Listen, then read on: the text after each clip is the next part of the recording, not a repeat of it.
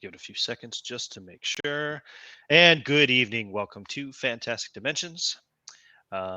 This is part two of my 2019 Halloween Call of Cthulhu double feature.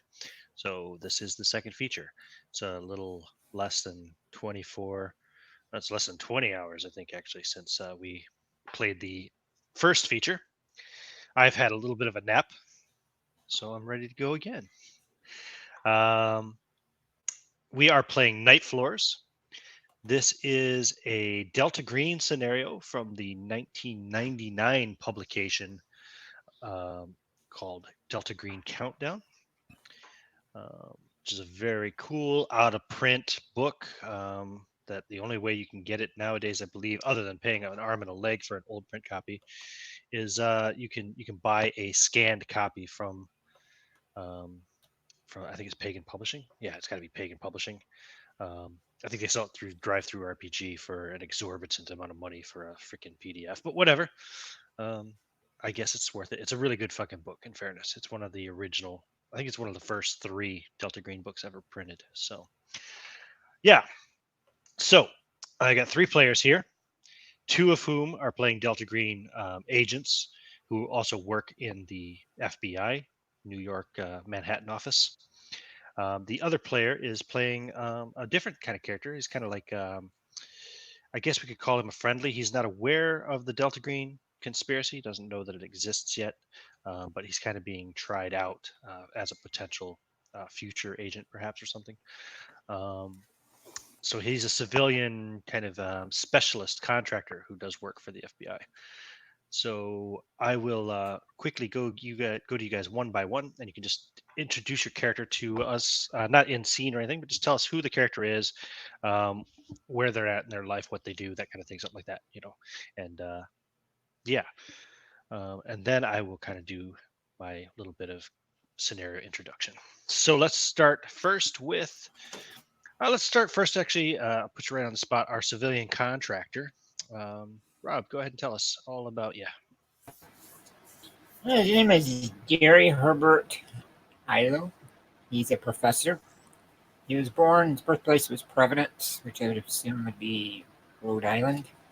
And he currently lives in Staten Island. He's 35 years old, single. He's not antisocial, but that's what some people think. He does have autism of a sort, but he's a functional autistic. Linguistics is his specialty. He knows several languages and is familiar with a few more on top of that. He's been contracted by the FBI to help them out with a couple of situations so far. Brilliant. And this is where he's coming now. Well, what languages does he speak there? Let's see here. I know there's Russian, Chinese. Let me get to my language list here. Let's see. Arabic language, Hindi language. I saw Russian there too somewhere. Plus, yeah, there's a couple different places because there was only so many other languages slots. I had to put some in the. Yeah, I'm trying to find it now. Upper right-hand side. No, it's down here. Oh, there it is at the bottom. Chinese and Russia and their languages, and then in the lower right-hand side of the skills, Arabic has been written in, Hindi's been written in, and then I think he had some other languages, but I don't see them there now. But yeah, at least there's 4. Great.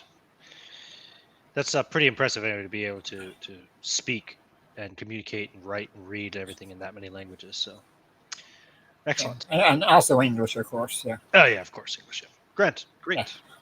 So that is Gary Elo, civilian contractor. So let's go to the first of our agents then, Merrick. Hello, my name is Agent Philip Breen. I had a promising start as an FBI agent, but that all quickly deteriorated after a horrible encounter. I've been jockeying a desk for the last couple of decades, and pretty much on my way out. He's mid-50s, not a very attractive man, not very good at a lot of things, which is why the FBI is pretty much set on seeing him retire as soon as possible. This is his last hurrah. Excellent. Very good. And John, go ahead and tell us about your agent. My agent is Lawrence Galliford. He works for the FBI as a forensic specialist.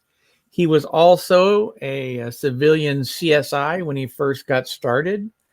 And the incident that pushed him into the envelope to be noticed by both the FBI and Delta Green almost simultaneously was a situation in Massachusetts during a drug raid where he encountered what can only be described as a hybrid of fish and man, and there must have been some sort of mutant.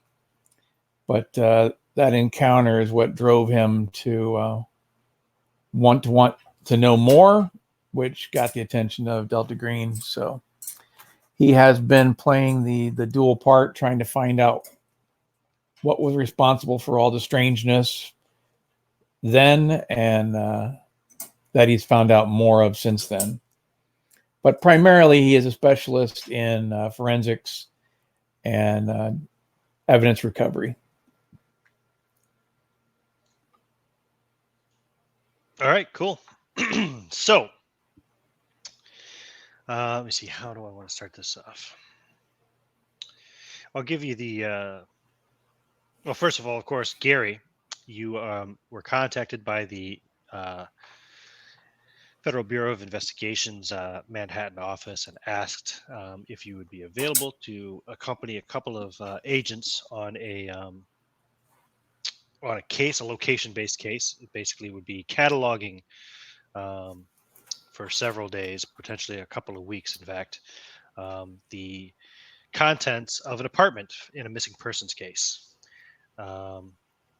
There have been objects found in the apartment of various languages, in various languages, so they thought that you would be a good person to have working along with the agent. It's, sounds like it'll be pretty dull work. Cataloging, it's basically like administration stuff, in the field, but the pay is good, and of course the FBI looks after you, takes good care of you, especially given the fact that you work long hours and you're basically kind of on call constantly when you're doing these FBI cases. So it comes with lots of hazard pay and unsocial hours pay, etc. All those handy benefits. Excuse me. So, what I will then tell you now. Okay, actually, so that's Gary's kind of in to the case. When I get to the scene of you guys all maybe first arriving at the building, then we can do your first kind of role play interactions. You guys may already have met each other through the office anyway. That's totally fine with me if you guys want to pretend or play as Gary already is familiar with Agents Breen or Agent Galliford. In the meantime, Agent Otho and Agent Orange, real names, of course, Phil Breen and Lawrence Galliford. You find yourselves in a conference room in a more like a private study room, actually, of a public library in Queens, actually, where you're meeting with your handler, who you know only as Agent Marcus. Obviously, being Agent Marcus, you know he's a member of Cell M, which is a couple of levels above Cell O, which you are a part of.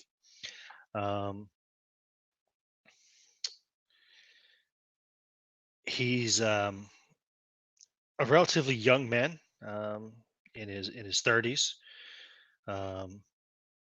You've met him before on previous jobs. You know he tends to chain smoke cool cigarettes. Of course, he won't be doing that here in the library. In fact, he's kind of obnoxiously chewing nervously on what looks like a ridiculously large wad of gum um, probably to cover, the impulse to smoke a cigarette. Um, I have a physical description, not really much beyond that. Yeah, he's wearing a kind of a cheap suit. Um, he's already showing signs of the beginning of male pattern balding. His got quite the widow peak going on with a receding hairline to the left and right of that. Um, his hair is a bit kind of oily um, and messy. His suit, in fact, is even a little bit wrinkly, and he's constantly fidgeting with it, and constantly seems uncomfortable. Um, but he sits across from you at this little table in this private study room, and he says, "Thank you for coming, agents. As you know, the FBI is putting you on a case um, to. In fact, let me find the exact thing here where it says. Yeah, they want you to go to the apartment of a missing girl and thoroughly document all the photographs, writing, and other bizarre and exotic contents you find therein. I know that they've asked you for chemical analyses of any odd substances that you recover. They want serial numbers, which are found on any manufactured items and their ownership tracked down. Every piece of paper is to be accounted for and sent for translation if needed. Um, and they're, of course, hoping that you will find some piece of evidence which may lead to the missing young woman. I know that they've told you it will take you a couple of weeks, and that's a pretty accurate estimation. In fairness, I reckon if you were to perform 12-hour days, it would take you at least 10 days to catalog and document all of the junk which has been gathered in this young lady's apartment. I know this because I've been there and I've seen it myself. So Abigail Laura Wright is the missing young woman. She was a successful commercial illustrator and artist. Last seen 4 days before her father reported her missing, um, which was on the 4th of June. It is now the 10th of August. Her father is Thomas Wright, a Nassau County police officer. He pulled strings with the to get the NYPD more involved than would normally be the case. Abigail had been living in Manhattan for more than 7 years, moving here in early 1992. And she's only been involved with the police once that we can find. The report report of a mugging in 1994, which was never solved. Um, she has a distinguished academic record, an impressive list of credentials and former clients. She had a showing late last year on Franklin Street at the Mercury, which is a small art gallery. Sold several pieces, and according to her father, she then decided to take a half of a year off of work in order to just focus on her painting. Um, then 6 months later, apparently she has disappeared. Well, it's now a couple months even beyond that, but her father says that he tried to reach her for 4 days before finally calling a friend at the NYPD on the 4th of June. Police opened her studio on 32nd Street East and found a baffling tableau.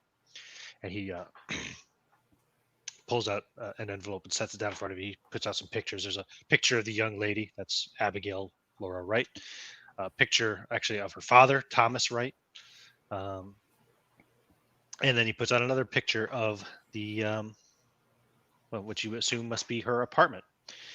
What once was a modest apartment had become an obsessive compulsive dream. Every available surface is covered in junk, glued or taped to the walls. Only the floor remains clear. The rug has been yanked up to reveal a battered linoleum surface. You can see by these photographs amongst the junk were sets of dentures, partial dentures, a 1940s wheelchair you can see glued to the ceiling, some modern and antique artificial limbs, dozens of shirts, shoes, briefcases, assorted radios spanning several decades, some of which were still operational. All manner of jewelry, earrings, rings, necklaces, thousands of papers of all designs and ages, some in Spanish, Mandarin, even a college economics report in Farsi. Almost all of these items were glued to the wall with a fast-setting, cheap, full-bond epoxy. Prior to her disappearance, Abigail had always been known as a fastidious young woman, not given to accumulating odds and ends, according to her father. We found no signs, or the NYPD found no signs of any struggle or any other sort of violence in the apartment, and the neighbors could offer no useful testimony. 6 days ago, on the 4th of August, Abigail's credit card was used in Patience, Maryland to purchase a pack of Old Gold cigarettes. The case was then handed to the New York FBI as a possible interstate kidnapping. The FBI has re-examined the tenants of the building and Abigail's associates and friends, and quickly reached the same dead end which had stopped the NYPD investigation. Employees at the gas station where the credit card was used had no particular recollection of the transaction and did not recognize any photos that were shown of Abigail. The signature on the receipt was indeed her name. However, it was not her handwriting at all. And the gas station had no surveillance cameras. The reason that we have become involved in this, gentlemen, is due to sorry, I lost it here immediately as soon as I said it. Due to a piece of paper which was found in Abigail's apartment, scrawled in blue ballpoint pen, of an occult symbol. It was actually first noticed by a friendly of ours at the FBI agent, Sandra Levinson, who you're probably aware of, and she reported it to her own Delta Green contact, which then put me in charge of organizing an official Delta Green investigation. You are now on the case. You are to examine her disappearance with an eye towards any possible occult connections. As always, if you find any signs of the unnatural, you are to suppress and destroy any evidence therein of the unnatural. We must prevent any further spread of it amongst the many, many denizens of Manhattan, New York City as a whole. And of course, you must do all of this while maintaining your cover as FBI agents, cataloging the contents of Abigail's apartment. The gentleman, the linguist who has been assigned, he will be meeting you at the apartment. I believe you may already be familiar with Gary Elo. He is not aware of Delta Green. You are not to make him aware of Delta Green, if at all possible. We are considering him for potential involvement in the program, depending on how he performs on this particular case with you. From all indications, he seems to be a very talented linguist and may come in handy. Also, of course, being a very well-educated man and having a good eye to detail, we hope that he will be able to assist you in finding out what has happened to this young woman and, as I said, suppressing any occult occurrences. Do you have any questions? What was the brand of cigarettes that were purchased with her credit card again? Old Gold. Old. But we believe that it was simply a case of a stolen credit card. Sure. A red herring, if you will. There's no indication that Abigail was ever anywhere near that gas station. Indeed.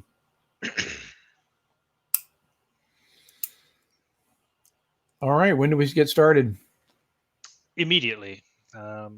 It is currently, he looks at his wristwatch, currently 9:30 a.m. You are to meet your contact, Mr. Elo, at 10 o'clock.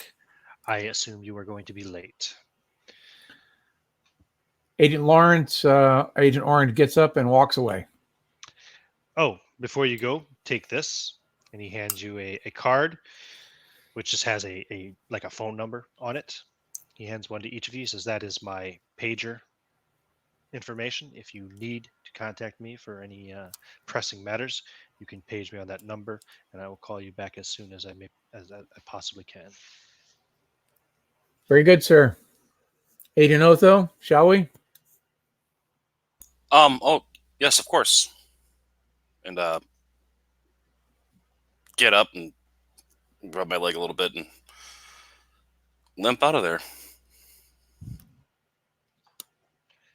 Excellent. So, the address on, I say it was East 32nd Street, where you are meeting with the two agents, Gary, is a building called the McAllister Building. It's a classic 3-story brownstone building, kind of similar to the one in the little image I have on the screen now currently, with a faux castle design. There's a fake portcullis hanging above the large double doors. Artificial ramparts encircle the windows and ledges, and cheap concrete gargoyles watch from the rooftop. Um, you get there, I assume you're probably there pretty right on time, or even maybe a little bit early. Would that be accurate? Or True.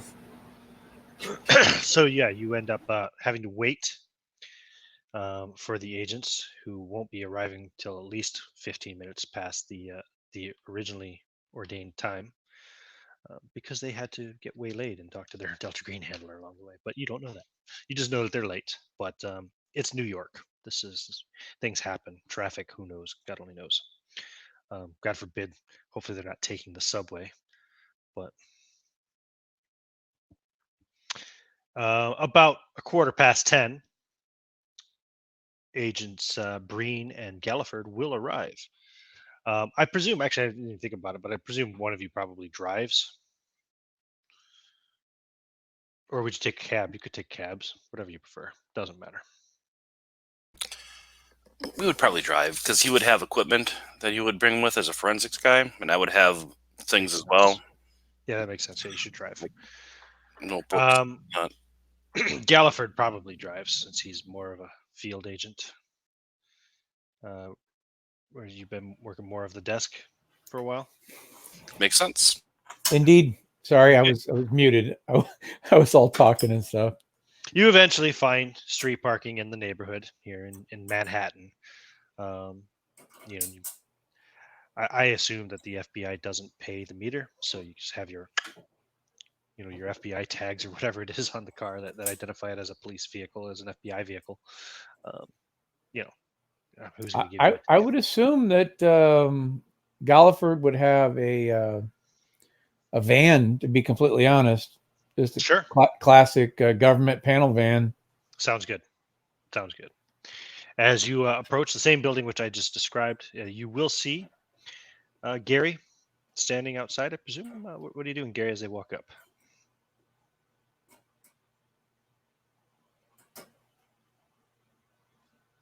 I don't know. So he sees them walking towards me, or do they walk right up to me? No, you'll see them coming. I mean, I assume you're keeping an eye out. If you're not paying attention, you might not, but yeah. You would recognize these two from seeing them around the office before, in the FBI office. Okay. Right, well, he's standing there by his car. He's looking at his watch. That's why he didn't notice them at first. When he sees them, he stands up and looks them in the eye. Waits for them to get there. So we are familiar with him before. We've seen him before, or at least have a picture of him. Yeah, well, you've probably seen him around the office. If not, then you would have gotten a picture of him from. You would have seen a picture of him in the folder that Agent Marcus had. Fair enough. Well, he's got his FBI leash on, hanging out, so he doesn't have to keep presenting it. Okay. Is it Elo or Ito? I can't see that. Elo. All right. Gary Elo. Mr. Elo, are you ready to get started? Yes, sir. Well, let us make our way to the apartment, shall we? Okay. So as you walk up to the building, there is a buzzer. There are 12 buttons on there. Does it actually say how they're numbered? I'm guessing it's probably 1A, B, C, and D, 2A, B, C, and D, and 3A, B, C, and D. All right. Do we know which one has the apartment manager? You don't. You only know that Abigail's apartment is 1B. Bravo or Delta? One what? Bravo. One Bravo. One Bravo. Okay.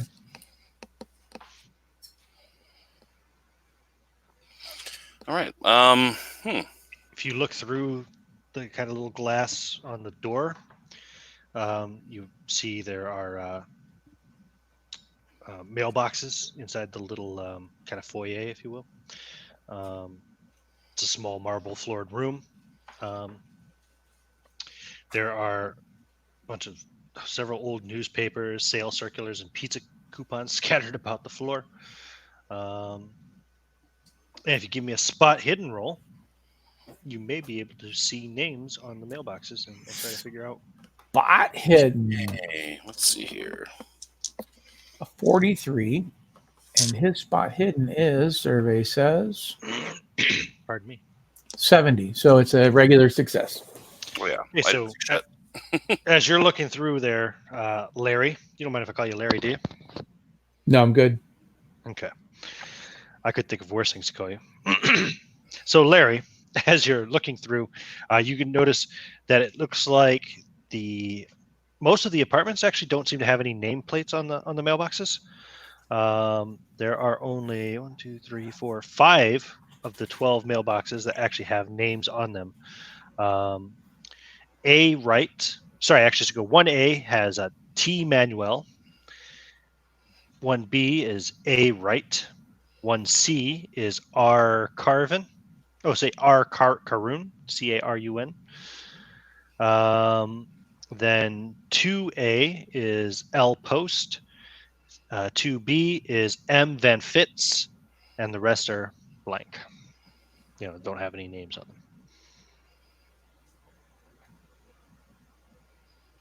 Interesting. Okay. If you say so. Yes. All right, gentlemen, shall we?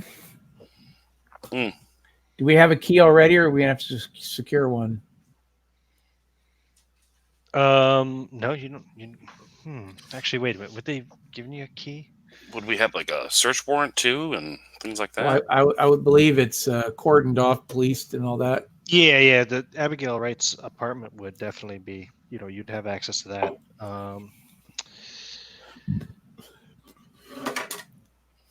Yeah, I'm thinking. Yeah, they probably would. Actually, okay. I tell you what, because it would only make sense. You don't have a key at the moment, but you were told that there would be NYPD at the apartment waiting for your arrival. That makes sense. Okay. Fair enough. Sorry, I wasn't even thinking about that. It's not even included in the thing. How do you get in? Yeah, of course. Yeah. So you want to buzz 1B? Yep. Okay. And you hear a voice come over. Yeah.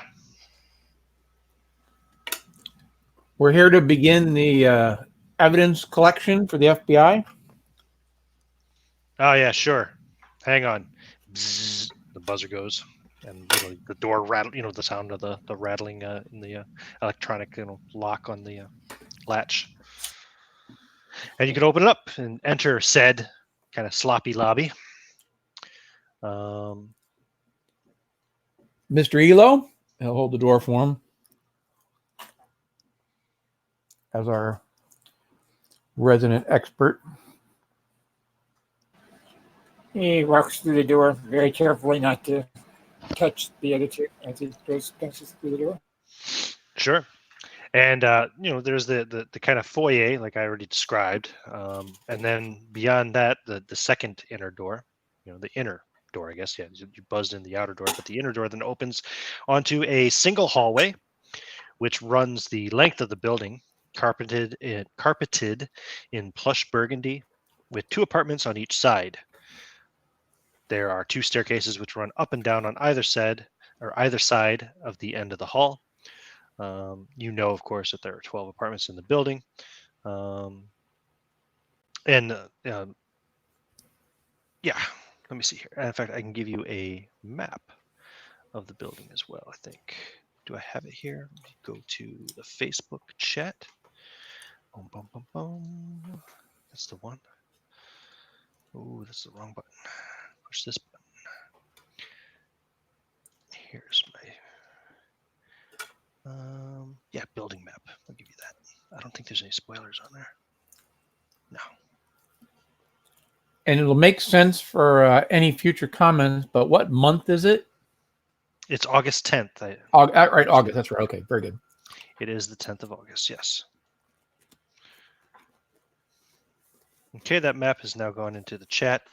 I mean, I could put it up on the screen here, but it's not really great. Nothing too attractive, I think, for presentation purposes. If anyone wants to actually see, there's the actual map. But it's nothing too special. You can see 4 apartments on each floor, 3 floors.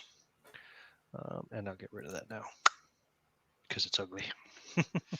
You guys should have a copy of that in the chat. So Abigail Wright's apartment 1B is on the right. And the way it works is the first apartment on the left is 1A. Apartment across the hall is 1B. And it kind of goes in a counterclockwise formation for some reason. So A on the left, B on the right, then C on the right at the back, and D on the left in the back, you know. And at the end of the hall, you can see there's stairs up and stairs down. There's only, on the ground floor, there's only 1 staircase going down on the left-hand side. That would go down to the basement.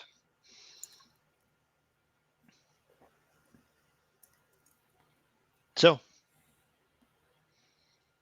I presume you go up right to 1B? Yeah? Yep. Correct. And the door is ajar. And, you know, you see a cop kind of standing there in the doorway, NYPD. He's got a steaming cup, you know, styrofoam cup in his hand.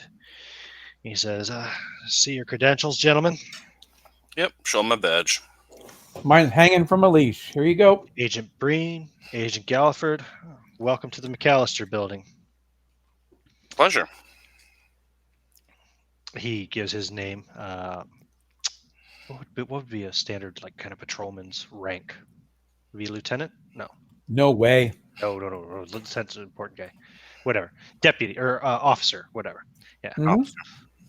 Officer Roscoe. Deputies are for sheriff's departments, right? Yep. Yeah, I'm Officer John Roscoe. I was told to hold down the fort until you arrived, and here you go.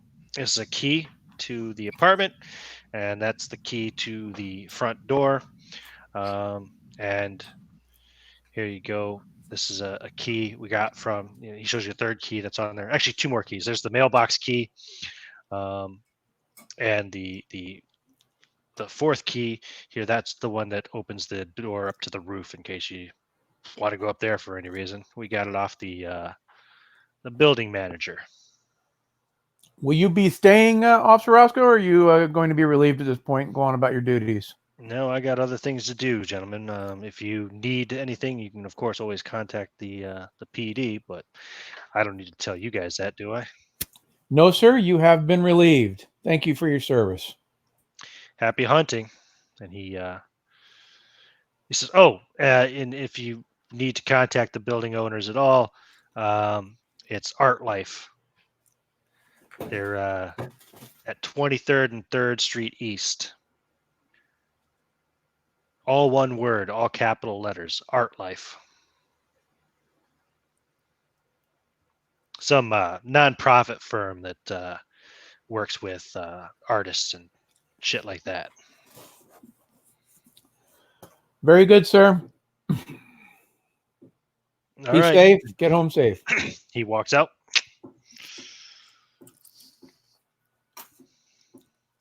All right. Door closes behind him, leaving you there. Let's open his door and take our first whiff and look.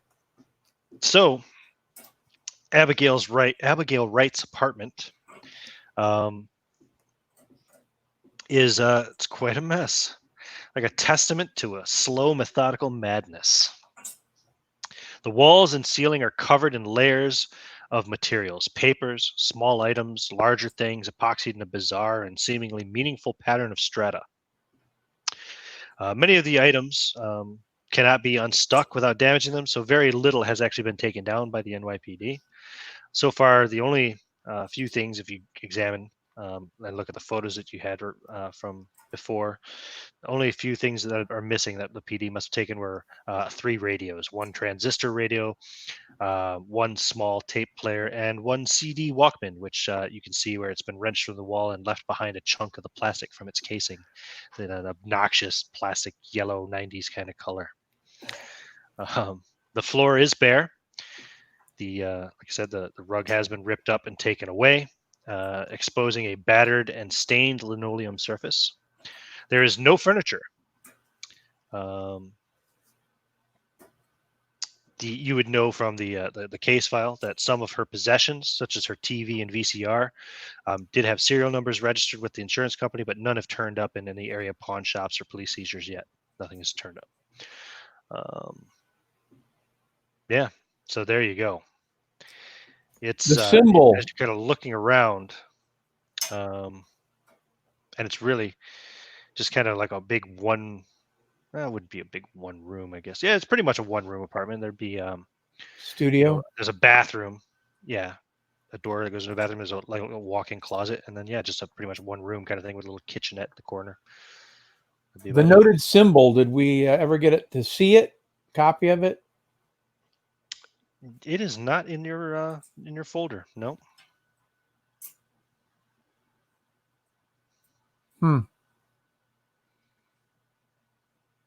That was a pretty important piece to be left out. Was the rug already gone when they opened the apartment, or did the police tear it up? No, the police took it for forensic examination. I see. Okay. But didn't find any evidence of any kind of violence or anything of that sort. So. Okay. Is there a bookshelf that have books upon it? There is not a bookshelf. No, there's no furniture whatsoever. There are books epoxied to the wall. Lots of different books and all kinds of stuff. I wonder where she slept. Papers and all kinds of stuff. I'll look through there to see if there's any of the languages I'm fluent in that are in that language. Yeah, okay. Yeah, I mean, you can spend hours looking through stuff here for sure. And in fact, that is the job that you're here to do. So, do you want to immediately start cataloging items? Gentlemen, I suggest we each pick a room or each pick a wall, as it were, and begin our processes. In the meantime,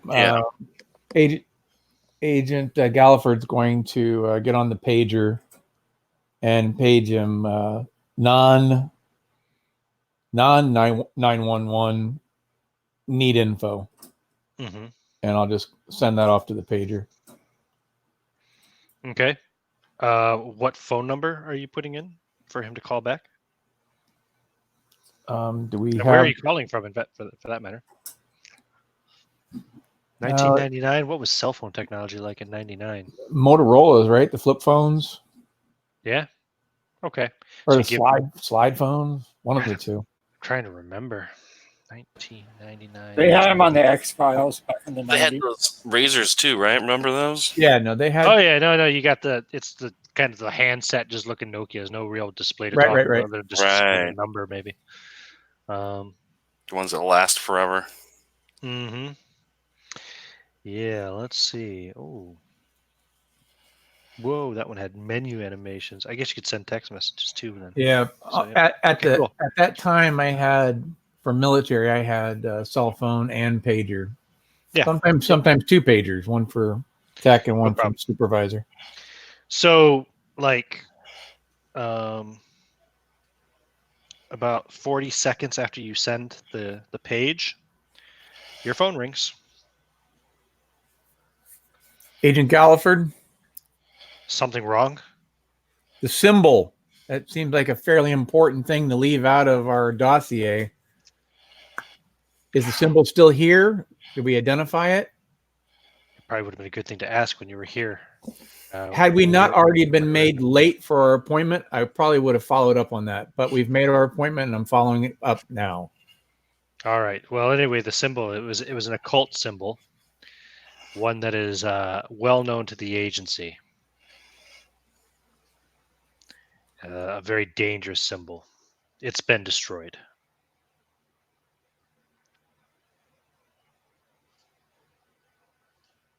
Okay, that's all we're going to get? Well, I don't think you'd be familiar with it, even if I described it to you. But might be important in case we find another copy of it. Well, it's called the yellow sign. The yellow sign. Very good. It looks kind of like a double question mark with another third arm sticking out from a central point in a strange arrangement. If you see one, if you find another one, I'm sure you'll recognize it from that description alone. Very good. If you find one, destroy it. Absolutely, sir. We're back on the job. Have a good day. And he hangs up. Okay. No nonsense Nancy here, mister. Mm-hmm. Okay, so if they haven't already, he's already busy, so he will take the third choice of walls if they have not already chosen. So go ahead, gentlemen. Okay. Let's see skills that I have. So it's about 12:15. She started on this. Doesn't have any kind of like computer equipment or anything, right? No. Okay. I mean, like I said, there's several different types of radios, from everything from like the 1960s on up to the modern stuff, like okay, I'm going to start glued to the walls and ceilings. But cataloging electronics, checking them for like tapes or any kind of playback devices. Mm-hmm. Okay, cool. All three of you going to get to work right away on the cataloging? Not going to work in shifts or anything of that sort? What's your plan here? It's currently about 10:30 in the morning. It's the 10th of August. Mr. Elo, what is your process for this sort of thing? We have a way of doing things, but I don't want to get in your head, as it were. Well, as you've probably been informed, I'm not technically an agent with the service. I'm a linguistic, and so I'm pretty sure I was sent here to look up any information under the language that I. Indeed, I was just asking if you had a process. Do you prefer to work alone? Do you like to work at night? Yeah, let's start whenever I need to, which is now. I'm going to do a cursory look through the books to see if any catch my attention of being in a language that I'm familiar with, and then go back and mark those as I do that, and then go back and try to figure out how to retrieve them from where they're at now. Very good. Then we're going to continue on with our established processes, and you just let us know if we can be any help. Thank you. Galliford is going to follow up on his first and immediate thought, which was all of the items that were mentioned. He's not saying this out loud. All of the items that were mentioned were of a very personal nature. He felt dentures and prosthetic limbs and wheelchairs and such like that, and that they might be, if not trophies, then personal anchors to individuals. And he's going to follow up on that now that he can see it. So he's just going to start. He's going to, as you would catalog anything, he's going to start with a wall. He's going to quarter it into quarters. And he's going to quarter that into quarters. And he's going to just check out that first quarter and evaluate and check the items and see if they do indeed all seem to have a personal nature to them. Also, any kind of prosthetic device like that is going to have a serial number on it. Sure. For tracking and whatnot. I was thinking more along the lines, but between us, metagaming wise, I'm thinking more along the lines of the remains of the day. Right. You've eaten this old man, and you have his dentures left over. That sort of thing. That's what I was looking at. I got you. So is there enough personal items of a unique fashion to show that it might be that sort of thing, or is it just a mishmash of all kinds of crazy shit? Yeah, it's. I mean, so you guys would be already looking through probably for the first couple of hours. We get up to lunchtime, and I mean, you're still just kind of trying to assess what all is here. And yeah, it's a mishmash of all kinds of stuff. You don't get the impression at all that all this stuff belonged to one person. Like the books and things and papers that um, you found them in all of the languages. Things in just about every single language you can read. Gary, and several others in languages that you cannot read, including a few that are even in languages you don't recognize, which is kind of bizarre because you thought you'd seen them all by now. The papers he's going to put in individual folders with recognition on the front of the covers of the folders. Separate them that way. Okay, no problem. And you were, excuse me, you were going through electronics. Is that right, Phil? Yeah, I was going through those first. Starting to take down serial numbers and stuff for tracking and all that. Exactly. Okay. Yeah, you're not through all of them yet. Even a couple hours later, for sure. Like I said, or like Agent Marcus said, if you guys work on this for 12 hours a day, all three of you, you're still going to look at over 10 days before you'll have everything done. Don't forget, you're also supposed to, send any kind of weird fluids or chemicals, anything you find in for chemical analysis and all of that stuff too. Right. What was I going to say? Let me percolate on that because my brain stopped working for a moment. There's lots of photos, Oh yeah, has this whole place been photographed so we know everything where it was? Yeah, the NYPD has detailed photographs. Those would probably be in your folder. Actually, dossiers. I did have an idea. I'm going to step back. Is there any place look at the floor? Is there any place on the floor that has like is the floor written on? Or no, is there any place? No. They tore up the rug. Shit. Yep, they did. Look at I want to find the picture with the rug in place. Okay. Sure. Look for on that picture. Is there any kind of indication of probably multiple pictures, yeah. Oh, what's the word I want to say here? Like a viewing location, like a central location where someone spent a lot of time just sitting or standing, like a worn spot, like in the center of the room or something like that. Ah, okay. Trying to look for wear on the carpet. See, right. See if she would like spend a lot of time like in one spot, just looking at the stuff on the walls. If that mosaic had some kind of clue to what all this means. Well, you can give me a spot hidden roll. Okay. Yep. Because it's a tricky one because you're looking at photographs and right. looking at the actual carpet. So we'll call it a hard success. Oh, shoot! Come on. Not a chance. No. Or the 78 over 50. Yeah. No, you can't really tell. The carpet itself looks pretty old and worn anyway. Period. So. All right, we're gonna kind of just stand in the center of the room and just kind of like the magic eye thing, where you kind of like blur your vision to try and see if I can see anything that way. If there's like patterns that mean anything. Okay. Give me an idea roll. Well, that's not great either. He's not very smart. This guy's just so mediocre. It's great. Yeah, well, I went with the description you gave me. So hard success. Nice. Yes.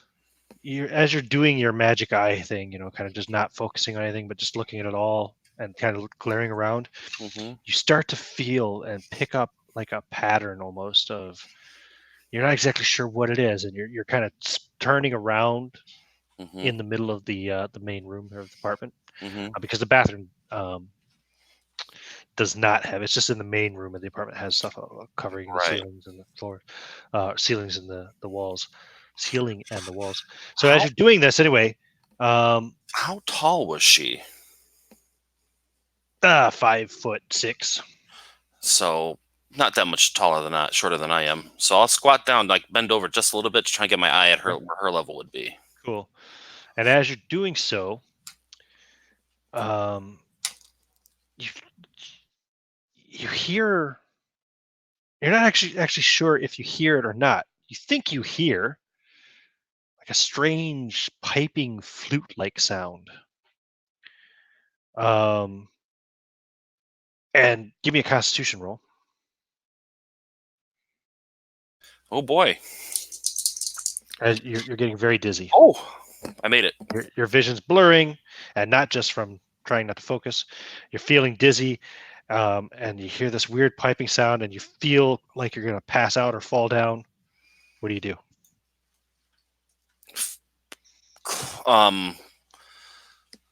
Close my eyes and like focus on the sound. It's gone. As soon as I close my eyes. And you're not even sure if it was even there. It might have been in your imagination. Did I sense any pattern to the music? Can I hum it? You can try. I'm going to try and hum it. Okay. You have any kind of musical skill? No. Anything of that sort? Okay. Well, give me, what will we call this?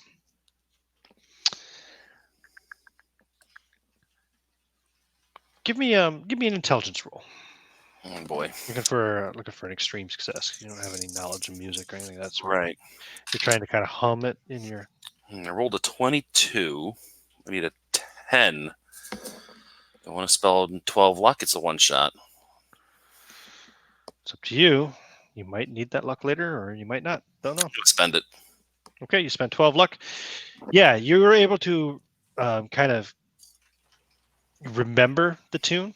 Mm-hmm.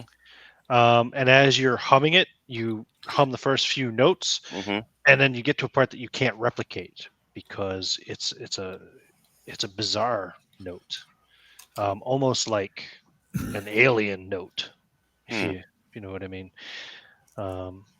Does that mean anything to a certain skill? No. Okay. It means you can make a sanity roll. Oh, okay. Oh, great. Let's see. Nope. I rolled a 94.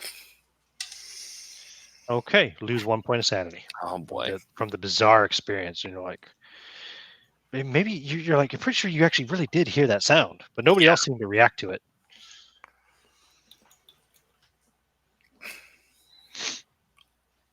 I'm going to, step out of that area where I was at. Yeah, I mean, you feel really kind of nauseous and dizzy. Yeah. You're not going to get sick. You're not going to fall down because you made your Constitution roll. But yeah, you're just, it was really disorienting and bizarre. There's nowhere to sit in here, is there? Well, I'm going to go over and find some electronics. Sit on the floor. Or you can find some area where there's electronics low on the floor where I was at before and kind of sit down there and just pretend to be looking at them and take a breather. Sure. No problem. Your stomach kind of rumbles a little bit too. But all right. How you holding up there, Mr. Elo?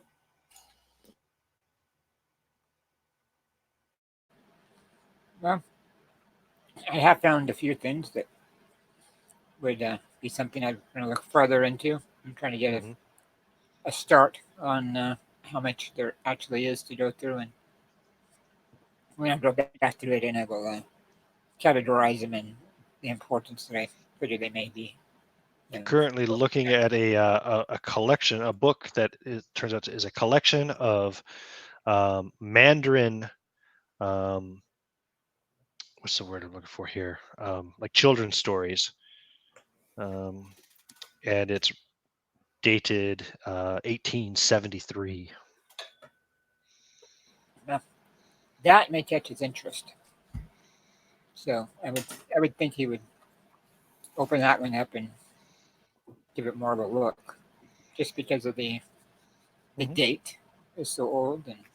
And so, how are you two holding up hunger wise? Should we call in for a pie? You want to take a break? What do you want to do?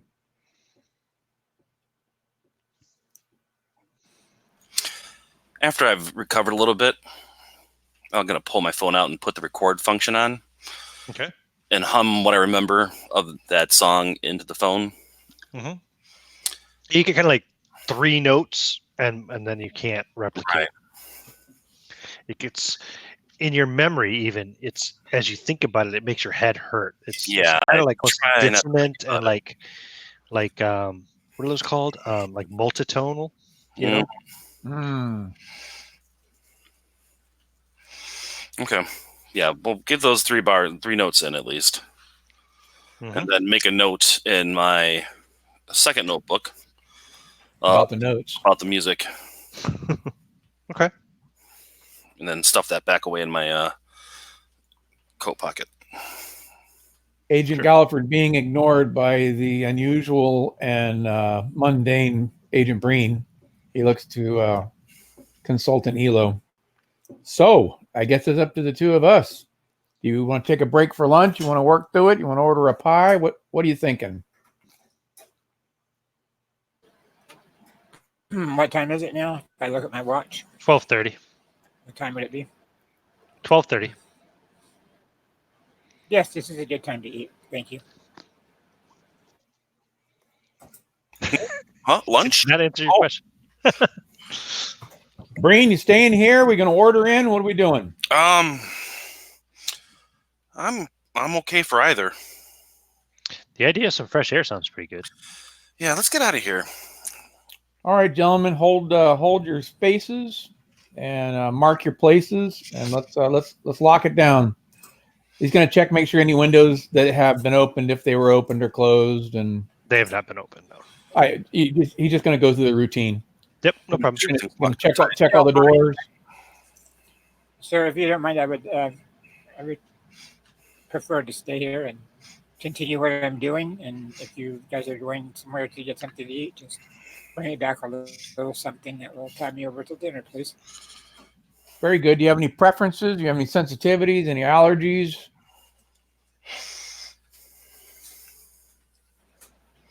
I would prefer something that's a high protein, low carbohydrate.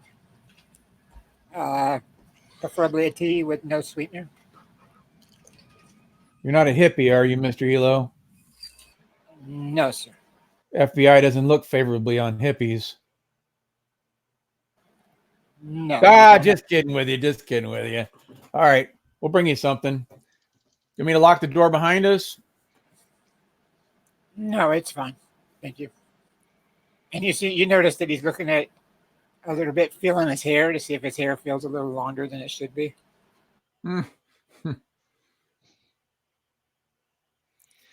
Okay. All right. So when we get you've to got the, you've got the key, I take it. So Yeah. I'm guessing Agent Galliford, when he gets to the door with Breen, he's going to look at him. And he's going to put his palm out flat and put his fist on top of it. On 3. Okay. Ready? Ready.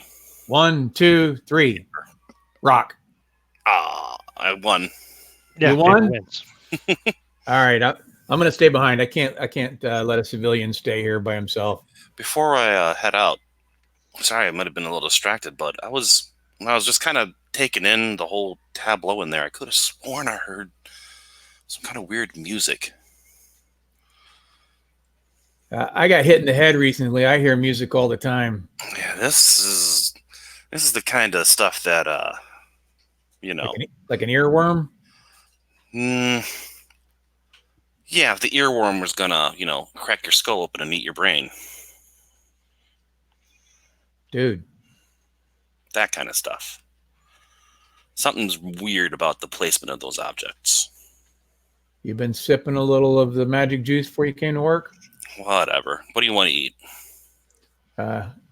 Anything that's non-hippie related. All right, I'll go up. Just bring me some real food. All right, I'll head out and go find a burger joint. As you kind of walk out the door, you see the door across the hall close. Lawrence saw that as well? No, because you didn't go out in the hall. Just Phil. Give me a spot hidden roll. Actually, as you walked out, see if you saw who was closing the door. Merrick? Yep, I rolled a 19.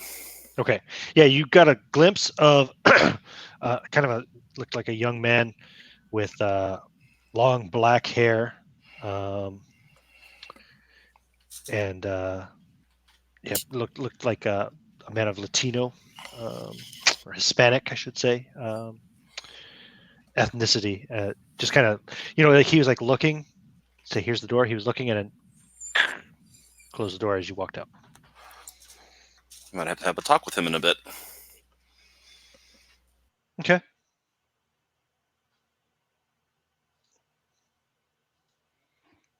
I'll go out and find a burger joint and just clearly Yeah, it's order some- Manhattan. I don't imagine you gotta go too far. Right. Just order some sacks of food and Okay. completely forget what Elo said about his dietary requirements. He can scrape the bun off if he wants. That's good. I forgot to. That's my man right there. All right, so he's gonna go back in there. Hey, Mr. Elo, I decided to stay back and continue myself. Your dedication has motivated me. You are my muse. Very well. If you need anything, I will be over here. Well, I don't want to hug you, silly hippie. All right, he's gonna go back to what he was doing. He's gonna go back Okay. and he's gonna take a good look at the wall and what he's looking for with the personal items. He's gonna look and see if these various what seems to be chaotic items actually have a pattern in the number of them. 13 dentures, 13 limbs, that sort of thing. See if there's a pattern as far as number. Okay. No problem. We'll work on that while Phil is getting the lunch. So Phil, you get the lunch. Doesn't take you long. A sack of burgers and fries and a few drinks. Cool. Go back in. Yep. Key. Open the door. And give me a spot hidden. All right. No, give me a listen. Sorry, give me a listen. I rolled a 2. Yeah. As you open that door and walk in, and just as you're opening the inner door, you hear the sound of a door closing again. Hmm. And yeah, obviously it's the door across the hall from Right. So Abigail's got apartment. yeah. You recognize like it sounded exactly the same, squeak, click, I have a very curious neighbor. Okay. So you've been looking for maybe the last 20 minutes there, Agent Galliford. You're not really picking up on any patterns in the numbers, but there's so many things. It's kind of like a daunting task. Maybe if you keep at this for several days, you might come across something. If you at least you know you've got an eye out for it. But at the moment, there's just so much stuff. It's almost overwhelming. You're like, okay, well, there's 3 different sets of, or maybe 5 different sets of dentures, and there's 17 radios and 4 television sets, and it's like Fair enough. He was just seeing if there was a pattern in the actual number of items. you've just got finished counting the books, so we'll say there's 71 books, 132 various sheets of paper. So, Mr. Elo, any thoughts that this might have something to do with Y2K? That seems to be on everybody's mind at this time. Well, since there's not much electronic devices in this house, I don't think it would affect it overly. I meant more the hysteria, not the actual bug. Perhaps that that drove her over the edge, psychotic wise, is what I was thinking. It should be. Did he get a chance to read any of that Chinese book? The poem one that you it's a said you collection. found? It's a collection of children's tales, stories. Are all meant to have different kind of lessons, life lessons and stuff in them. But they're also kind of Nothing really fantastical about heroic swordsmen and who rescue princesses and fight monsters. And But it's nothing that was out of the ordinary. that's, you can tell, it's pretty mundane. Okay. I'll continue. Trust me, moving if it's through. out of the ordinary, I'll ask you for a sanity roll. Okay. But yeah, actually, go ahead and give me, because you are going through, give me a spot hidden roll there, Rob, since you're Okay. the only one so far that's been examining documents and stuff, really, while the other guys have been counting dentures and trying to find patterns in the objects and things of that sort. Well, I rolled a 37. Let's see, my spot hidden is. Agent Spot Breen hidden walks was in at with a nice. 25, so I missed it. Okay. Agent Breen walks in with a nice smelling bag of burgers and fries and whatnot. I think you did walk into the apartment, right? I did indeed. Yep. Okay, yeah, okay, cool. I didn't want to put words in your mouth, so. Okay. Food's up.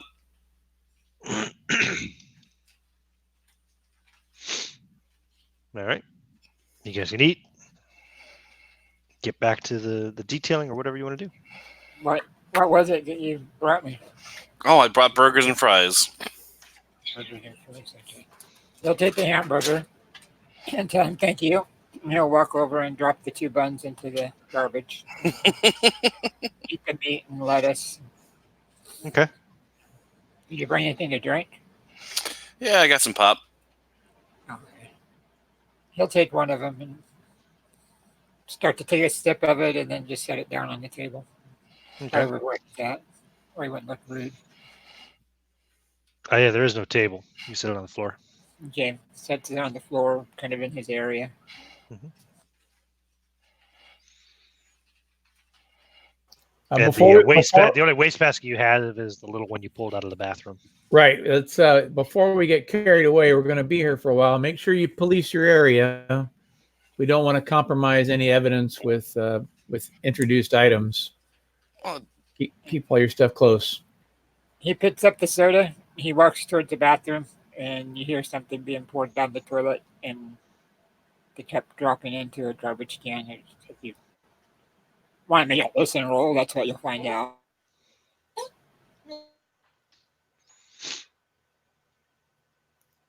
Back to his job. Okay.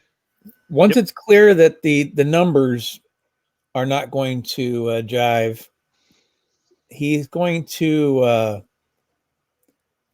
look for this, not necessarily the symbol, because his occult's not high enough to recognize it, but something weird, something unusual that doesn't look like a standard Greek letter or something like that he might recognize.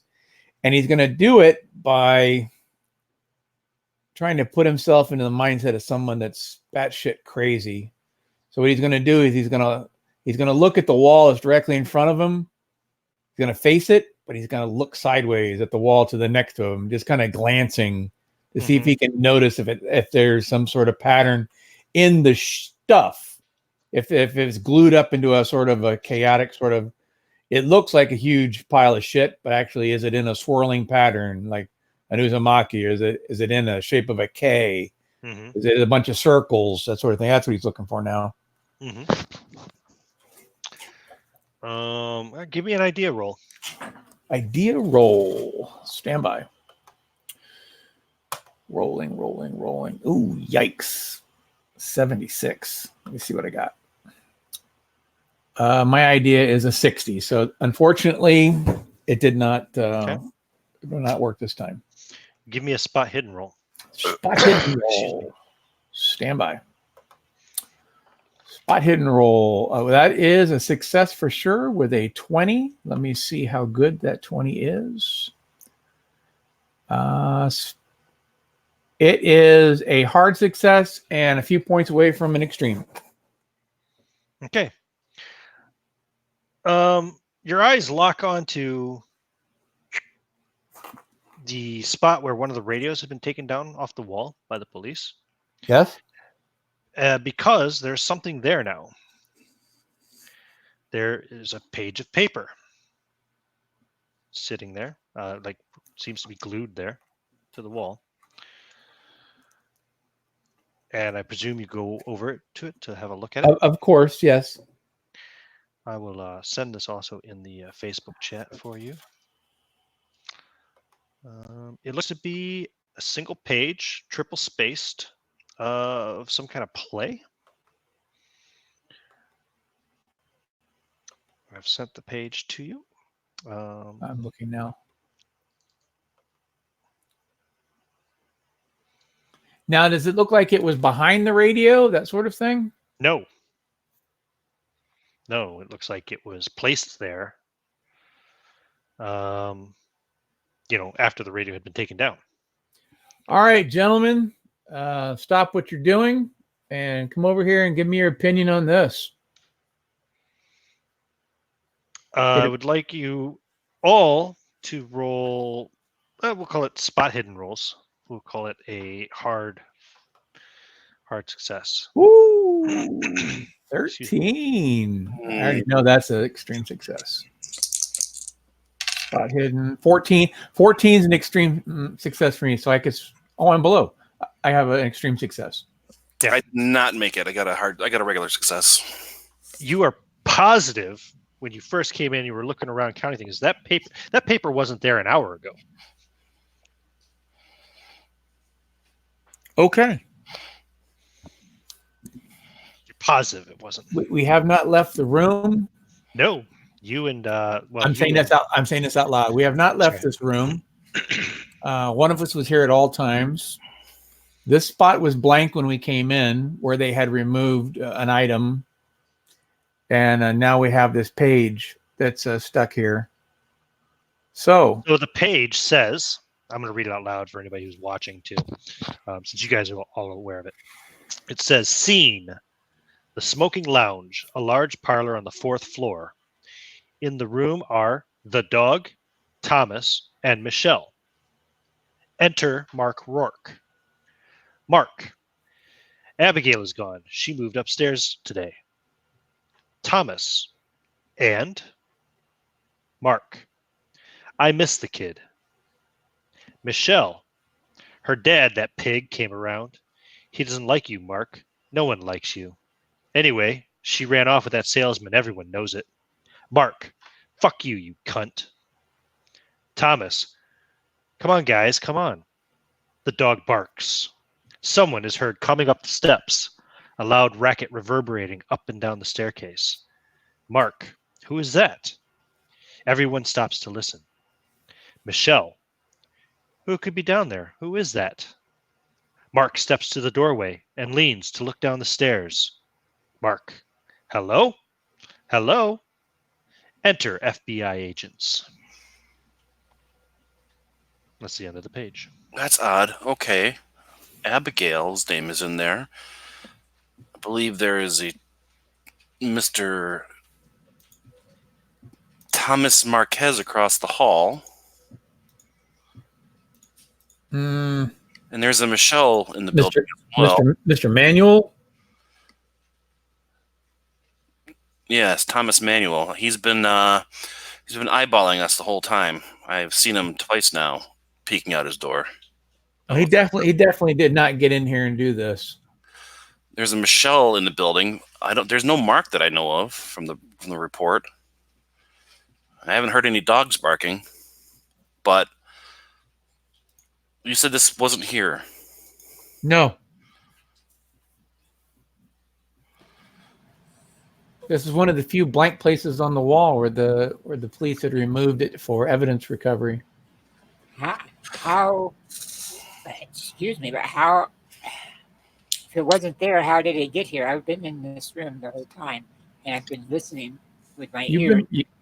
We have been particularly focused on what we were doing, so we're going to openly assume that it was not ghosts, and he's going to wink at Agent Otho, and or any sort of spirits and poltergeists and such like that. We're just going to assume that it's just some clever sleight of hand that we're going to have to set up traps for future reference.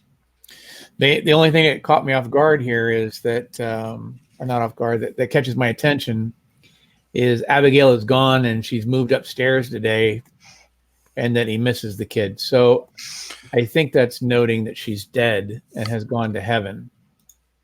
And I do believe that the pig and the dog and the other people involved in that are nicknames or code names or something along those lines. One of the lines is that she's moved upstairs. The other line is she ran off with a salesman.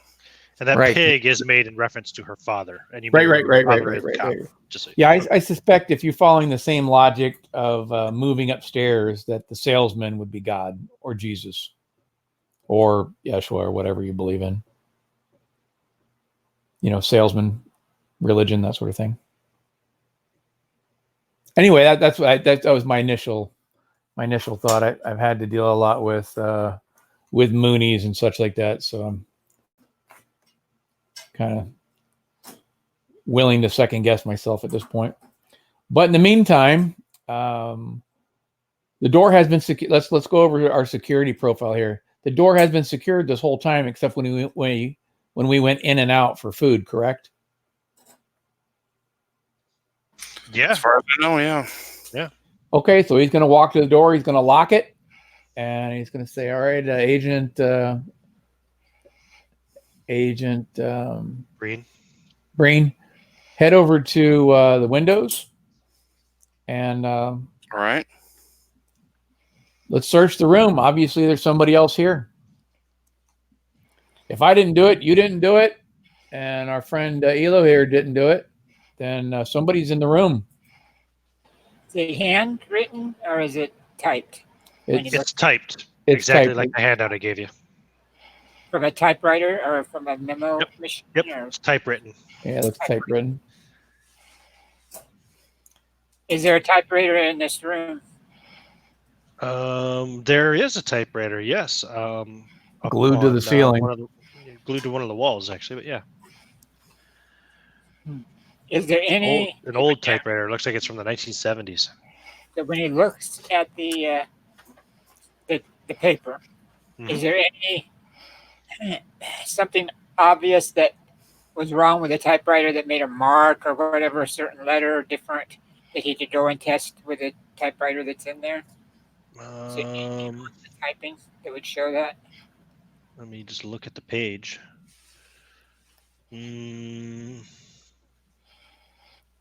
Not exactly, no, but you could, if you're trying to identify, you could look at the script, at the lettering, and compare it, to the hammers or whatever you call them on the typewriter. See if it matches. While no, please go ahead. The typewriter's where at now? It's on the ceiling? Yeah, it's glued to one of the walls. Oh, just a wall. Okay. Yeah, it's let me see. It's glued to the wall there, to the right of the bathroom door. Okay. Well, I will talk to the agent there and tell them that they what I was thinking, and not to interfere in their investigation. But I do read a lot, and so that kind of struck me as maybe something you might want to look into, or I could. It's up to you. At your disposal. Seems kind of fantastical to think that someone snuck in here, typed something up while we were in the room, and then stuck it to the wall. Indeed it does, but it happened. So before we go any further, how many other blank spots are there on the wall as far as there were things removed, evidence-wise? You said there were three. There were two three, more? yeah. There are two more. One was, I believe, a tape player. Right. A Walkman. Right. A Walkman. A CD Walkman, a tape player, and what was the other one? A radio, digital radio. I mean, some kind of radio. Crystal radio? No? It was some kind. Yeah, of it was a transistor radio. Transistor radio, right? Transistor crystals. What Okay. was covering this? What was covering this up before? What item? The radio, I believe. This was where the transistor radio was. Yep.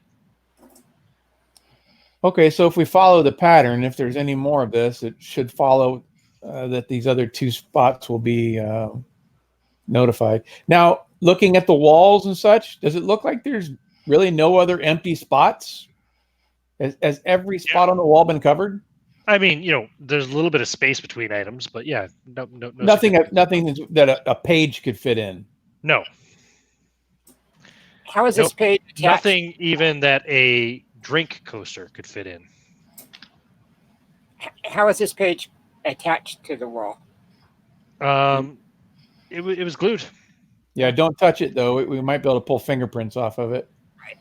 He says Looks to be glued anyway. It's just sticking there. You haven't pulled it down yet, right? So okay. No. Use a pair of tweezers and see if we can, or chopsticks, whatever I get my hands on. Well, I have it in my kit. I'm a CSI guy. You have fucking tweezers, yeah. Yep. I'm gonna load up and So you can prepare. pull it down. I'm gonna start to pull it away and see if it comes down easily. It pops off real easy, and you realize it was almost like it had just been pressed up there and pushed hard up against, and just kind of, you don't even see any evidence of glue Static, other than yes. the leftover glue from when the transistor radio was up there. I Very will open one of the evidence bags for him to stick it in. Mm-hmm. He's gonna take a quick whiff to see if there's any sort of solvents or anything like that. Nope. Oh. And it doesn't even smell like fresh ink or anything either. So Okay, well, before he puts it away, he's going to pull out his little evidence marker, number 1, and he's going to take a picture of it. So you said you wanted to search to see if there was anybody else in the apartment as well? In a minute. Okay. I was thinking out loud is if Gotcha. while I have Agent Breen next to me, if Agent Elo is out of sight, out of earshot, hey, Otho, if this is a ghost per se, and they're going to use these spots to communicate, that might mean that she wasn't necessarily insane, but maybe driven insane, and she covered up all the walls so they'd stop messing with her. And when they removed those items, it started over again. My eyes get big. That's an excellent idea. The fact that they're using names of the people. Well, who's Mark? That's what I'm wondering. Who's the Mark in this script? Do we know if any of the other residents have been interviewed? I suppose they have, but we don't have any transcripts of that.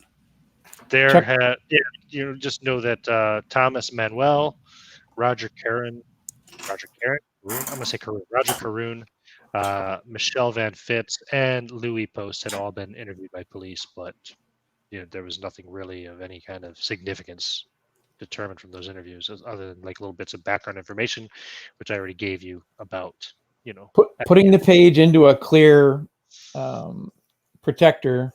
He's going to hand it to Elo. I said, hold it on the edges, so don't try not to touch the paper itself. What I'm looking for here is when you look at it, don't try to overanalyze the actual names or the context of everything. Does it follow a pattern that you may have seen in your vast readings? Obviously, I don't think it follows a Shakespearean sort of thing, but something like that, where if you read it through, it follows a certain rhythm from a Shakespearean play or a rhythm of a song or something like that.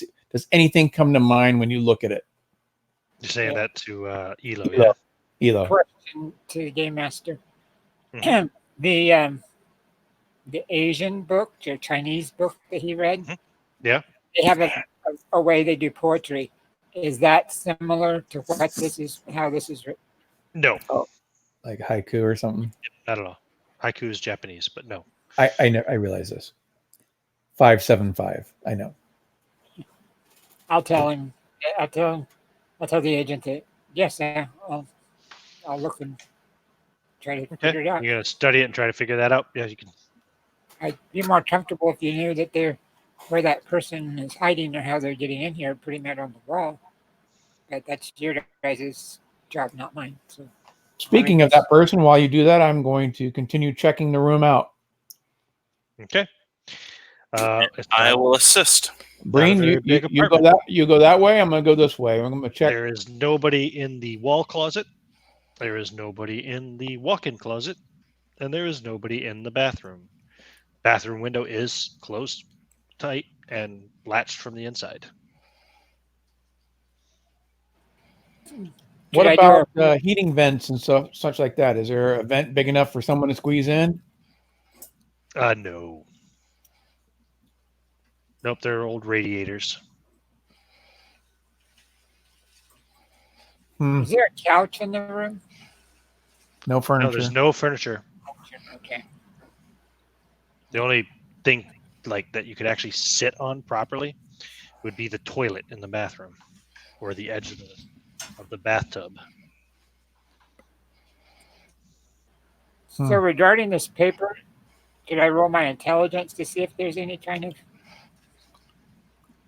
I Yeah, you remembered totally about? can. Yeah, it's gonna take a little while. It's gonna take a little time for you to study it. In the meantime, is while he's in the bathroom checking out the windows and the accesses and like that, are the walls in there also covered? No. Just the main room. Yep. Curious. The bathroom is basically it's relatively clean. You know, it's not like it's not filthy anyway. There's like nothing in there. The medicine cabinet is empty. There's no toothbrush in the little holder that's mounted to the wall. No soap in the soap holders. It's like the apartment was empty. You know. What about the rings or the curtain for the shower? There are rings, but no curtain. Are there the right number of rings? There's a standard set number of rings that look like they've been removed and broken, like to be pulled off to wrap a body up, that sort of thing. No, there are the appropriate number of rings. I don't even know what that is. 7, maybe. We'll say 13. 13. Okay, yeah, there's 13 rings if you say so. There's the appropriate number of rings. All right, so confident that it's not the bathroom, he's going to shut it. Okay. Well, after a careful review of the room, I have determined that I am confident I know how this paper got here. I look over at Galliford with a raised eyebrow. One of the two of you put it there. So. Damn, I've been busted. Or it's a ghost.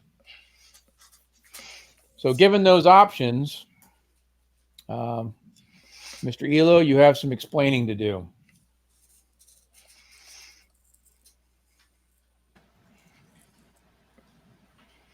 I'm guessing you're making a joke. I assure you, we don't joke in the FBI. And if we did, it would be a bad joke.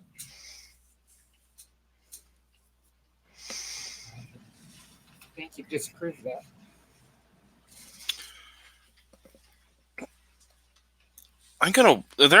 There's not like this thought just occurred to me. There's not peepholes in the doors, are there? Yeah, there would be. So you could see out into the hallway. Yeah, I'm gonna just kind of like mosey over to the door and just look through the peephole real quick. Okay. Looking over at Thomas Manuel's door across the hall. Exactly.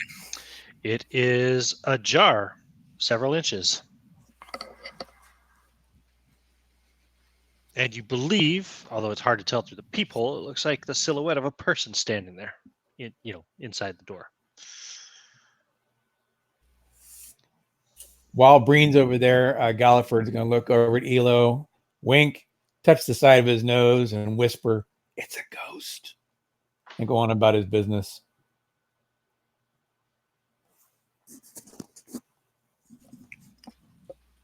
I'll be right back. I want to go and talk to this. I'm going to go back to the room and say quietly, "I'll be right back. I want to go and talk to this guy across the hall. He seems awfully concerned with what's going on in here. Maybe he has some further insight." If it's 1A, I believe that was Team Manual. Yes. So I will open the door. I'll slide over the door, peek through again real quick. Mm-hmm. Is the door still open across the hall? I'll take the handle and open my door real quick and say, "Mr. Manuel," as I walk over to the door by him. "Can I have a Look. word with you?" He's like kind of jerks back and then realizing he's caught, he decides not to close the door and he opens the door a little more widely. And I Um, pull up and you will see. Okay, sorry. I'm just going to give you his quick description. So I gave you a little bit earlier. Yeah, so he's an average-looking Hispanic man. It's a luxurious mane of black hair worn in a loose ponytail. Narrow eyes, blue-gray, and he has some red-tinted sunglasses kind of down at the edge of his nose. Dressed casual, never, like basically a t-shirt and jeans. Yes. Hello. Yes, I'm Thomas Manuel. Peek over his shoulder and take a quick look at his apartment behind him. Who are you? I haven't seen you here before, he says. I pull up my my badge and I show it to him. I am Agent Breen with the Federal Bureau of Investigations. I'd like to ask you some questions about your neighbor. Oh, the FBI. Oh, what happened to the police? I thought they were over there. Well, so that's what you guys are doing. Indeed. Okay. What can you tell us about the night that, what's her last name here? Ms. Wright disappeared.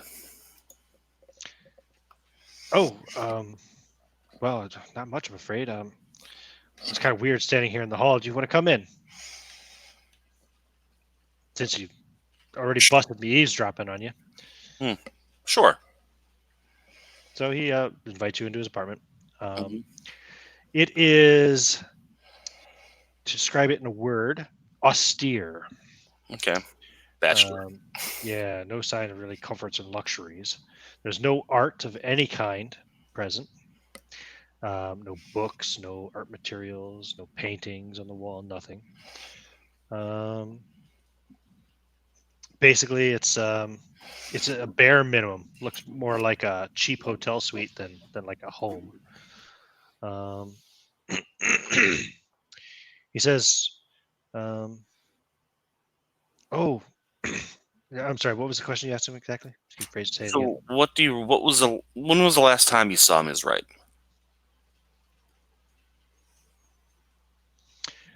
Oh, Laura, I haven't seen her for probably a couple of months now.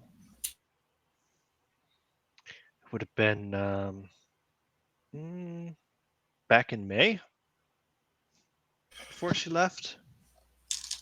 Was she behaving in any odd way? Did you talk with her often? No, she was a nice girl. I don't know what you mean by behaving in an odd way. You know, just a young artist living in Manhattan, struggling to get by like the rest of us. Oh, you're an artist as well? Yes, I'm a painter. Oh, where do you paint? I don't see any materials here. You have your own studio then? Oh yes, the night manager lets me work in the basement at night. That's what I usually do. That's where all of my materials are. Night manager, you say? What's his name? The night manager. What is the night manager's name? Good question. Damn it. The night manager's name is. Just want to make sure I get the right guy here.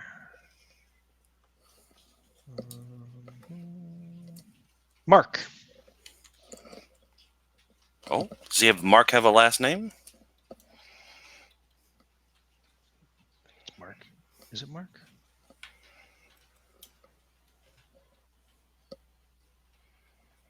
No, wait, it's not Mark.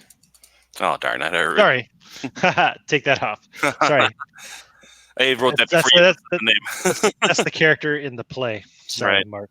No, the Mark's the night manager, Mr. Castaigne.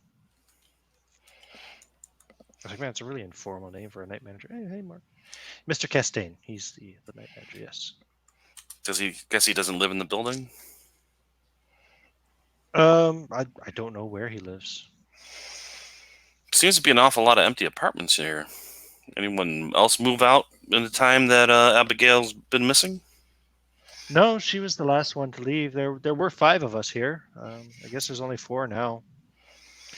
You know, I mean, I know you guys are doing your job and all that, but well, I mean, Laura was just such a free spirit. I reckon she probably just up and left. I don't think the city of New York could hold her.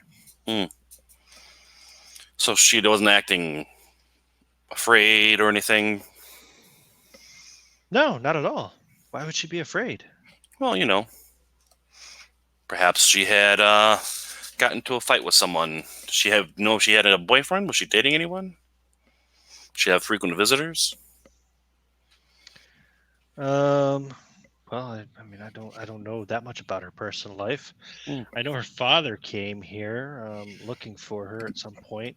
That must have been a couple of months ago as well now. And of course the police, and now you guys. But yeah, no, and she never mentioned a boyfriend or anything. No, So you didn't notice She was- anything odd? she was working on her painting a lot. You know, she had made some really good sales last year at her first show, and so she was taking time off just to focus on artwork for a while, hoping that maybe she could make a full-time career out of it. Yeah, and I don't know. Maybe she got a job. Maybe she up and moved somewhere else. I see. So you didn't notice anything then? I mean, you seemed a pretty inquisitive guy. You like to keep tabs on what's going on in the building. Anything else you might want to tell me? Well, I've seen from peeking through the doorway there that Laura's apartment looks like a bit of a mess. What's going on in there? Like, I haven't been in there since before she left, but Well, when was the last time you were in her apartment? oh, a few months ago, maybe. Oh, I mean, we're all friends here. You know, we're all casual acquaintances. We all know each other on friendly terms. Yeah, but I mean, from what I've seen, peeking through the door here, it looks like all the furniture's gone, and you guys got a bunch of stuff glued to the walls or something. so that was just a few months ago that you last saw her, and everything was normal in her apartment. Yeah, it was never like that before. Well, Mr. Manuel, we may have more questions for you soon. If you'd please stay in the area in case we do need to contact you again. Oh yeah, I don't really go anywhere. I'm almost always here. What's the way to the basement? How do we get down there? Oh, it's down at the end of the hall on the left side. There's some stairs down. Okay. It's not much down there, just a storage area. Like I said, the night manager lets me paint down there, so keeps my apartment clean that way. Sure. So, also, sorry, give me a spot hidden roll. Okay. Got so wrapped up in conversation there, but there's immediately, even before you make the roll, there's no feeling of comfort or familiarity in this apartment. Yeah, I rolled a 2. Okay, so for someone involved in the visual arts, this guy has a lot of stereo equipment, very high quality stereo equipment. Give me another roll. Same. Oh, I rolled a 56 and I have a 50.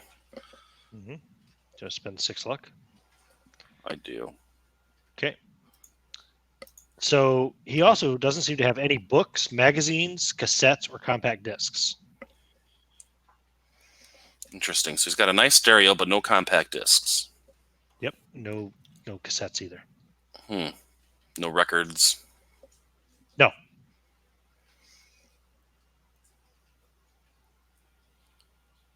I'll walk over and I take a look. I just kind of walk over and take a look at the stereo. Oh, this is a nice setup. Oh, yeah. My parents gave me that. What sort of music do you listen to? Oh, I don't listen to music early anymore. It distracts me too much from my work. Heck of a stereo to have, to not have anything to play on it when I look at them. I thought about selling it too, but it was a gift from mom and dad. I figured I might as well keep it. I see. Do I notice on the stereo, I kind of glance over it, do I see a part where it looks like it was tore off a wall? No. Okay. You can walk right up and look. He's not going to question you. You're an FBI agent. So. Sure. Yeah, no, there's no epoxy on the back of it or anything of that sort. Right, No right. wallpaper stuck to it or anything like that. Huh. Well, that's a shame. Yeah. It's really high quality, really nice stereo. Like the full, back in the late 90s, those like multi-piece, you got Mhm. the tuner and the multi-disc changer and the Yep. cassette, I had a two stereo cassette like that. deck, and yeah. Yep. Two big cabinet speakers. Yep. Take a sniff in the air. Do I notice any particular odors in the apartment? No.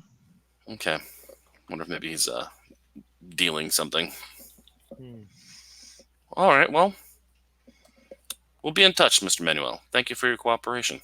Yeah, no problem. Sorry about spying on you guys like that. I was just kind of wondering. I noticed there was new people in the building, and it's been a while since I've seen anything more than a single cop over there at Abigail's place. So, People are curious. I don't hold it against them for that. well, like I said, I'm sure she's fine, but I do hope you find her anyway for her dad's sake. I'm sure he's very worried. Well, if you remember anything, we'll be across the hall for quite a while. Just let us know. Of course. Good luck, Agent. And I will go back across the way Okay.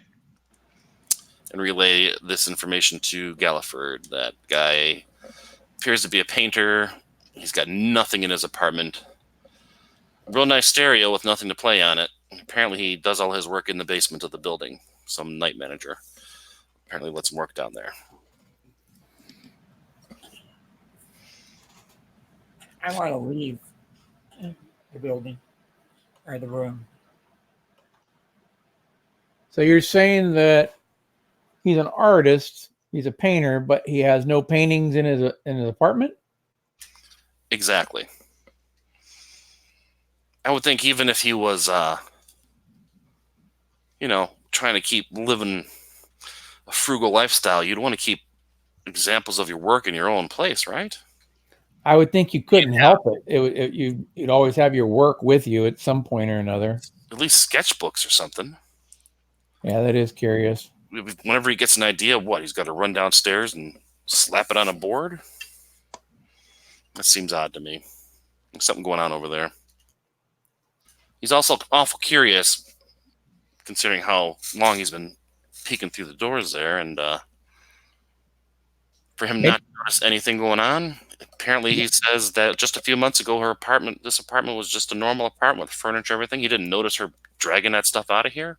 What happened to all of her furniture? Maybe you ought to walk down with him and have him show you his work. Maybe I'll walk down there on my own and not have him try to steer me around. Good call. I'm gonna go check the basement out. All right. Cool. If we don't hear from you within a half hour, we'll come looking for you. Sounds good. You were saying something, Gary, also before John did. What were you saying? I think that was me. I was saying he's going to leave the room, start walking out of the room.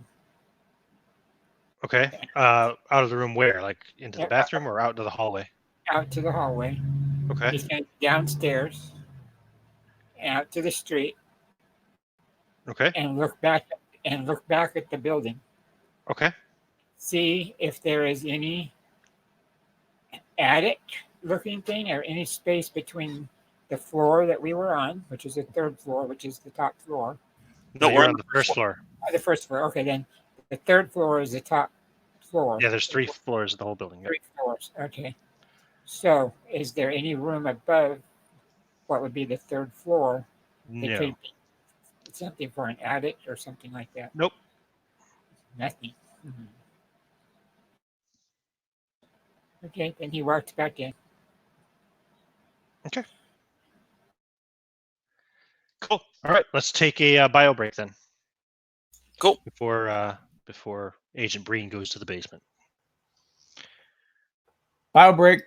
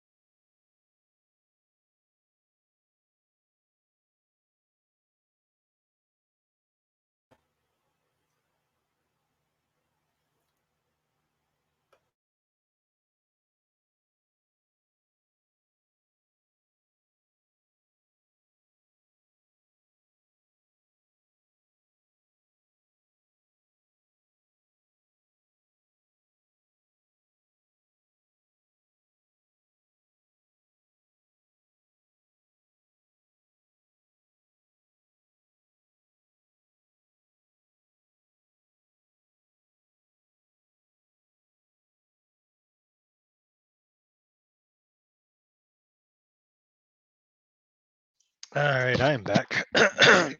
Pardon me. I am back in the saddle again. Good, good, good, good. I don't know any other lyrics of that song, or else I would try, but yeah, never mind.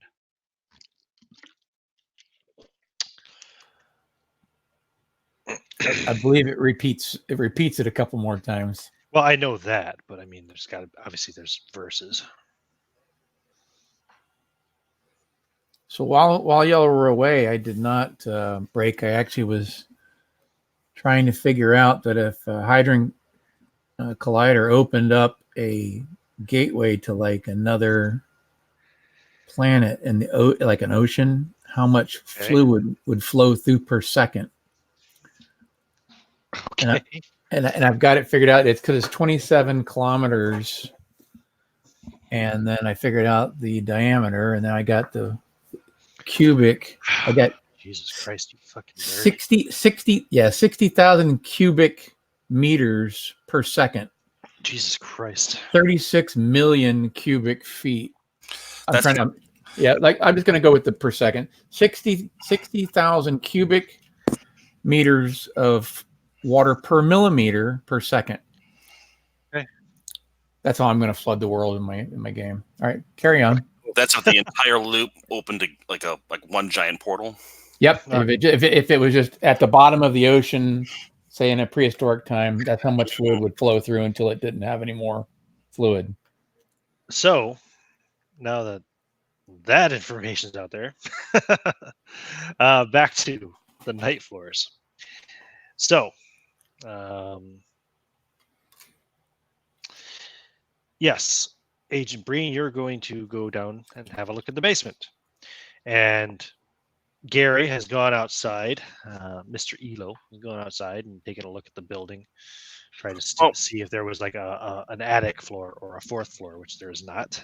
When I see him walking down and out the building, I'm just gonna follow and stand in the entryway and watch him because he's gonna have to get back in somehow. Yeah, good point. Yeah, no problem. You still have the keys, I suppose. So yeah. Right. Okay. And he goes back in. You're still in the apartment doing your work, I presume, Larry? Agent Galliford? Yes? Yes. Okay. Good. Good, man. All right. So, excuse me. Sorry. As you go downstairs, Agent Breen, it's there's a light switch. You know, it's kind of dark down there, but you can flip the light switch and it lights up the hallway. There are 4 rooms, 2 on the right and 2 on the left. All right. At the end of this or at this end of the stairs and in this little basement hallway. I lost my spot. Where the fuck was I? Right. Are they labeled? No, they're just four storerooms. Doors they're not locked or anything like that. So if you look, yeah, I think. God, I hope I don't fuck this up and find out something else later. No, I don't think so. No. So 3 of them are pretty much empty. There's some random junk there, storage junk, you know, but like surprisingly not that much. In fact, give me a spot hidden roll. I guess we'll call it for now. Okay. One of the rooms you do find anyway, a canvas and you know, like a painting canvas.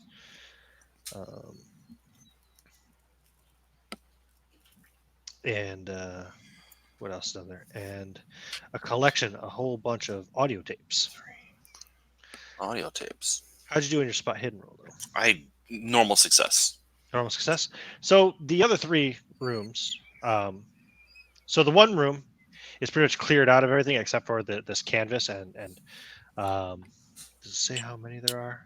I think it's like boxes of audio cassette tapes.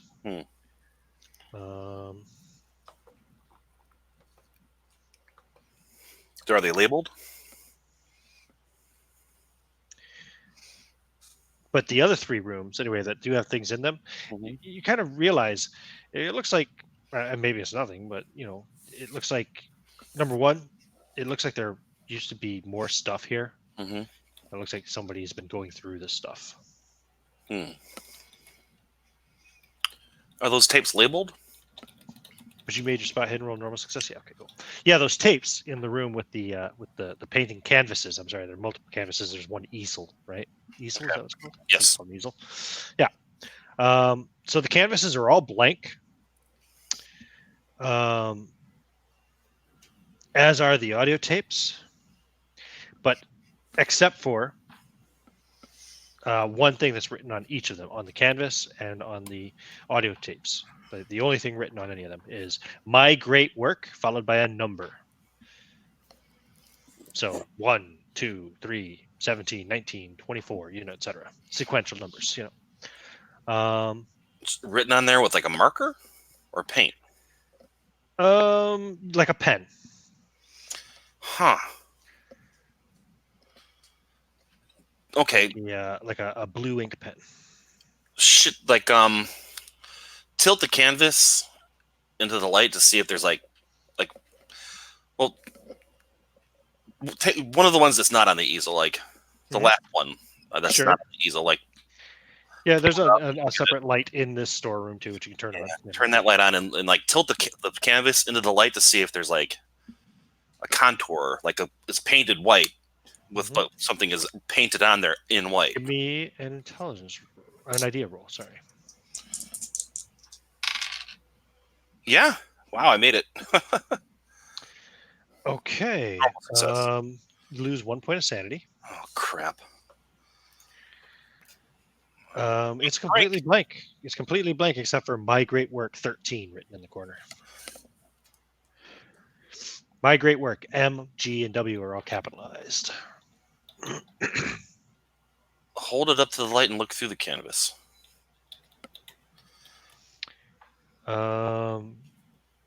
Yeah, it's blank. Gives you kind of an uneasy feeling though, That's weird. and you kind of give me another idea roll.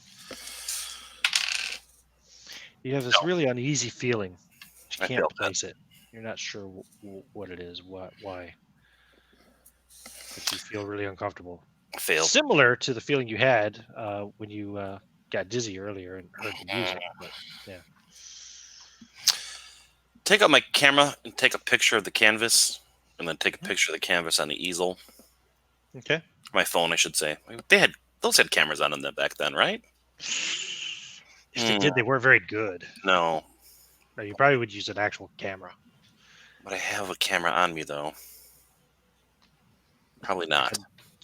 I mean, you're FBI agent. You might keep some disposable Kodak cameras, no? Just for. Yeah. Just But in it's case. not something you can just develop right there. No, of course not. This is 1999, bro. Right. Yeah, so I'm trying to think of technology then. I mean, I imagine they had cameras on the phones back then. Well, maybe not, though, looking at these things. No, No, they didn't. Even if they did, they'd be like 1 megapixel or some bullshit, like. So, 2002, the first phones with built-in cameras became publicly available. there you go. All right, good call. All right. So no, although you couldn't have looked that up on your 1999 phone. no. Okay, so I'll put the canvas back and get out of there, and then look in one of the other lockers to see if I can't figure out. The storage rooms, you mean? Right. Yeah, the storerooms. Like I said, they look like they've been rifled through, but give me another spot hidden roll. Nope. No? Okay. Yeah. All right. Go Just back like upstairs. random junk. Old junk. Yeah, go back upstairs. Turn off the lights. Mhm. My way out. Okay. About this point in time, it's probably about 2:30 in the afternoon. Larry, you have been in this room. You give me a what is it called? I think it's an idea roll. Let me just double check here. Oops, there it is. No, I apologize. Give me a sanity roll. Idea roll it is. Very good. Stand by. Sanity roll, please. I heard idea. I'm going with idea.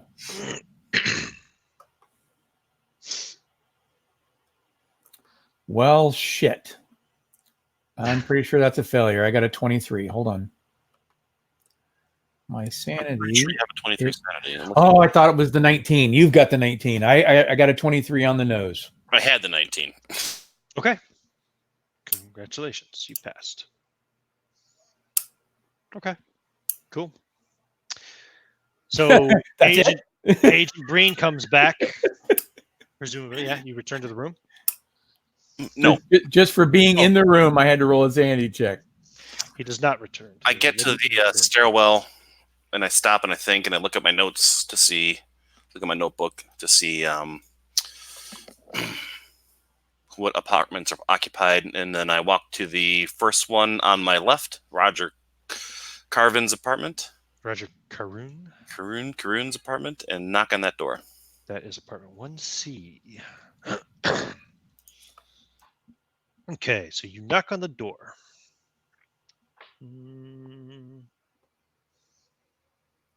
Okay, let me get a description here for you. As the man opens the door, Roger Caroon is home and opens the door. And Roger Caroon. And they have my badge There on. he is. So Roger is a strangely fastidious slob.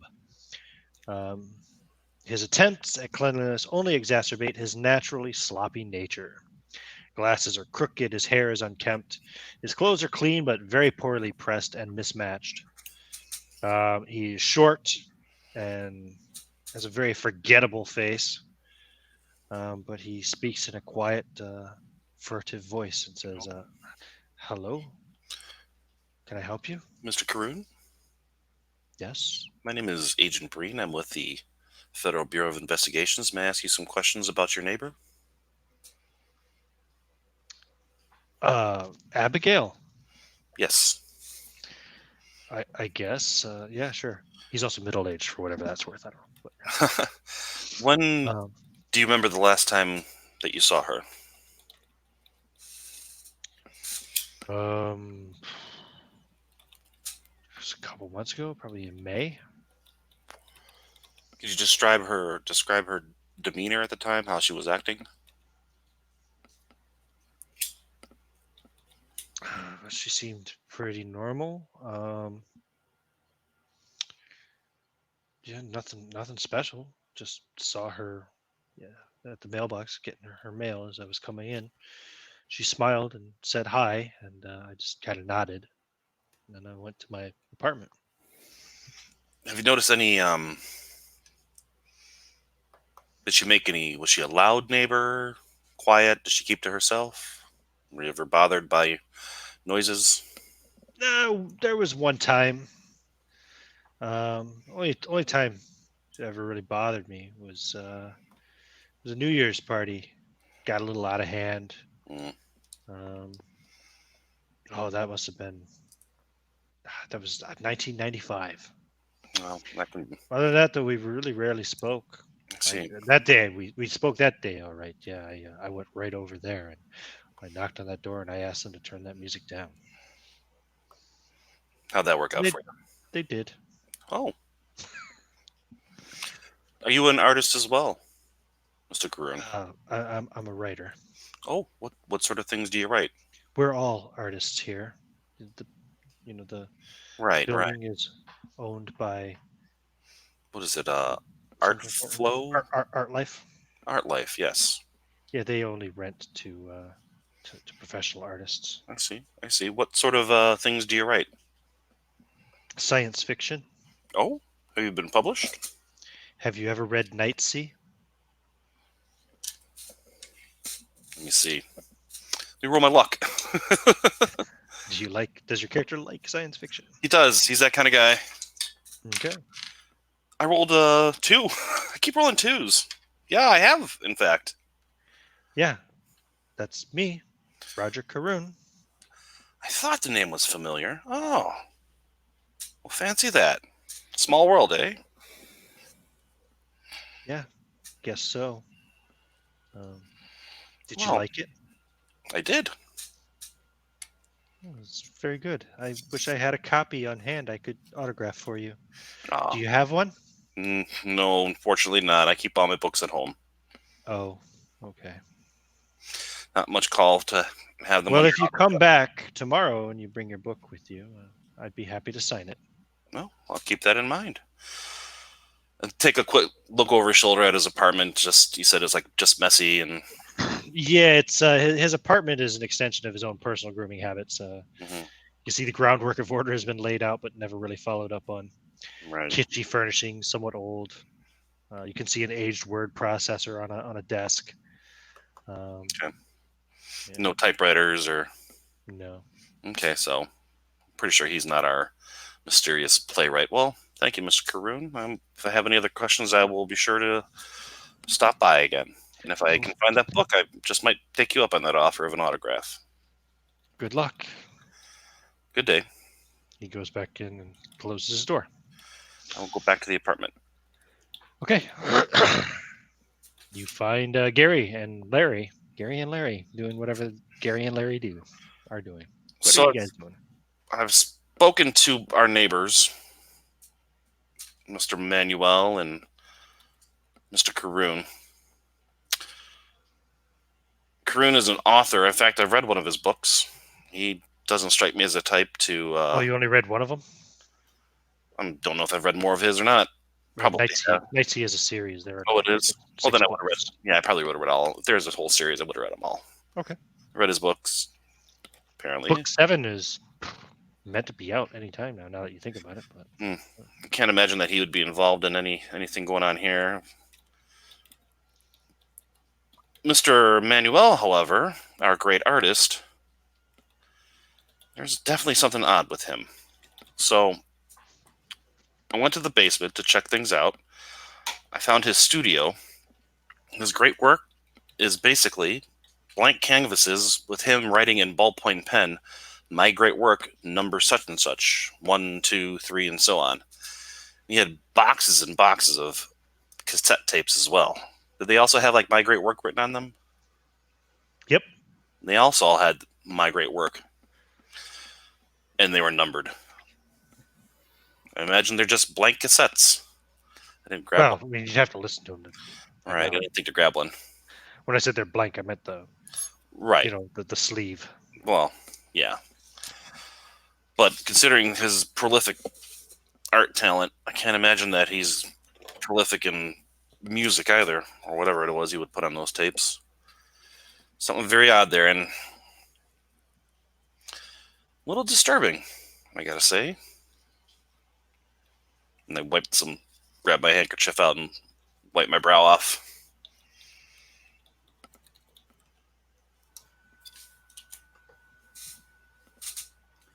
He's staring at him, and that is disturbing and curious. Those exact words used. Yeah. When I was with Mr. Karoon, I kind of, did a whole sweep around the apartment look. I didn't see any kind of typewriter in there. I don't think he's our mysterious playwright, even though he says he's a writer. I haven't yet talked to the other two who were in the building, but I think it might not be a bad idea. He had a word processor. Right, but not a typewriter. Right. So it wouldn't be able to produce that sheet of paper that we saw. Not on a word No, processor. that was definitely typewritten. It was not printed off of a word processor. Right.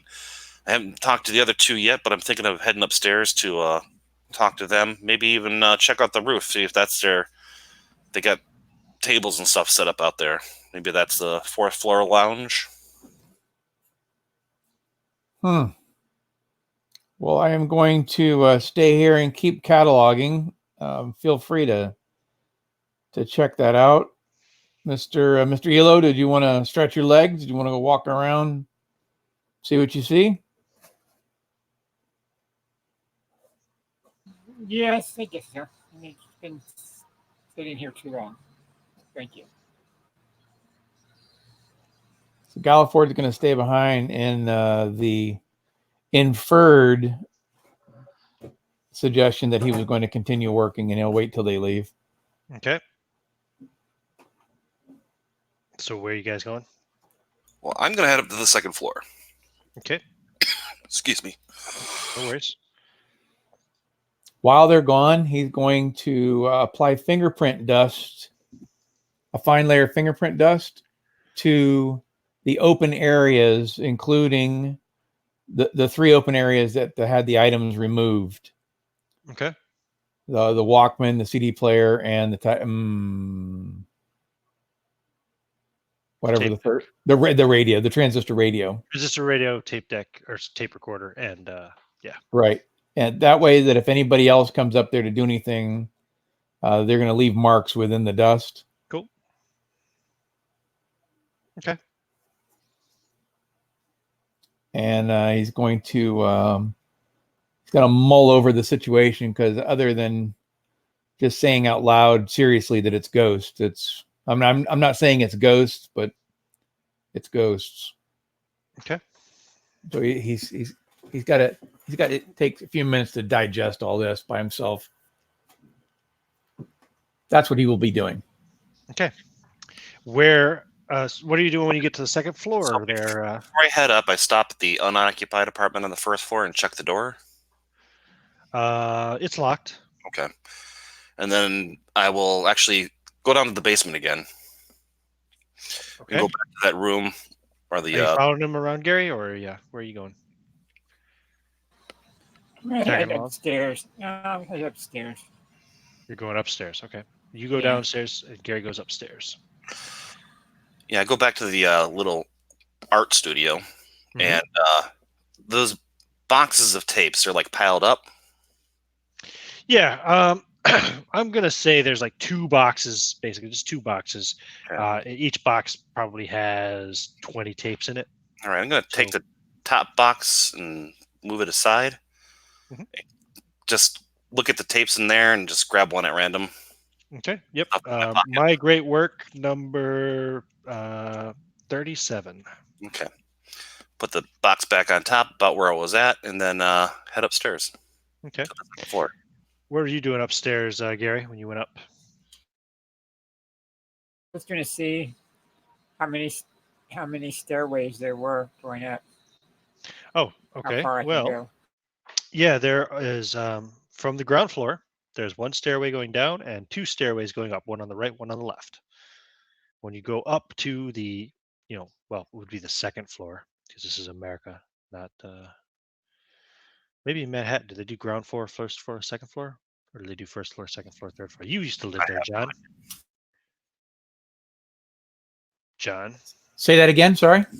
in Manhattan, would they Yes. say ground floor, first floor, second floor, or would they say first floor, second floor, third floor? It would depend on how many floors there are, because if there were 13, There are 3. yeah, no, say if there was 13 floors, they would Oh, say a there are ground floor. 3 So floors. they would most often would say a ground floor, then first, second, third, fourth, but they'll Okay. skip 13 usually. Well, I'm going to skip this anyway. I'm just going to The go with old first one. floor, second floor, third floor, because that goes along with the apartment, numbers that I course. assigned. So you go up to the second floor, Rob, and there are 2 stairways going up and 2 stairways going down. Obviously, the 2 going down are the same ones that went up from the first floor. Okay. You go up to the third floor. Yes. At the third floor, there's 2 stairways going down, and yeah, 2 stairways going up.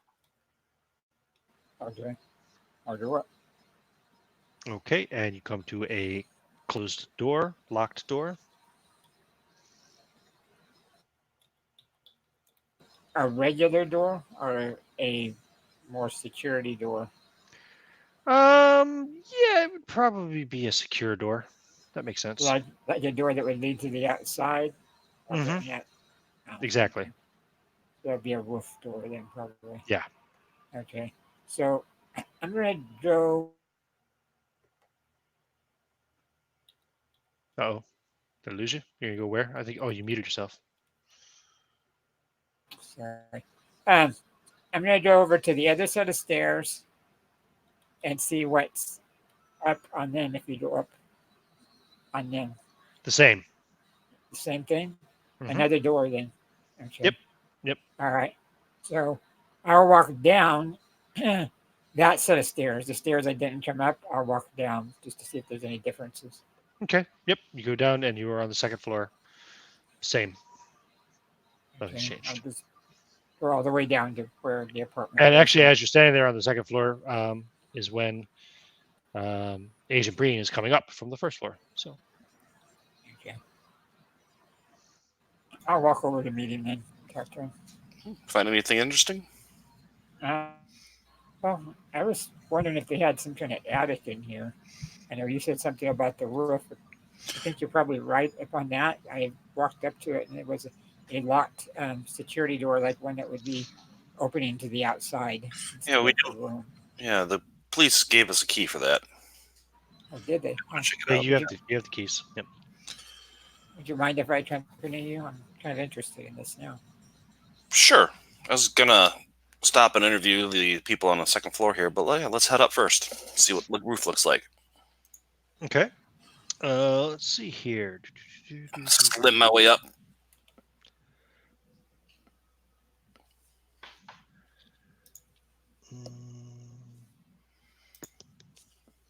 Oh yeah, there was a boiler room in the basement too. Sorry, I forgot about that at the end of the hall. But it's just a boiler room. Nothing Right. in there other than the boiling equipment. You know. I'm the murderous axe person.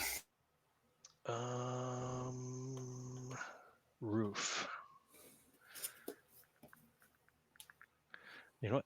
Let me just use the search feature. There's a search feature, isn't there, on edit file? No, tools. I'm looking for tools. Find.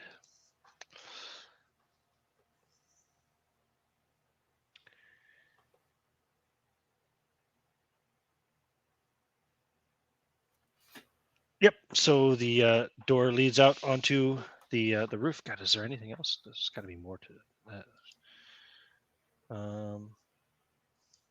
No. Oh yeah, it's a very drab rooftop.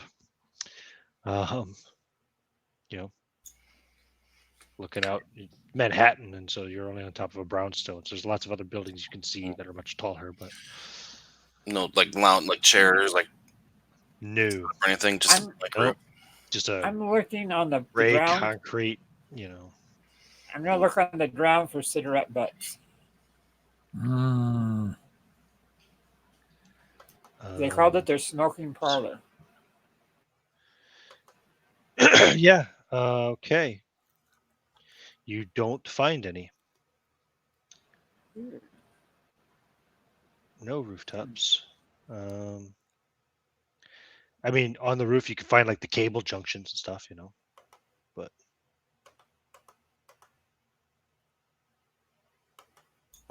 doesn't seem to be much to be worth looking up out here. Okay, let's head back in. Very well. okay. Third floor, second floor. Stop at the third floor and check the 4 unoccupied apartments up here. Check the doors. Yep, they're all locked. Okay. Any sign? Well, yeah, I'm not that. Yeah. Then head to the second floor. Check the first 2 apartments by the stairs that are Locked. Yep. unoccupied, both locked, and then we'll head down to let's knock on the door to Michelle Van Fitt's apartment. Go away. This is Agent Breen with the Federal Bureau of Investigations. I'd like to ask you a few questions and hold my badge up.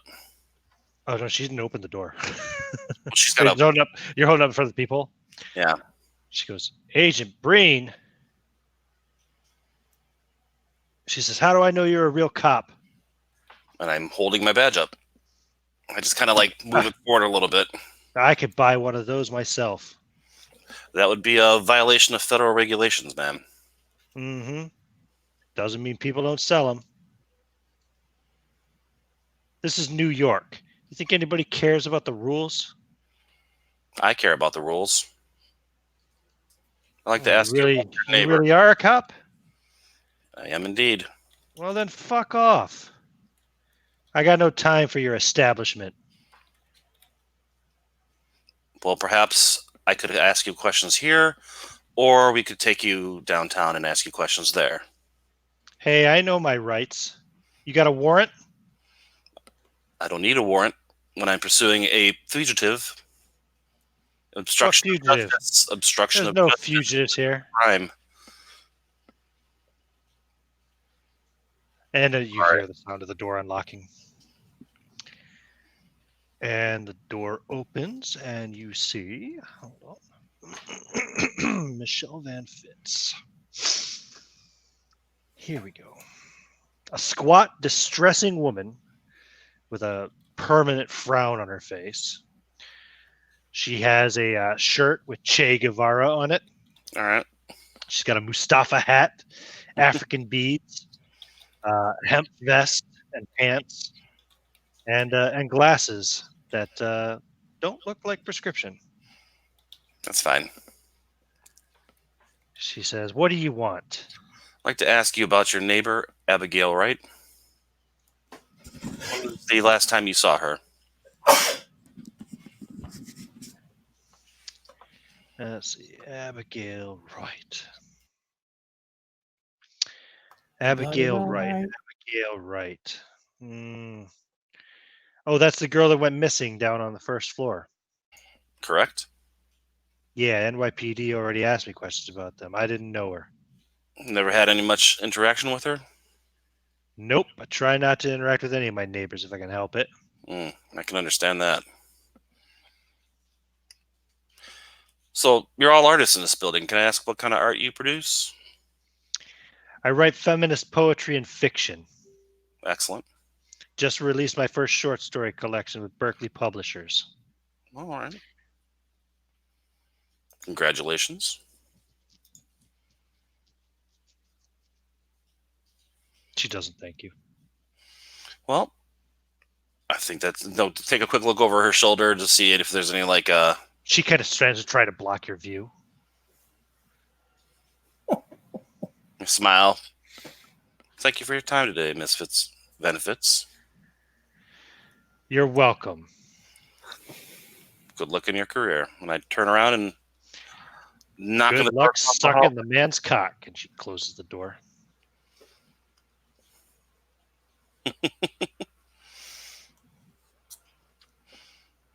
Yep, knock on the door across the way. Boom, boom. Okay, so Louis Post. Let's see. The door opens up and you see a man, disheveled but attractive. Looks to be also in his 20s, as did Thomas and Michelle. Only the sci-fi writer, what was his name again? Roger. He was like maybe in his 40s. But yeah, so a disheveled but attractive man wearing a button-down short-sleeve shirt and khaki pants opens the door. You can see his fingers are covered in India ink stains. His hair is hanging in a permanent unkempt frizz. Happy clouds. And let me see what Louis Post has to say as you. So, yeah, okay. Hello, Mr. Post? yes, I'm Louis Post. My name is Agent Breen with the Federal Bureau of Investigations. I'd like to ask you a few questions, if I may. Yeah, sure. You want to come in? Sure. Oh, who's he? This is a consultant with the Federal Bureau. His name is Mr. Elo. Mr. Elo. I'm Louis. He offers to shake both your hands with his ink-stained hands. Do they look like dry ink or just...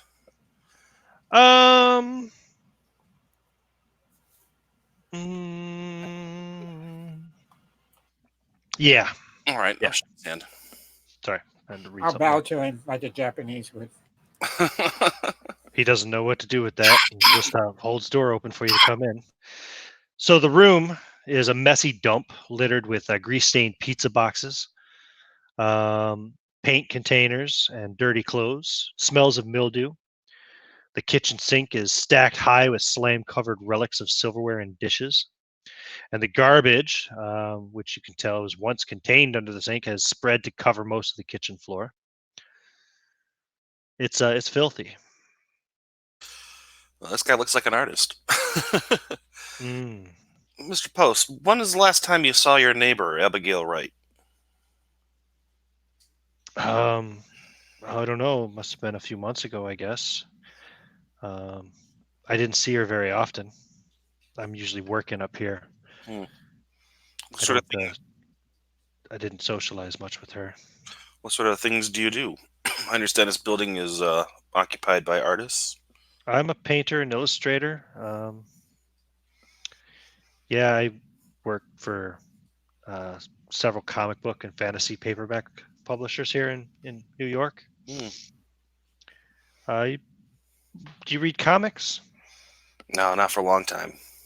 Oh, well, if you did, you might have seen some of my paintings. All right. So you didn't interact with Abigail all that much then? No, like I said, I didn't see her very often. I didn't really socialize much, and well, um, yeah, she was a pretty young girl, and yeah, I don't know what to do with pretty young girls. Hmm. He looks kind of embarrassed. Have you? I understand she had an acquaintance by the name. Oh, what was it now? And I look at my notes. Just at some, there's nothing in there that I'm actually looking for. But yeah, by the name of Mark. Does that sound familiar? Mark. No, No. don't know any Mark. I see. So, okay. You've been, so it's been a few months since you've seen her, and you never really interacted with her. I see. Yeah, the last time I saw her, I think was yeah, it was it must have been early May. Hmm. Okay. Before I started working on independent pursuits. I see. I remember the last time I saw her was right after I got fired from my freelance work for the comics. Oh, sorry to hear that. Yeah, I missed some deadlines, and Hmm. I guess I just got kind of depressed and stopped answering the phone, and yeah, went to work on the 4th of May, and they told me not to bother coming back. So Hmm. since then, I've been working on my own stuff and hoping to send some stuff out soon and get some new work. Okay. I'm gonna make my own comic character.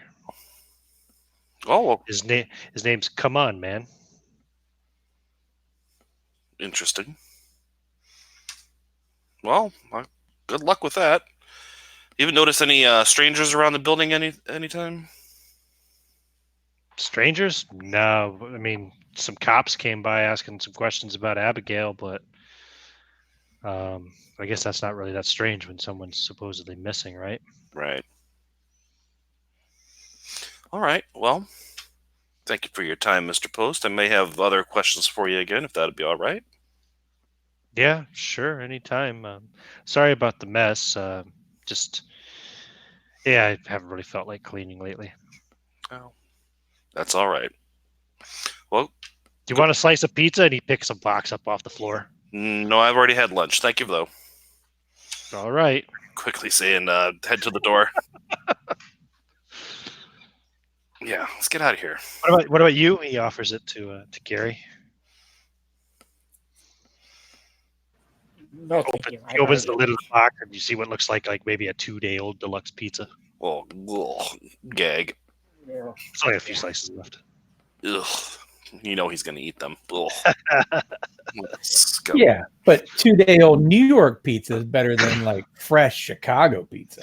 Oh, get out of here. Yeah. And fire.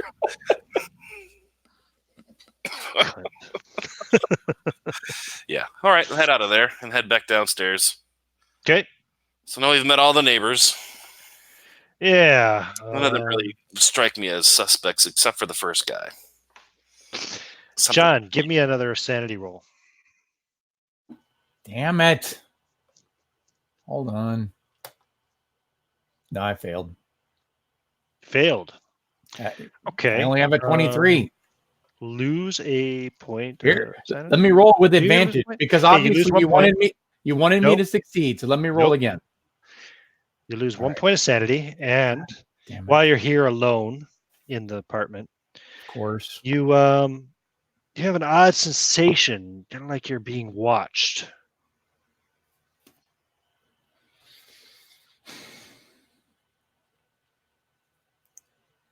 Well, based on the direction he's facing, he's going to look at it logically, and he will spin to try to catch whatever the best angle of watching him would be for like a wall or a peephole, maybe surveillance from the light above.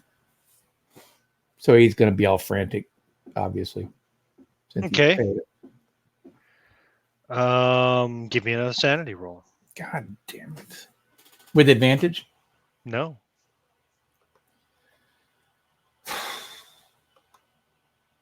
Fail. You lose another point of sanity.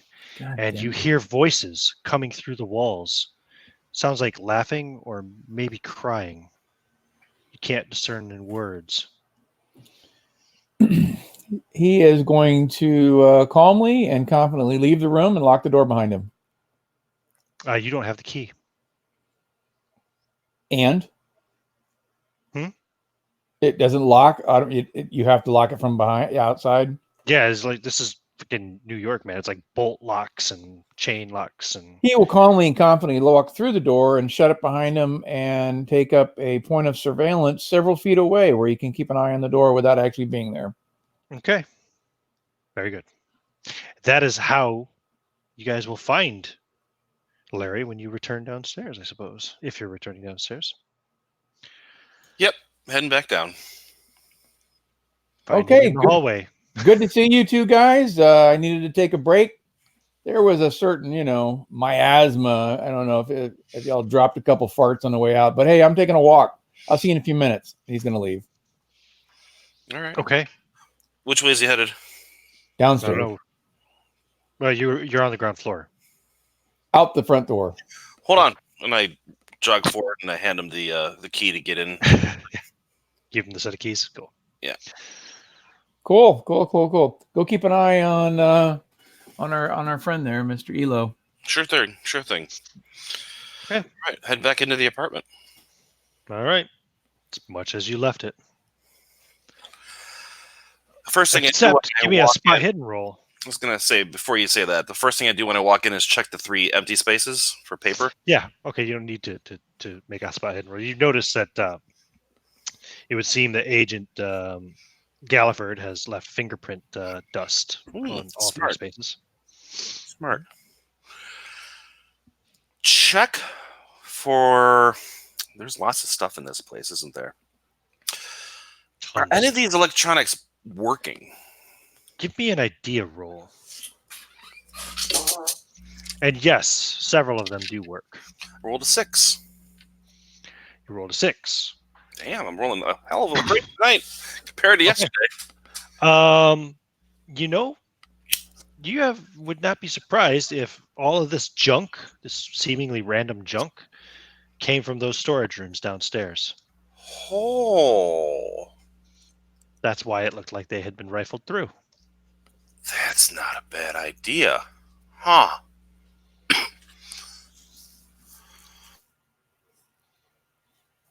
Sorry, I keep getting the coughs. And yes, several of the stereos still work.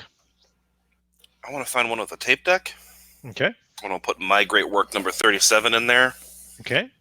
Plug it into the wall, into an outlet, electrical outlet, and play My Great Work number 37.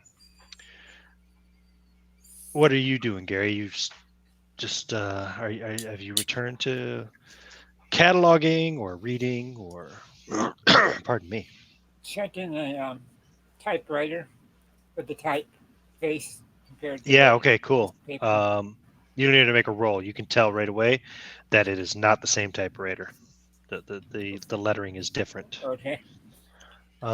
So, My Great Work number 37.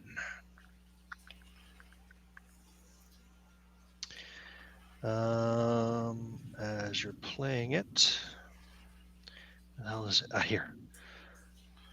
I'll have put my finger on the stop button too, in case Yeah, it seems to be blank. Elo shouldn't hear. It seems to be blank. All right. Scan forward on it. Mm-hmm. Like, hit the play button, but hit the fast forward so you can hear if there's any like. So it's playing fast, yeah. Right. It's going on and on and on and on and on. And I would like an idea roll from you, Gary.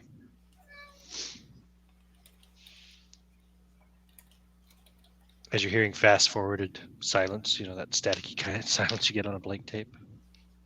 It's not really staticky, but you know what I mean? There's always that kind of The faint. white noise. Yeah, exactly. That's the word I was looking for. I rolled a 6, so I did really well on that. Nice. Lose a point of sanity. Okay. Okay.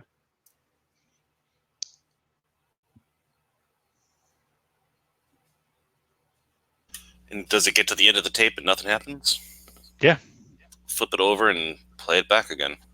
Okay. Does Gary realize that something happened to him when he was listening to that? Well, no. No? No. You might feel uneasy, but you don't know why. All right. I mean, it's kind of a creepy room with all this shit glued to the ceilings and the walls. I want to interject for just a second. As he's out walking it off, the cop that was left behind, I believe it was a policeman,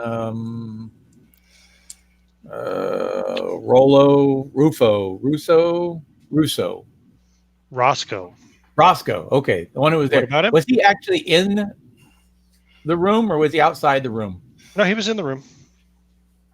He was standing in the doorway, basically, actually, kind of like, when you guys walked in. But yeah, he had been in the apartment. Interesting. Uh-huh. First, he's going to look for the police station, the one that's connected to this area. Okay, the local precinct. Yeah. Sure. You probably know where it is. I mean, you. Yeah, that's what I mean. If it's close enough to walk it off, he's going to walk it off. If not, then sure. It's let's say it's I don't know how far apart police stations are in Manhattan, but I can't imagine it's terribly far. Yeah, it's like 6 blocks or something. Yeah, he's going to walk it off, and he will. Yeah, you feel better. Send a text to Breen saying they're walking it off, and he's going to do some paperwork tracing at the police station. Okay. I'm going to go. Let's just send a text back and say audio cassettes are blank also. Well, number 37 is blank. 37 at least. Anyway, he's gonna go, and once he gets to the police station, he's going to pull up the whatever records. What's the right word here?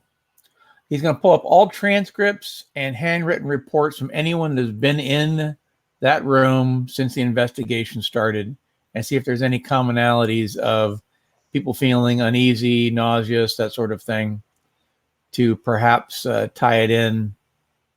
Okay. That it wasn't just that'll tie you up for a little while. Yeah. Well, I'm going to go take care of the chickens. I'll be right back. Okay. Yeah. Cool. Go take care of your chickens. No problem. Yep. So back to the apartment. These books that are they epoxied to the wall? Like how? Like by their spine or by their covers, by their back covers, front covers? How are they stuck to the wall? Like probably by the spine. I think that would make sense. So they can be actually opened and read. Yep. Interesting. Well, even if they were by their cover, they could still be open and read. But yeah. Right. Look at like the front. What do you call that? The front page, like the title pages. Look for like of one of the books. Okay. From the library of, or people had written their name. Like people like to write their names in their own books, so they know. Right. Okay. Yeah. Give me a luck roll. Okay. No, I rolled a 92. Okay, so you're looking through a few of them, going book to book to book to book to book.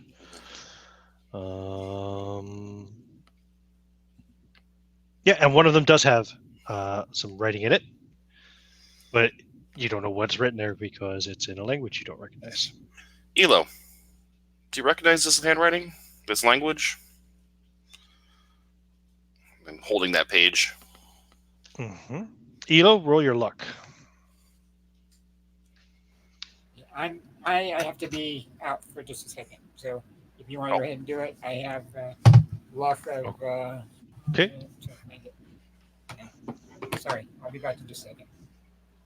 Oh, well, I have to look up his luck. So, do I have his character sheet here? Elo, Gary Herbert. Elo, there he is. Opening it now. I have 80 luck. You Holy have 80 cow. luck? Haha. Yes. Wow. Well, I'll open up your character sheet anyway, just so I have it here since you're away for a minute. So he looks and says, let's see that. Yeah, that's Russian. What's it say?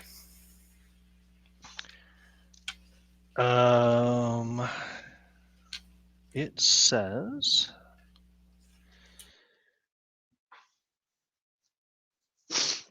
One second. Pull up. It wasn't. I'm sitting here going, take your time, and I'm muted. Sorry. It says to.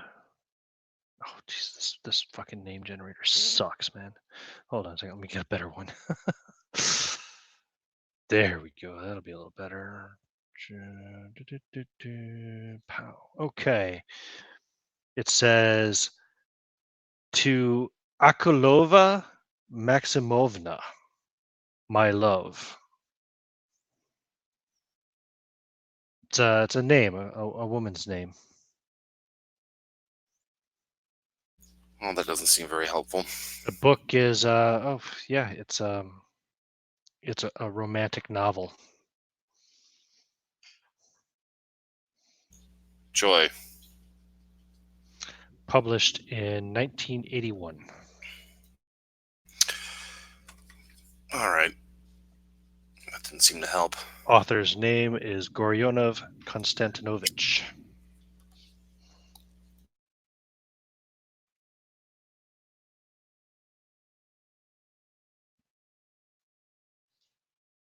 Okay, so he starts kind of flipping through the book and looking.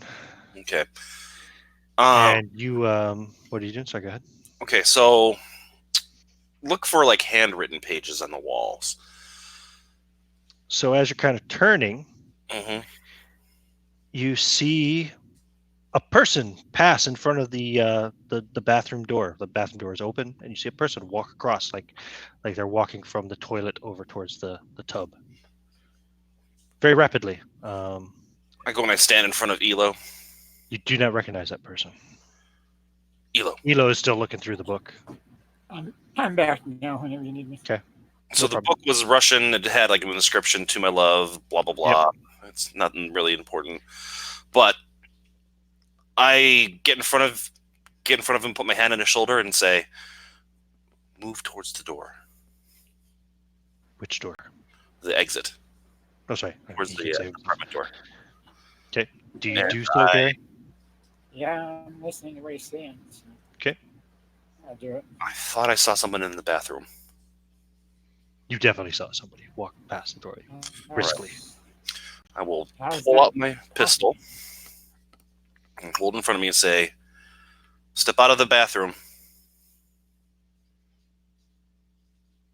This is the FBI. Step out now with your hands up. I am armed. Come out now. Do not make me come in there after you. And I take a step towards the bathroom. Okay. Nothing happens. Right? Nothing's happening.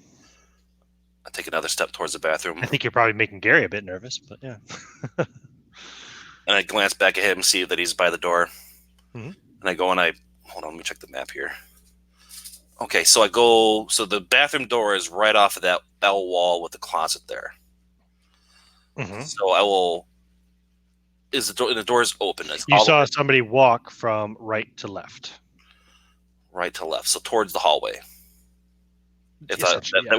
if there was a door there. So I'm assuming the toilet is kind of underneath that window there, Makes and sense. then the tub is probably along the wall there, and the sink is, or the sink is, sorry, probably along the wall right there across from the door, and then the Right. tub is, on the Right. direction the guy walked in. He looked like a man you did not recognize. You've never seen him before. I will. Was not one of the tenants of the building. Was not one of your partners. Well, your partner, I should say, your partner in this case. So, I said back to Gary. I look back at Gary and I say, if anything happens, run and call the police. And I go and I push the door open all the way flat against the wall, and I kind of lean against it. Mhm. And then I will duck my head in and back out again to see if there's anything in there. Nothing. Nobody. You don't see anybody. And I'll step in with my hand, with the gun drawn, like up, Just the and then old-fashioned claw-footed tub. But and there's nothing there. nope. Walk forward and look to see if there's anybody in the tub. Mm-hmm. No. What in the hell? It's empty. Nobody in here. Go over and check the window. It's latched. Closed. What the hell? Go back over the tub and like tap on the wall and around it, Mm-hmm. and then come back out and open the closet. Okay. It's empty. What in the hell? I could What exactly was read out of that book? I was in transition at that point. Just the name of the inscription. It was written to a woman's name. I can't remember it now. Ekalova Maximova. Okay. Was it read? Was it read out loud? Did you Yeah. read it out loud? You read it out loud because he wanted to know what it said. And it was in Russian. Mhm. It was just an inscription to my love, so and so, so and so, and you read off the name of the author, and it's a romantic novel Yeah, published in the early '80s, 1981, I think I said. I'll read it off again, just like I did before. Okay. Standing at the same place I was before, doing exactly what I was doing before. And I'll just watch the bathroom. Nothing happens. And I kind of chuckle. Oh, whew, maybe this place is getting to me. I must have imagined it. Did I see it or just him? No, you didn't see it because you were looking in the Okay. book. You were examining the book at the time. That's Well, very possible. There's been a lot of stress in this building. It seems like so. I I'm will. gonna look for another book in the same kind of. Well, that one was up on the wall. You said that you Yeah, had yep. there. Mhm. They're just random. Okay. Yep. It's the first Pick one I a saw ran- the handwriting in it. Pick a random one and look for something that has handwriting in it, and I'll read it aloud. Okay. It is a manual to an electric dishwasher. It's in English. It's from 1987. They have electric dishwashers then? I assume they did. Yeah. Yes, it is. I'm sure they did. Yep. And you start reading from it. Okay, I will read it. The first Hmm. couple of paragraphs, maybe. Sure, Most. yeah. It's instructions on operation and maintenance. Nothing happens. Riveting. Mhm. I'll just put my gun away, secure it, and put it away. And walk over and shut the bathroom door. Okay. What was the time when that happened? We'll call it 4:17. And what was the time whenever the note was placed up on the wall? I don't remember now. Okay, so it's not. That's not have anything to do with that then. So Well, you don't know when the note went up there, but that was actually while he was out getting lunch. So that was around 1 o'clock. 12:30, 1 o'clock, somewhere in there. Yeah, yep, somewhere between 12:30 and 1 o'clock. this was. Something you said. Mm-hmm. Check those blank spots again, see if any more papers appeared. Nope. All right. I'm going to keep looking around the apartment, Okay. checking, Sure. keep cataloging. Yeah, you guys keep on cataloging. How long are you going to catalog for? Keep an eye on the door until Which door? The bathroom door? yeah, until Galliford gets back. Okay. Is the bathroom door on the same wall side as where the paper appeared?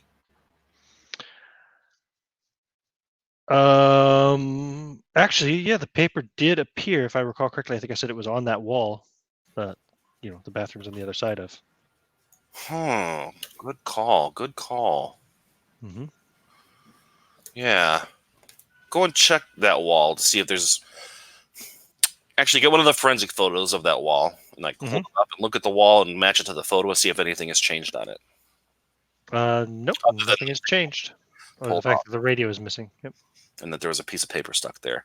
Do that with the rest of the walls. Okay. Yep. Like I said, 3 radios missing, but that's it. They're not missing. You have it. It's documented that the police have taken them. Right. I'm gonna look at the bathroom on that side of the wall, the opposite. Go into the bathroom, open the door, walk into the bathroom. Yes. As soon as he opens the door, I'm like, Okay. Yeah. No, nothing. Is it Nothing of interest. wallpaper or anything like that on it, or The bathroom's tiled. tiled? Okay, Yeah. makes sense. Okay. There's wallpaper in the apartment side, but yeah. Okay. Okay. Back at the precinct. Yes. Yeah, you don't find anything in any of the reports about that. Very well. No reports of anybody feeling uneasy or hearing things. All right. Breaking protocol. I'm going to text our handler again. Gonna page your handler, okay? What do you got? Yeah, page the handler. Now I will wait it out in a safe room at the precinct, or walk out of the safe room or out of the precinct and walk the streets, whatever. Okay. Yeah. What's your luck?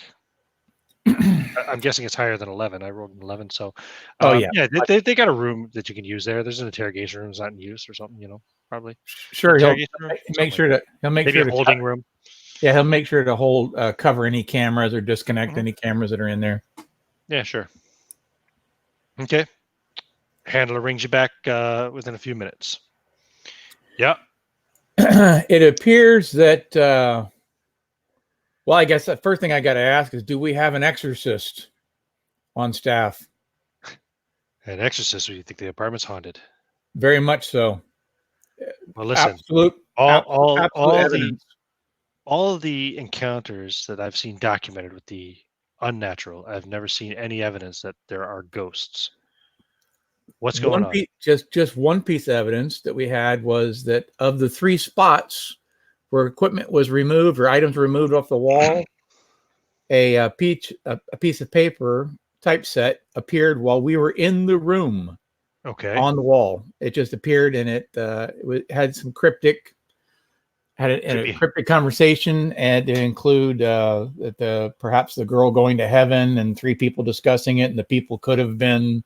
Is it possible that it was already there and you just didn't notice? Absolutely not. The 3 of us agreed that there was nothing there. The 3 blank spots of the wall were very conspicuous, and they were broken open as far as like the plaster. And was there any point in time when you weren't in the room? Somebody could have gone in and put it there. There was somebody in the room at every point in time. And except for a moment or two, at least 2 of us, if not all 3 of us, were in the room at the same time with the doors shut. Mm-hmm. And that's just one point. The other point was that before I say this, metagaming wise, did Breen mention that he heard the music? Breen never heard music. Yes, I did. Oh no, he did hear music. I'm sorry. Yeah, I did tell you that I heard music. Sorry, that's all right. That. Agent Breen mentioned, and I am saying that because I'm in a police station. I will note that I'm in the police station. Agent Breen, and he heard some sort of eerie music that defied any sort of way to record or even remember it, beyond the fact that it was eerie music that caused a disturbance on a spiritual level. Mm-hmm. That's why I mentioned the exorcist, and I don't even ask this stuff lightly. But myself, I heard voices, cryptic voices, to the point where I had to leave the building. and I came down here to do false pretenses to check records, and it appears that You're in the police station right now. I'm in the police station right now. Where in the police station? In a secure room. Did you disable all the cameras? Yes, I did. Did you check for microphones? Yes, I did. Were there any? None. Yes, of course there are. You're in an interrogation room. No secret ones. Great. The ones that are in there are disabled? Yes. 100% sure. 100% sure. Is anybody standing at the door right now listening in? He goes to the door and opens it. No. No, there is not. He looks down the hall. There's nobody here. Close the door. Don't draw any suspicion. Yes? First of all, I don't know who Agent Breen is, and I don't want to know. I don't want to know your real names, okay? You don't know my real name. I don't want to know yours. Second of all, it sounds like you have discovered evidence of the unnatural. So our suspicions are correct there. It sounds possibly like you may be dealing with hypergeometry. Sounds like a good opportunity for a specialist in hypergeometry to get involved. We don't have one. You're on the job. You are the only ones we have right now. And let's see, what else was I going to say? I was going to say something else. I forgot now. It's possible there may be a counter agency involved as well. I've long suspected that there is an anti-Delta Green, if you will. They may have a hand in this. You should be very careful. Definitely be careful about leaving that room unattended or unwatched as well. Well, then I have to insist that we get back up because we're not going to make it 2 days, much less 2 weeks. You know how this works. There is no backup. You are the job. Or you're on the job until you become the job. Do you understand? Very good. I'll take care of it, sir. He hangs up. He leaves the room immediately and heads out of the police department. And en route to the back to the building, if he passes any hardware stores, he's going to go in. Okay. Hardware stores. Yeah, I'm sure there's hardware stores that stay open past 5 o'clock in Manhattan. Sure. Why not? City In Dublin, there wouldn't sleep. be. In Dublin, they'd be fucking closed. So. Right. But yeah, of course, it's New York. Yes. Okay. What are you getting at the hardware store? Inconspicuous fire starter materials. Okay. Cool. Not a lot of it, just enough to get started. Okay. It's a brick building. Well, right? brownstone, you know. Cool. Just so you know. Okay. No problem. If you have burnable stuff within a brick building, that's what we like to call in the culinary industry as an oven. Carry on. Okay. Go on. Anything else? Nope. Once he's secured these items, he will gain a sense of confidence and head on back to the brownstone. Good. Okay. Cool. You'll get back there probably about 6 o'clock. Fantastic. He's going to grab some slices on the way in with a newfound sense of resiliency and bring the slices up with him. Okay. Great. So 6 o'clock, about a little after 6 o'clock, Agent Galliford returns with pizza. Oh, thank God. I'm so hungry. Mr. Elo, I apologize if pizza does not fit into your dietary plans, but it's what I thought to grab. Sorry. Next time we'll let you go out and grab a meal. He reaches into his pocket and pulls out a protein bar and eats that. As he's looking at the ceiling and starting to look through those books that are hanging up from the ceiling, seeing if there's something that has a writing that somebody has signed or somebody has made marks in the first few pages. You're looking for something else that's been written in? Yes, Sorry? another book. Yeah. I'm Okay. looking through the books there, trying to find one that has. Yeah, you find one right away. This is a book on what's the book about? It's a book about 16th century Italian painting techniques. And inside, there is a, I can't remember what they call it, but it's a library book. It's got one of those cards inside where it has the dates and all that in it. Yes. And this So book does it- was last checked out according to the card inside. That's glued inside the book cover. It was last checked out in February of 1978. So I'll read that. Checked out on February 1978. February 23rd, 1978. It's February 23rd, 1978. I'll read that out loud. Okay. You can. Well, he's doing that, and we're noshing on the slide on the pizza. I'm gonna quietly say to Galliford, "I had an encounter while you were gone. What appeared to be a man walking through the bathroom. There's no one in the bathroom. There's no ingress or egress that I could find. But I clearly saw Back. a man. Oh, you weren't there. Didn't know he was gone. Okay, so I say to you that while you were gone, I'm saying this quietly, while you were gone, I saw a man in the bathroom crossing the door from the window towards the tub. There's no way in or out of there. The window was latched. There's no one in the bathroom after I checked it out. I did not recognize this person either. They were walking quickly. They were there and gone. Where's Mr. Elo in this conversation? I don't think he was whispering to you for a reason. So. Right. I'm looking over my shoulder. Mr. Elo is looking at another book across the room. He's reading. All right, gentlemen. Sounds like we've had a very good day, and perhaps we should button it down and get back and start early tomorrow.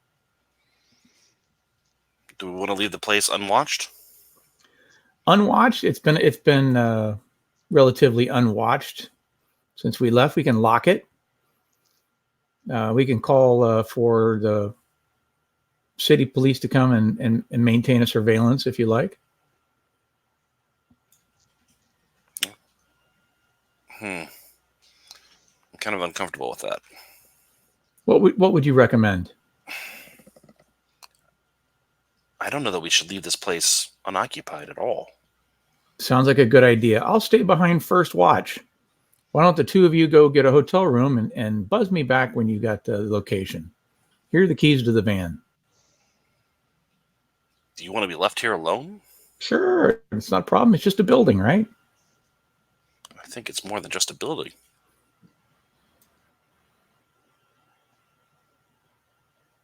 He smiles.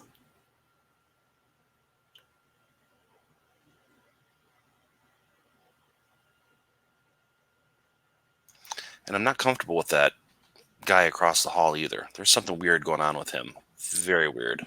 I suspect you are correct. I suspect there's a lot of weirdness going on. Period. Give me a psychology roll there, Breen. God bless it.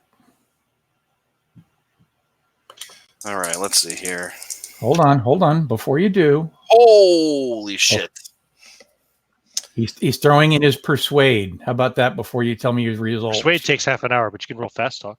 God damn it, fast talk. Oh, son of a, you knew it. You gave me a shitty fast talk. I have a shitty one too. All right, I'm going to roll it. All right. I failed. Okay. Hey, can I push it? What'd you do, Merrick? Wait. Can I push it? If you push it, there has to be a negative consequence if you fail. So if you're pushing it and you fail, He'll catch me in the lie. not only well, he's going to catch you in the lie just from the psychology roll. Right. I think he already has caught you in the lie. I think what'll happen is you will drop some of those flame starting materials that you have in your pocket. They'll fall Fair out enough. to the floor. Fair enough. He's going to Roll. push it. Do you All right. want to know what I rolled before you even try? Nope. He would have been scrambling to do this before. Technically, he would have to roll it before you tried. Um, I haven't touched my dice. when I do the push, it's not an advantage. You just roll again, right? You just roll again, exactly like you rolled before. You cannot spend luck. All right, straight up. And no, I failed. Okay, so he drops some rags and a big bottle of lighter fluid and a box of matches. Mr. Elo, we are done for the evening, so go ahead and gather your stuff and step out. What did you roll, Merrick, by the way? I rolled a 1. You rolled a 1? Yeah, he's acting really strange, and he's up to something. And yeah, he just dropped some rags and lighter fluid and a box of matches. And I look up at him and I'm like, there are people living here. Indeed. People I'm fairly confident have nothing to do with this. There's a small number of people that could be given proper warning. This is exceeding our ability to deal with it. People who have our badge, well, at least mine. Oh, they know your real identities, right? Agent Breen and Agent... People who know me. Yeah.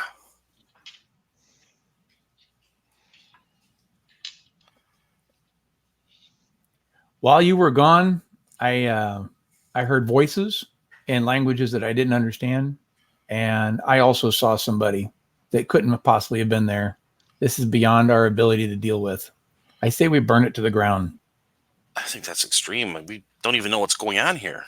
And I don't think we're going to find out what's going on. I think what we're going to find is early retirement by insanity.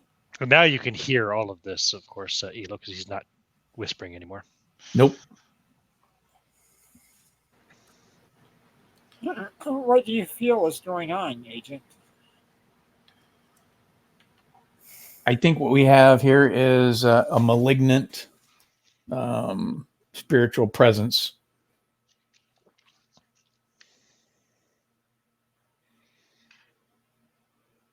And I give you the opportunity to prove me wrong. How could that piece of paper have gotten on the wall? Plain and simple. You give me one rational explanation, and I'll toss these out the window.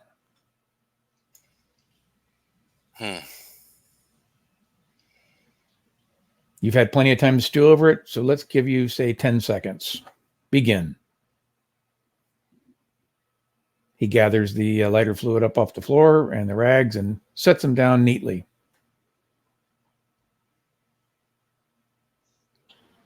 Time's up. Not hired or contacted to participate in mass murder. No, you're afraid of something. We're not talking about murder at all, sir. Well, innocent people will be killed by your actions. That's murder. Correct? By any definition. If people were caught up in it, yes, that is true. That would be true. But I wasn't talking about that. I'm talking about this room disappearing, not the building. How would you contain the damage you're going to do in this room? That's a more rational thing to consider rather than what we have been considering. So let's get back to the page. What rational assumption can you put on that page appearing on the wall? I think you know why we're here. I very much know why we're here. I don't think your solution is going to be looked upon nicely. I don't think we're going to survive 2 more hours, much less 2 more weeks here. So in a sense of self-preservation and to remove this malignant personality, I think this is the only option. Because if we walk away, then just somebody else is going to come and they're going to be in the same situation. Well, I can't walk away from this. I've been stuck to a desk for the last decade and a half. This is my last chance. just going to let it go up in a blaze of glory. Very good. He'll put everything back in the bag and put it to the side. Give me I'm an open. I'm idea open to roll, suggestions. Agent Breen.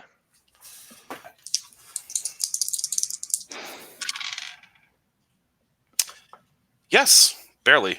I mean, there are several more things that you can investigate yet. Like including looking into the tenants further. Those paintings. I mean, you have the paintings, the tapes. You've only listened to one of the 37. Sorry. You've only listened to one of the 40 tapes. Yeah. Wait here. I'll be right back. There's also, of course, Art Life. You haven't talked to Art Life or the owners of the building. In context, metagaming wise, in context, absolutely 100%. But already suffering from psychosis, already acknowledging what he's seen, rationalizing everything that's come together, given the option of, hey, You're suffering from psychosis? Yeah, he's got a permanent insanity. Oh, you didn't tell me that that's happened yet, no? No, you told me that was in the character sheet when you gave it to me. Oh, what is that? It was quite specific. It's a phobia or something. It's a specific phobia for fish due to the fishmen. But Right, the point is, he's damaged. Okay, gotcha. And he was recognizing more damage coming, and Probably, given the option of, hey, let's walk away for a night and come back fresh, and coming to resistance of, hey, no, let's stay behind in the middle of the night with this malignant spirit here. Self-preservation's kicking in. I understand. So if it was like, hey, let's plan this stuff out, absolutely, all that stuff sounds great. But at the moment, at this very moment, between the next hour and the hour afterwards, the only thing that makes sense is to burn it down. To your agent, anyway. Exactly. Mm-hmm. Agent Breen, however, obviously you want to hopefully try to figure out what happened to this girl. Because like you said, it is kind of a last chance. You're close to losing your job and being forced into an early retirement with a reduced pension, et cetera, and all that stuff. So I imagine, well, like I said, I told you, there are more things that you could look into.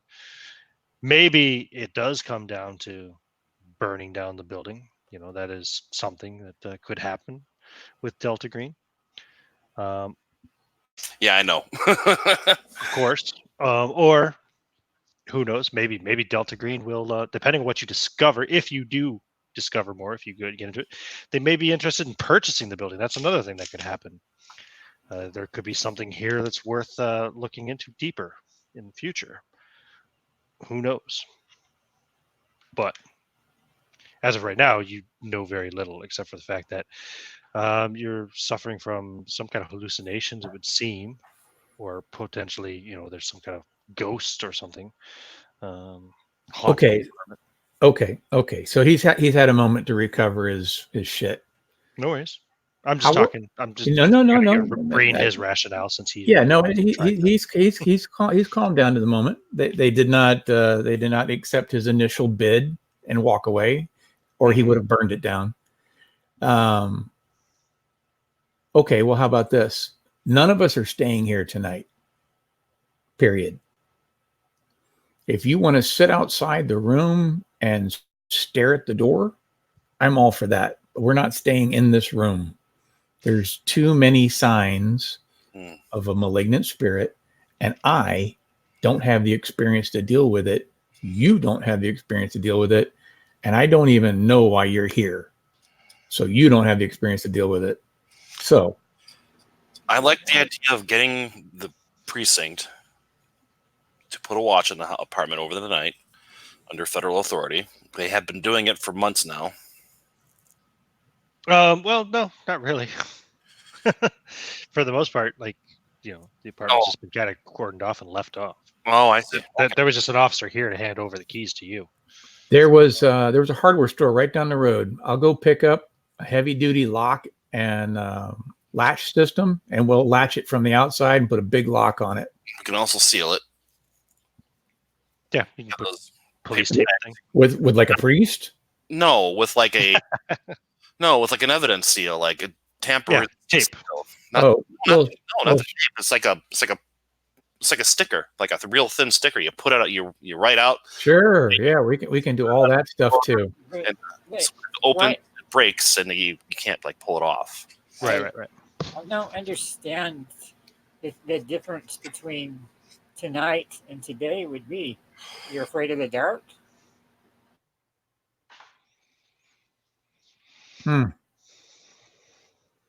No, I'll go with that. with I'll him. go. I'll take it. Sure. Yeah, I'm afraid of the dark. How about that? Okay, that's good.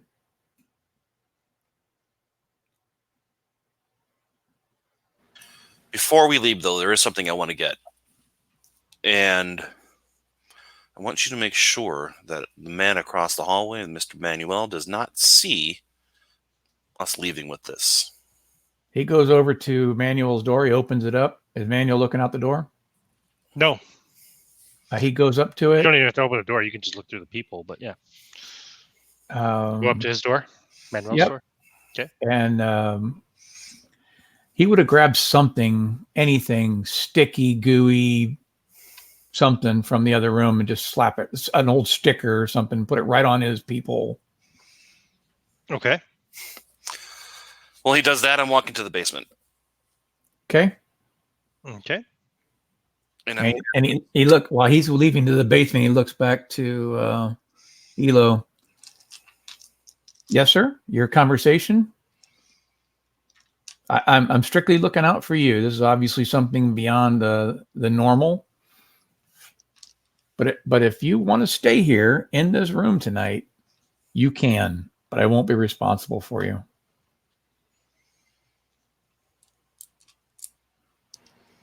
I was planning on retiring for sleep. I sleep 5.5 hours a night, and that's It's only coming up on like it's only like 6:30 right now.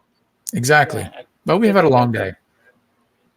I figured I'd probably work another 3 or 4 hours, and then How about I counter offer that you take all of the information that you've gathered so far, and you go and you crush it and compile it in a nice, quiet hotel room. It was proposed that you should work 12-hour days. Indeed. And I'm suggesting that we continue working in another location as we compile and crush all these numbers. Compare notes. very well. I'm supposed to be here working with you, not guiding you, so that's fine. Oh, you're a consultant. Please, by all means, consult. If you have another suggestion. Well, I'm at a loss, as all of us are, of what's happening here. Apparently, it's beyond things I have encountered before. It's interesting to try to figure out what's causing this to happen. It is a puzzle. A puzzle is something I've enjoyed doing. I'm not afraid of what I've seen so far, though. Let's look at what we got. We had a young lady who was completely sane and functional, who became very quickly dysfunctional and relatively insane as she removed all of the functionality out of her house, out of her apartment, and turned it instead into a modern art exhibit. A modern art exhibit that has some sort of relevance to insanity, and at that point disappears. She could have just wandered away, but the point is she went from functional to dysfunctional very quickly. We've been here for a few hours, and if you haven't had the experiences that my partner and I have had, I'm telling you there's a supernatural aspect to it. So it obviously, by the details, drove her insane, interesting or not. And I agree it's interesting, but I can be just as interested a mile away from here. There's no point in throwing ourselves away until we get a better grasp of the situation. And currently, right now, we're left to our own devices. This is just us. So you're a linguist. I suggest you grab some stuff to consider, and you take all your notes, and you break down, and you translate, and you work your remaining hours of the night until you get tired elsewhere. Because I'm thinking that there's a certain measure of danger, and there's no point in pressing ourselves today, right now. Okay. What do you do in the basement, Breen? I gather up the 2 cases of cassette tapes and I leave with them. Okay. Take them with you. Okay. Are you going to start gathering your things in the apartment then, Gary?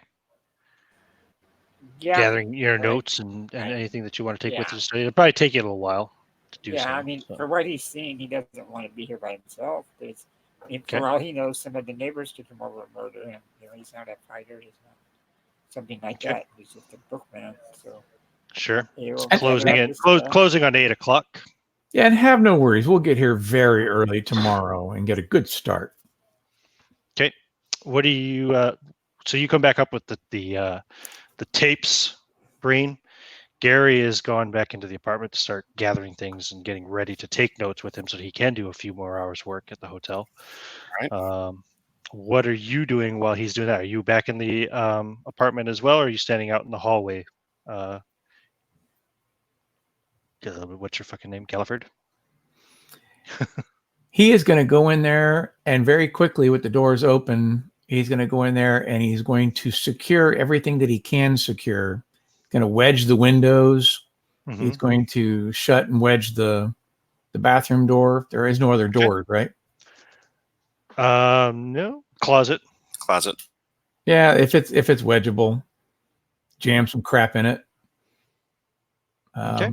Throw a little bit of fingerprint dust on the door. Close it, lock it, and He has plenty of time. You call the police department. Tell them that we need someone to watch it tonight, and we'll be back in the morning at the next shift. And I'm going to go down and secure that heavy latch and lock. All right, I will see. Okay, so I will step into the room. And he will take the fire starter stuff with him. Good. Okay. Cool. And you're going back to the hardware store to get a lock and stuff like that. Yeah. Yep, he's going back to the van. So he's Cool. going to use the van to run down into the store real quick and run right back. No problem. So yeah, like I said, it'll probably take you about an hour to get all your stuff gathered up satisfactorily, Gary, because I know you're pretty meticulous and professional. Sir, you were going to say something, Merrick? What's? I'll make the call when I get back. I'll step in and put the cassette tapes down inside of the apartment to the right, off to the side of the door. So if you peep through or look in through, you can't see them from the hall. And then stand out in the hall and call the precinct. Okay. As you do so, as you're dialing the precinct, yeah, it rings. Okay, somebody answers. Yeah. This is Agent Breen at the Wright residence on such and such. Give the address. Mm-hmm. Oh, okay. Yeah. Is there a possibility of getting a officer to or a patrol to watch the apartment overnight? Oh, I thought you guys were handling that. I don't have anybody free at the moment. I could try to arrange somebody. Is there any reason why you guys can't watch the apartment yourselves? We have finished our shift for the day of cataloging, staring at crap stuck really all day. Man, I got to get a job with the FBI. We've been at it 12 hours now. Staring at pictures glued to a wall. Not as fun as it sounds. Well, Officer Roscoe only handed over the keys to you there about 9 hours ago. But whatever you say, Agent. Look, yeah, I'll see if I can get somebody. Time is it now? It's 8:05. Yeah, I'll see what I can do. I'll try to get somebody down there by 10 o'clock.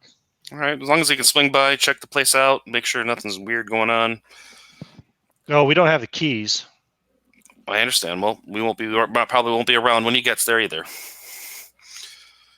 All right. You just want somebody to keep an eye on the building then from outside. Yes, that'd be fine. You should be able to see her Mm-hmm. there from outside. Let's see what I can do. All right. Thank you very much. Okay. Interagency cooperation. Thomas's door opens, Hang on. and Thomas walks out. He looks at you. Mm-hmm. He looks kind of surprised to see you standing there. Miss Manuel, how are you this evening? I'm sorry. Do I know you? We spoke earlier today. We did. Indeed. I'm sorry. I get forgetful sometimes, I guess. Hmm. What was your name again? I'm Agent Breen with the Federal Bureau of Investigations. Right. Thomas Manuel. I'm an artist. Oh, what kind of art do you do? I'm a painter. Look over his shoulder into his apartment. Looking into his apartment. Let's see. It's nonchalantly. Just want to see if there's anything else of note here that I haven't already said.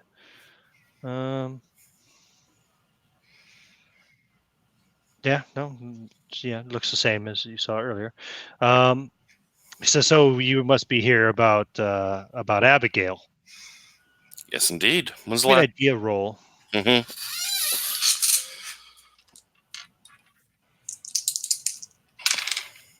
Nope. Okay. Well, look, I mean, I've told the police this time and again. She left the building with some no account guy that sells encyclopedias. Last time I saw her, they live up on 6. On 6. Yeah, the 6th floor. Are you from out of town? Now you don't have to make a roll to realize his demeanor has changed significantly. Yeah. Yeah, no, she moved on. She figured it out. She's upstairs with the others. There's only 5 floors. There's only 3 floors. Yeah, there's only 3 floors. She moved upstairs, you say? So she's still in the building? Jesus Christ, don't you guys keep records or anything? I told you, there was a big going away party in the smoking lounge on the 28th of May, up on 4. She moved up to 6, that encyclopedia guy. Oh. Interesting. I guess then we might have to check that out. Yeah, okay. Can I go now? Because I got some work to do in the basement. Oh, yeah, please. All right. And he goes walking up. I would get real big, like, what the fuck just happened?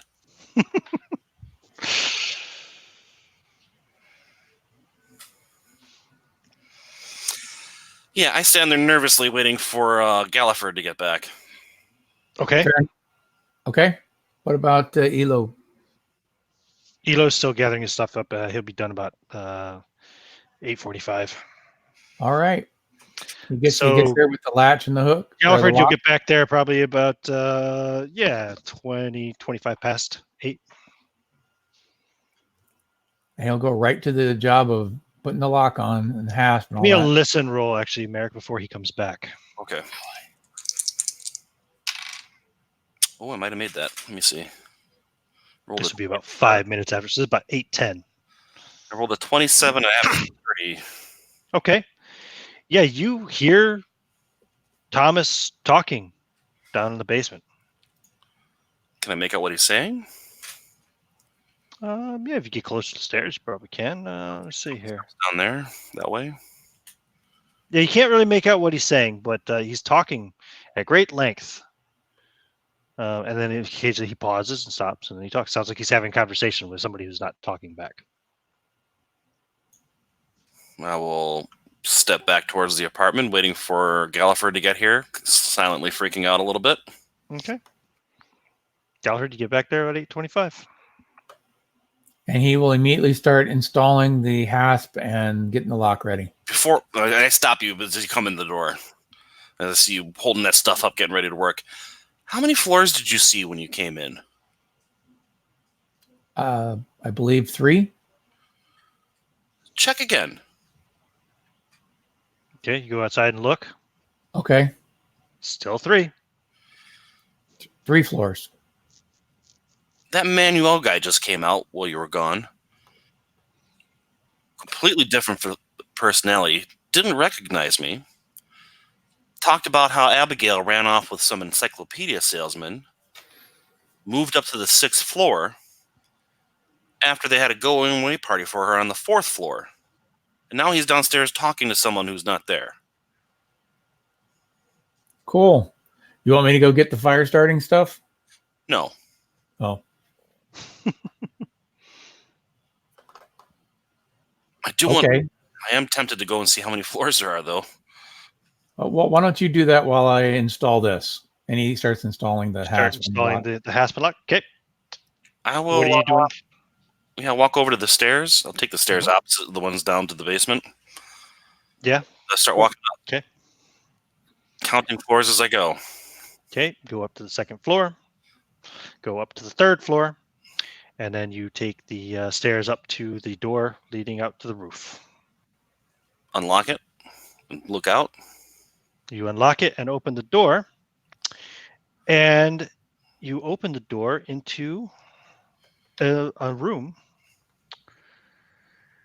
The looks like a turn of the century men's club. I will. Walls are covered in red velvet patterned wallpaper. There are overstuffed armchairs of burgundy leather dotting the floor. There's a large hearth and fireplace resting against one wall, burning away. There's a wet bar in another corner. You've got a strong smell of cigar smoke. In fact, there is smoke in the air. One wall is covered in floor-to-ceiling bookcases made of rosewood with a rolling step ladder permanently attached to a rail running to the midpoint of the shelves.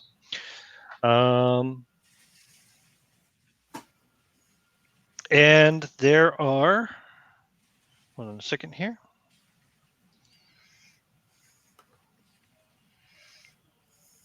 1, 2, 3. There are 3 people in here. Do I recognize them? Who all look in your direction. You recognize 2 of them. One of them is Thomas. One of them is Michelle. Oh, shit. The other one you do not recognize. The other one is an overweight man in a seersucker suit. He's got a comical lump of red hair sitting on his head, which looks like an obvious wig with all the grace of a dead animal. He's got a big cigar hanging out of his mouth, which is lit, and a glass of some kind of alcohol in his hand. And he turns and he says, "Oh, who is that? Hello." I will close the door, and I will lock it, and I will run down the stairs. Okay.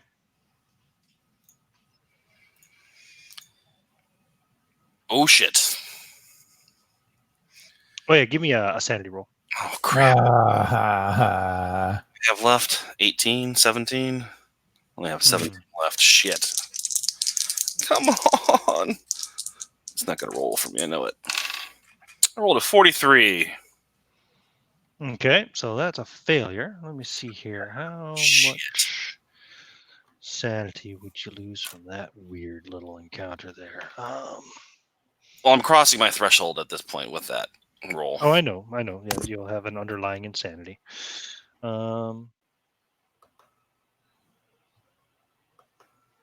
Yeah, okay, we will call it here. So you lose 2 more points of sanity. Shit. And you rush downstairs. And you'll find, Agent Galliford's there installing the hatch and lock. And I come running down the hall, hyperventilating. The roof is gone. The roof is gone. There's a room in there now. It's people. Give an idea roll. Nope. 86. Okay.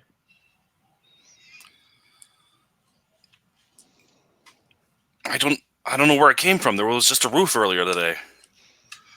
But that unpleasant woman from 3 is up there, or 2 is up there. That Michelle woman and the painter guy who was I know was in the basement. He's up there, and there's some fat guy with a bad wig on his head, and they're in some kind of lounge. Give me an idea roll, John. Stand by.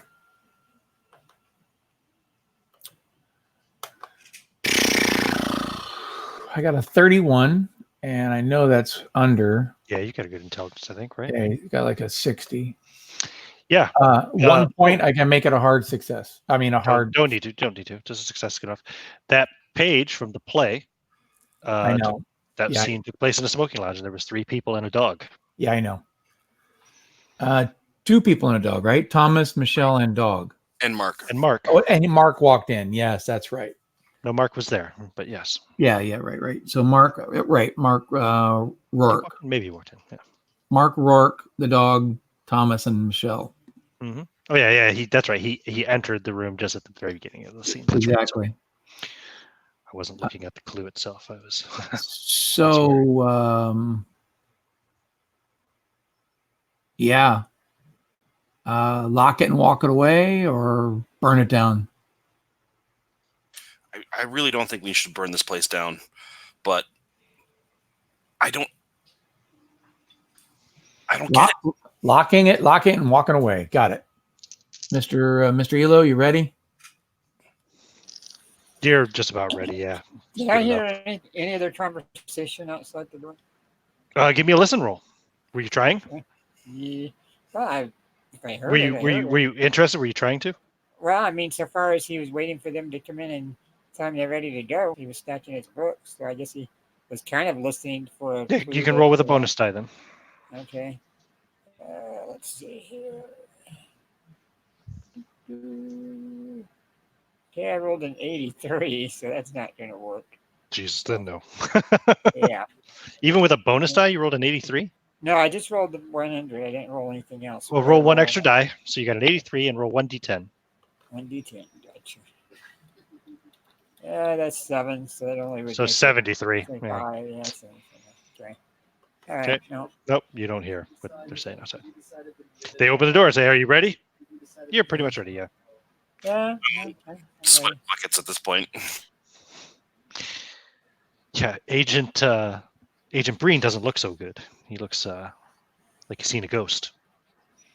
So, Mr. Elo, right? You're ready, right? Yeah. I've put a lock on the door, and I'm going to lock it. Which side of the door do you want to be on? The tapes. And I step in and I grab the boxes. Okay. I get back out and I start walking towards the front door. I'm joining with you guys. What's wrong, Agent? Anyway. Sorry. You're pale. He locks the door. You're pale and you're walked away. Out of breath. Oh, he walked away. He's walked away. He's walking out the door and ignoring you, I guess. I think you might want to catch up with him. I think he might be having a heart attack. Okay. No. Okay. Go down there and talk to him. So you have the keys. You lock the door and then you lock the latch as well? Correct. Whatever the newly installed. Okay. Uh-huh. Then what? Leaving the building. Okay. You guys are outside. You're on the Manhattan city streets. It's dark. It's like 8:45. So the sun went down about a little over 40 minutes ago. Perfect time to get in the van and drive away. Okay. Get in the van and drive away. I have my own car. Oh, you have your own car, yeah. That's true. I'm gonna look up at the roof again since I'm outside. It's just a normal 3-story brownstone building. Yeah. As I described before. Well, normal is as normal as the description I gave you earlier, but yeah. I'll get in my car then and follow them. Okay, where are you guys going? We're gonna. Well, are we familiar with Manhattan, or are we from out of town? I believe your character. You all work at Manhattan. Well, two of you work in Manhattan currently. Anyway, you and the 2 FBI agents both work in the Manhattan office. So you're locals. If the house is viable, I mean, we're probably on per diem.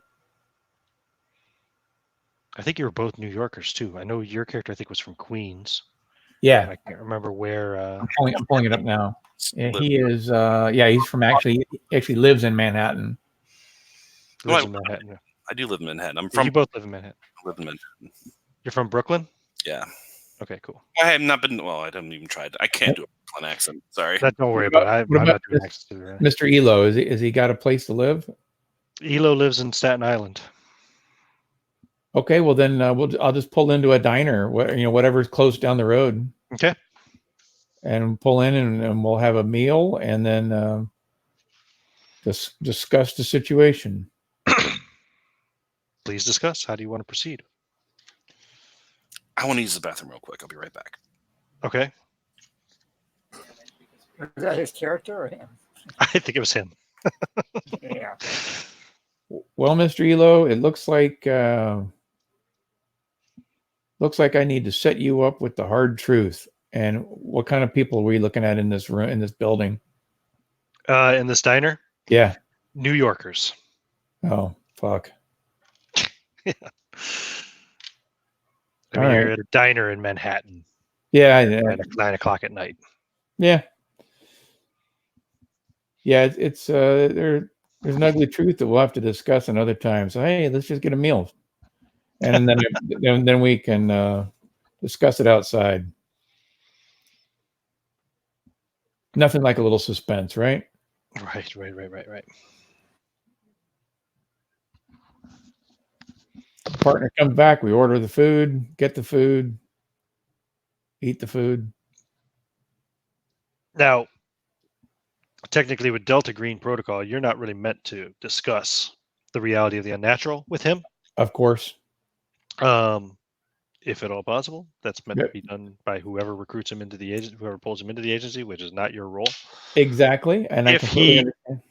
If he has knowledge of the unnatural and is not going to be brought in as a friendly or a member of the agency, generally speaking, what you're meant to do is, you're meant to Yes. take care of him, And that's to going make to sure be that knowledge does not spread. exactly. So I'm going to test the waters because I'm temporarily insane and I don't really have control of what I'm doing. That's true. You did roll an insanity, didn't you? I did. Oh, actually. I did. No, that's him. I haven't broken yet. Oh, okay. Great. I'm pretending. You're not temporarily insane. You're pretending. Gotcha. Okay. Merrick, are you back yet? Merrick. He has an irrational fear of diners. He must be pooping. Ew. I mean, if he was just taking a piss, he'd be back by now. Let's see. 1999. Hold on. I need to look up one thing real quick. Poop in 1999 wasn't any different than 2019, my friend. Right. Poop is poop.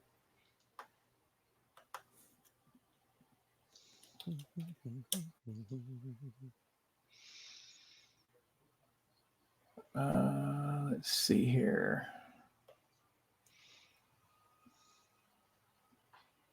Yeah, perfect. So, Mr. Elo, did you watch Men in Black? No. You didn't watch the movie Men in Black? I don't see very many movies. Do you understand that? Oh, Jesus Christ.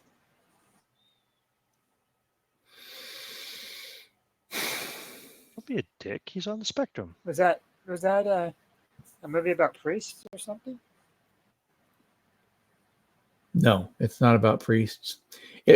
Men in Black was a science fiction movie that dealt with a secret organization that protected the rest of society and the globe, as a matter of fact, from the knowledge that there were aliens.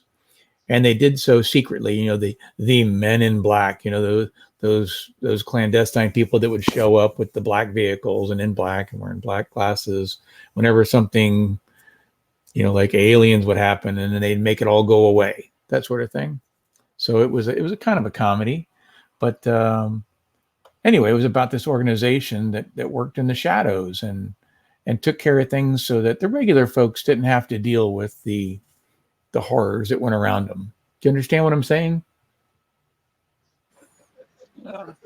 Nod your head like you understand. Yeah. Uh-huh. You're really Okay. quiet, Rob. I don't know if you got farther away from your microphone or something, but So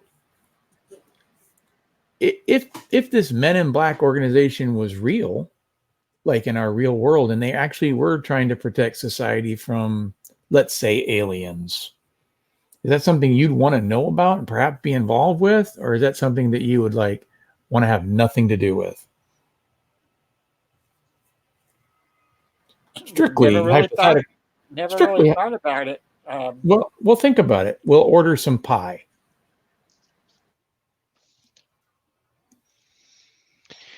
give me a spot hidden roll, John.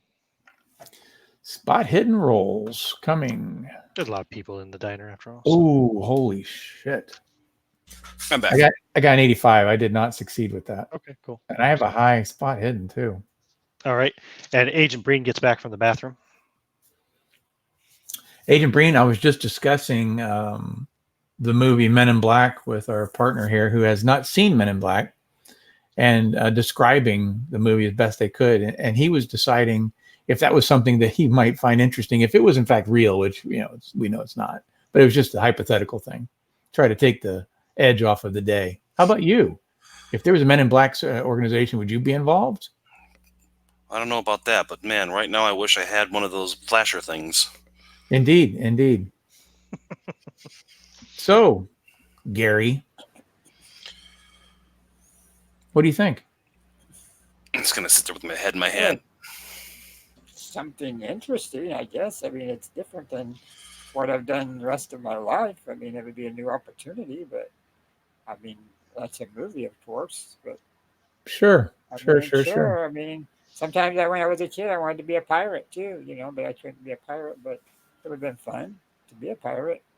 Something that's better than getting up every day and driving a car to a place and looking through books all day. I mean, that's right. what I do. But I mean, sometimes I'd rather do something else. So I guess. I mean, it's like I said, it sounds fun. I mean, I'm sure we get monotonous and maybe even dangerous if I was doing that every day also. But I mean, so far as just you asking me, yeah, I mean, who wouldn't want to see somebody from another world? I mean, yeah. All right, very good. Shall we order? Yeah, you getting pie and coffee and stuff. Yeah. Sure. Yeah. I'm getting a turkey, like a Caesar salad type thing, bowl. Okay. Cool. That's right. You didn't have dinner. I walk over to I'm sure there's like a newsstand in the restaurant where they got like papers. Just sure. Grab one of the papers and walk over and flip through it looking for sunset. What time sunset? Sunset today? Yeah. 8:01 p.m. 8:01. A little over an hour ago. Okay, and it was after that time when I saw Thomas again. Yeah, just after. Like 8:05 or something, maybe 10 past 8. Yeah, it was about 10 past 8, maybe. Think back to when I saw the person walk past the door. Did it remind me of Mr. Badwig? No. Okay. You would remember him. Yeah.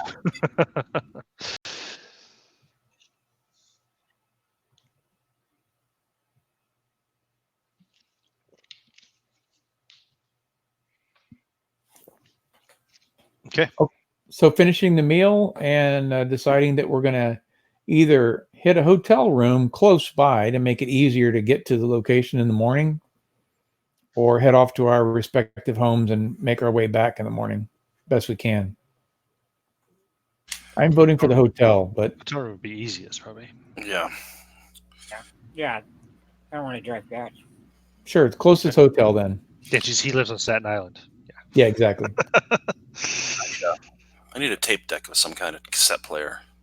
I'm sure that can be arranged. Probably have one in the car. Yeah. Yeah, I'm sure. Or you could pick one up. I mean, I'm sure it's City that City- never sleeps. Sure, someplace City you can that buy. never sleeps. Yep. So we'll hit the hotel. There's like a 24-hour Walmart or something, Yep. I don't know if they have Walmarts in Oh, Manhattan, but you know what I mean. Walmart, Like, but they whatever. have a mom and pop They have electronics something. store. Yeah. Yeah. Okay. So I guess one room each, connecting. Connecting would be good. It's fine. Okay. Yeah, they don't have connecting. In fact, they only have 2 rooms. 2 rooms it is. Fine. Yeah, a single and a double. FBI will put our consultant into his own room for the evening. Thank you for your service. Lay out all your papers and figure out your stuff tonight. And the 2 of you are sharing a double bed, or one of you could sleep in the chair. That's or on the fine. floor. That's adorable. You think there's going to be sleeping?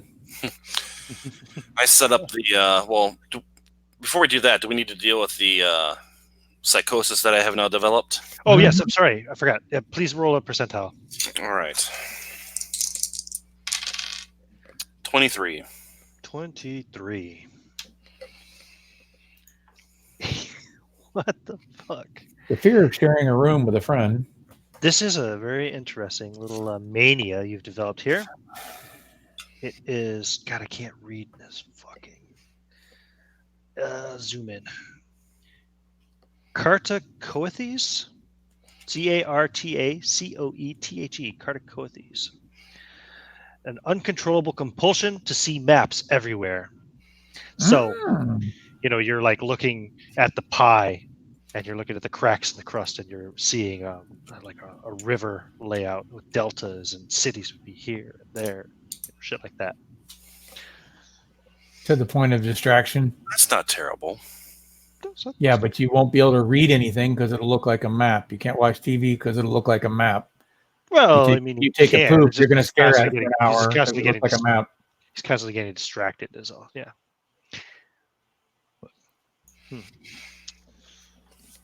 When I'm in the room, I'm going to set up the tape deck, and start with cassette 1. Okay. Start scanning through them. Okay. You So how listening to fast it on do you think you headphones could, or? like- Sorry. Are you using headphones or are you just playing it? I'll use headphones. Okay.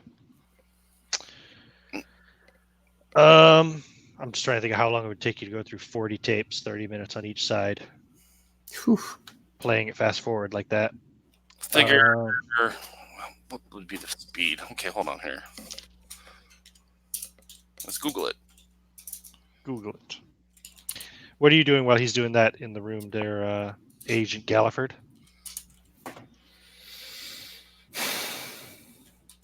I guess he will take this opportunity to clear his head with a nice shower. Okay, cool. You taking a shower, and in your room there, Gary, you've got like reading materials and the kind of stuff where you're writing down information, so you can work away as many hours as you want. It's all pretty mundane, harmless stuff. Yeah. So. He also puts a chair underneath the door there. Oh, really? Okay. Well, people's been kind of strange in the last couple of hours. That's fair. So. That's fair. Yeah. That Larry guy, he's a bit of a loose cannon. There's a lot of stuff going on. So he'd do that. He would do that. He would go take a shower also, kind of freshen up, and then start looking through the books and compiling through the information. Another 3 hours he could be up before his bedtime. Yeah, sure. A little after midnight or so. Like maybe closer to 1 a.m. Yeah, that's fine. Okay, what did you find, Merrick, on your Google search? I'm still looking. Oh. I should have looked it up myself. I have really good Google Fu.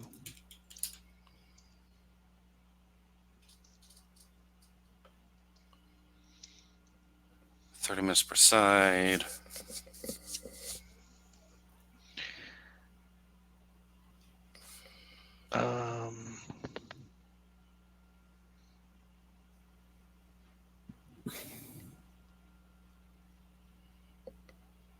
Rewind and fast forward speed. Oh, that's what I'm looking for. Boom, boom, boom, boom, boom, boom. Oh, that's just how to make it faster than say specific speeds.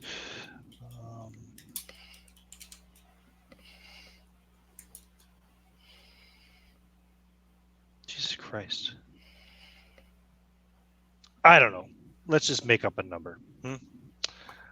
I'm going to say it'll take you 3 minutes each side. I'm going to say 10 times.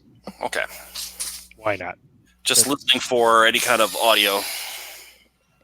So 3 minutes on each side, 6 minutes per tape, 40 tapes. That's 240 minutes. That's 4 hours. All right. I'm going to be doing that. You'll be doing that until about 2 o'clock in the morning. Well, I'm tracing maps in the grain and the wood of the desktop. Yeah. Yep. What about you? So they're tied up till 1 and 2 a.m. respectively. What about you, Agent Galliford? What are you doing? You said you're not sleeping. You finished your shower and all that. You're done by 9:30, 10 o'clock. Say 10 o'clock. Oh, I didn't say he didn't want to sleep. I just said there probably wouldn't be any sleep. What is he doing after the shower? Anything? If he comes out and sees him currently occupied and awake, then he will attempt to take part of that most treasured situation of slumber. Yeah. He'll try. Okay. Yeah. What's your power? Your willpower? Willpower. Your power. Yeah, his power is a 35. Okay, cool. And what's your constitution? 70. Okay. Yeah, you managed to get to sleep, no problem. You do have nightmares. Of course. Who doesn't? I already had nightmares before. You have nightmares about ghosts and haunted house. Oh, that's a change from Fishmen. Yeah, true. Okay. And after examining the tapes, there's nothing. Throw the headphones off. Grab an unoccupied pillow from the bed. Toss it on the floor and just crash out. Okay, cool. You may. In the morning, what are you guys going to do? Take a shower. Mm-hmm. Yeah, I don't need the play-by-play. What's your plan of action? Get back to the house or shit? Going back to the apartment? I don't know if we want to go back there. Do we want to try and go and talk to the leasing agency? I would say at this point it exceeds our ability to deal with it with the skills that we have in a positive fashion. So we were told to gather information. I say we gather information from a safe distance, or we burn it to the ground, or we contact the agency and let them know that we're done. Are we done, though? Well, here's the thing, though. I had a thought when we were in the house. This is before a lot of the creepy stuff started happening. But when I was down in the basement, there was 4 storage areas. One of them had that painter's non-paintings and his non-recorded cassettes. Right. 3 others had just had some miscellaneous junk in them. Did you ever consider that perhaps the reason there's non-paintings and non-cassette tape information is because it's a non-person? Maybe it's a ghost. Maybe everybody in that building is a ghost. I am not going to consider that at this point because that's not the point I was trying to make. Fair enough. So there was 3 other storage lockers that were oddly empty for a building of that type. It occurred to me that all that junk that we found in that girl's apartment was from those storage lockers because they looked like they'd been rifled through. Okay. That's where I think she got all of her materials from. Clearly, it's not of any of the current residents, if they are indeed people. Because no one has come. Yeah, thanks for putting that thought in his head. Yeah, and because no one has come back banging on the door, demanding their antique collection of dentures. Yeah, I'm still not at the point where you have convinced me that they're not ghosts. I don't know. Didn't you say there was a whole nother floor on top of the roof when you went up there? When I went up there, there was it was like one of those gentleman lounges you see in those old-timey movies, Hmm. 30s and 40s. Right? Some fat bastard with a seersucker suit and a mop of red something on his head. Right. Like a bad wig that they had 30, 40, 50 years ago. Something like that. He was Or like 100 years ago, but yeah. chopping a cigar and hanging out with the non-artist and the angry Right. from upstairs. Yeah, just a handful of ghosts on a ghost floor of a building. What was she wearing? If I remember, if I can think back to the brief glimpse I saw of her. Michelle? Yeah, was she still in her Che Guevara suit, and her? Yeah. Yep. She hadn't changed her clothes. Nope. Neither did Thomas. So they still had their clothes on. Did I recall seeing a dog? No, you did not see a dog. There was no dog. At least. But it was just a big lounge with a wet bar and a bookcase. Mm-hmm. And Weird Thomas, as opposed to ogling Thomas from the day. Mm-hmm. You mentioned that they went up to the girl and the salesman that she left with were on the 6th floor. Mm-hmm. What if there's some kind of dimensional thing happening and she's stuck up there? What if they're ghosts and it's a ghost floor? Then why was it so real? The only way that sheet of paper could have gotten in that room is if it was spiritual of some sort. Is that true? Ghost. You saw somebody walking in a bathroom that they couldn't have walked in. Ghosts. You walked up to a roof and there was a whole nother floor full of people. Ghosts. The place is haunted. I asked for an exorcist. The headquarters said no. Deal with it. I'm saying deal with it.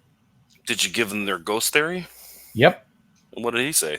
He said it sounded really cool and that it was some sort of crazy math and that they had no experts to deal with and that we knew what to do. We deal with it. Crazy math. Mm-hmm. Some sort of dimensional magic or some such. Hypergeometry. It's magic. Yeah, he was specifically being elusive. I was just saying in case Detective Breen might think, or Agent Breen might think, oh, right, yeah, okay. Is that, when he mentions weird math, does that ring any bells for me? Give me an idea roll.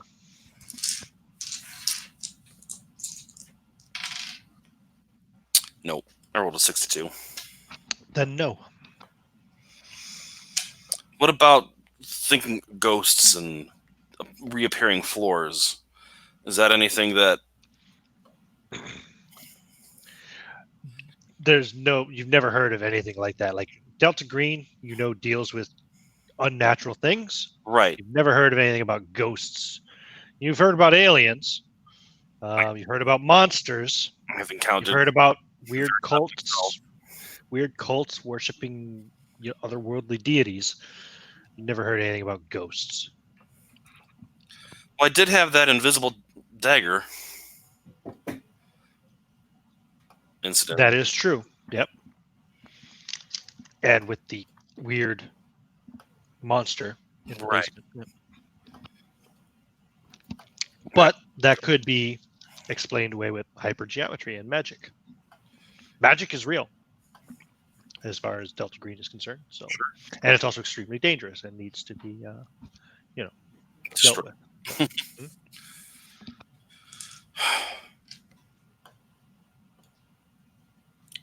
I wonder if it's a time-based thing.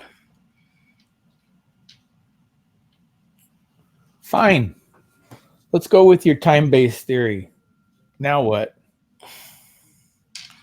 What if we do investigations outside of the building today, and we go and check it out again at night? So you recognize that the building's dangerous, and you want to go in there when theoretically they're their most active. Look, this is what we were hired for. This is what we were recruited for.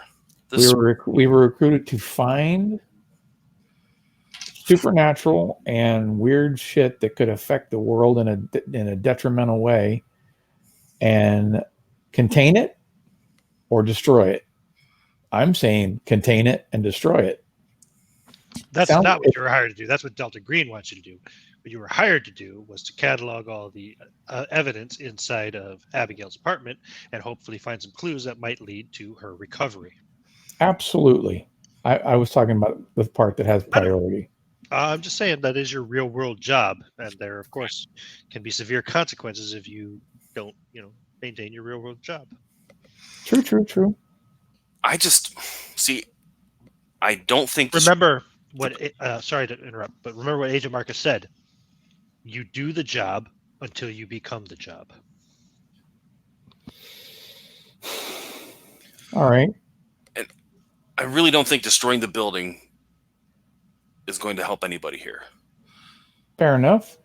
Mainly because too many people know that that's where we're supposed to be at. And suddenly, oops, it burned to the ground. I don't really feel like spending the rest of my life in prison. Fair enough. Or disappeared. How would you like to approach it then? I'll follow your lead. Let's see what we can find from this leasing agency today. Past tenants. See if there's any names that ring bells. The company that owns the property? Right. ArtLife. Sure. That sounds like a good plan. Let's see what Mr. Elo's doing.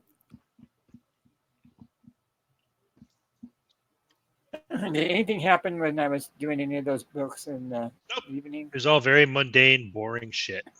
Yeah, when it's the same way in the morning. I don't think you haven't had any failed sanity rolls or any crazy experiences yet either, have you? No. I think it's kind of funny how that works out. I lost one sanity, remember? Whenever I was from listening to that tape, which had nothing. Yeah, that's true. Yeah. Okay, thanks for reminding me. But other than that, you haven't seen anything or heard anything creepy. No, I thought I saw the guy in the bathroom, or did I? You did not. No, I did not. Okay, he just told me he saw one. Right. Because you were reading the book at the time.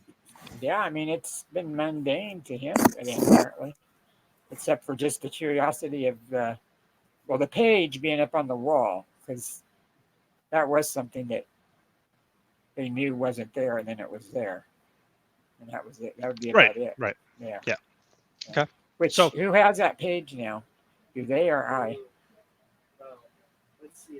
I don't remember who. I believe it was Agent Galliford who had the evidence bag. Okay.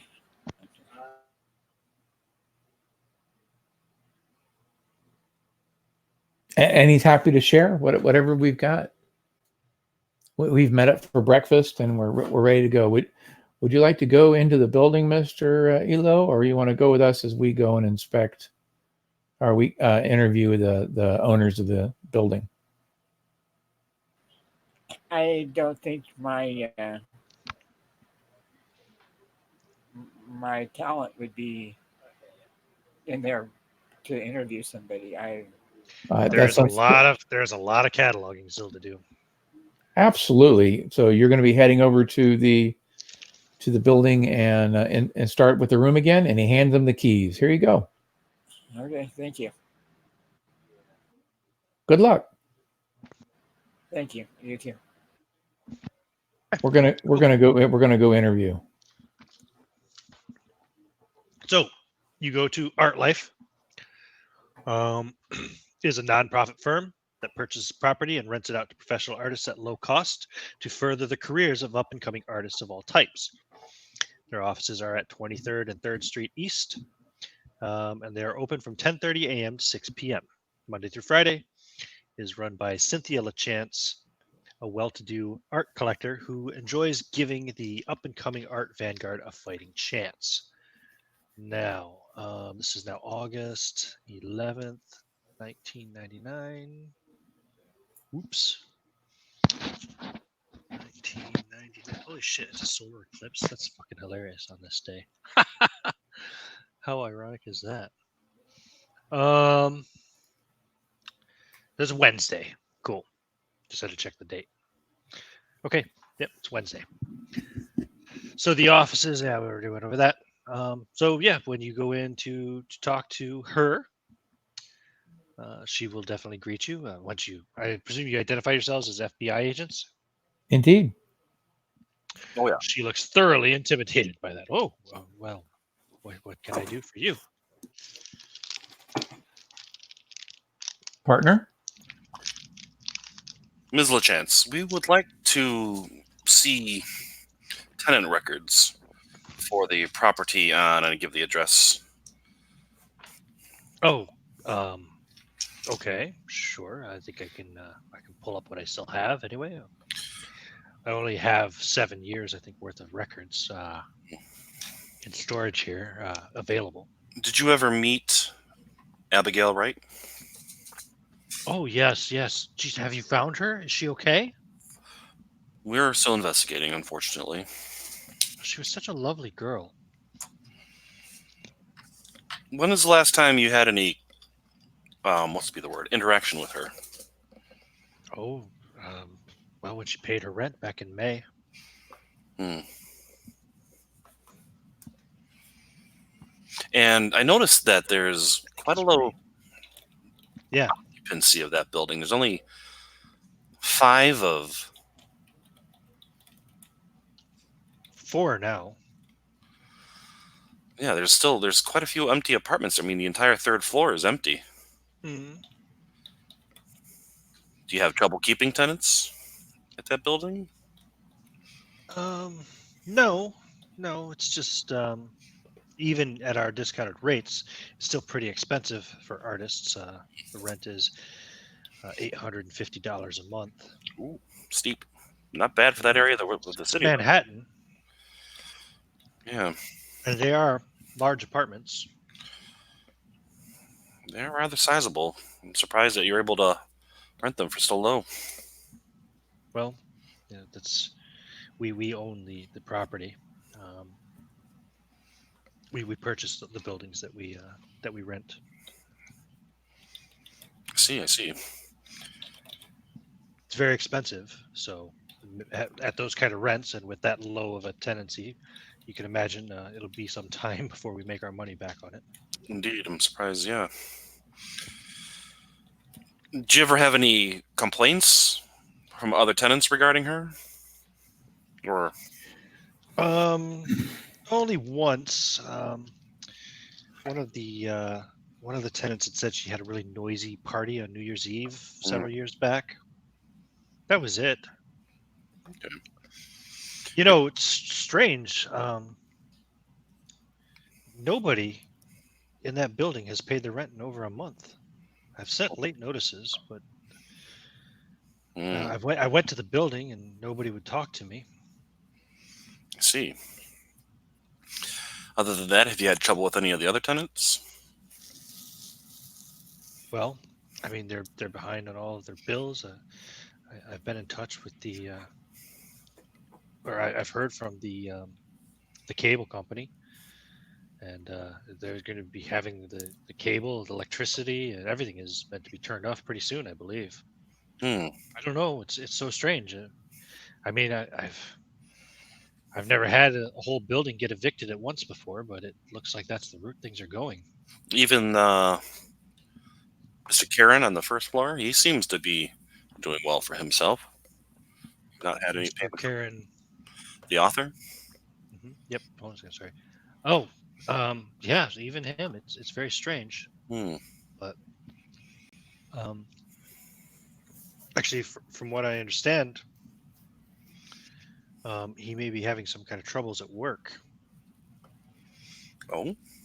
hmm Yeah. Well, I mean, I'm trying to track him down Mhm. and find out what's going on and why these people why they're not paying their bills and paying their rents. Of course You it'd know, I be. have utilities telling me that they're going to be shutting everything down. Of course. Um, I'm just trying to look to see who it would have been. That's the wrong person. Ah, okay, yeah. I contacted Crescent Publishing. They handle his novels. Hmm. I spoke to Miss Wagner there, um,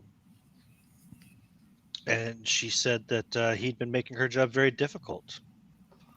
recently, not showing up to conventions, and he's behind apparently on deadlines for his novel. I don't know. It's all very strange. Hmm. And also, I heard from Thomas's parents. They live in on Long Island, and they called here. Oh man, a few months ago to say that Thomas had grown very distant and was not answering their phone calls anymore, and wouldn't see them. Um, I mean, I haven't spoken to them since it was sometime in March anyway. But Hmm. And I glance over at Galliford. Interesting. Do you have Interesting indeed.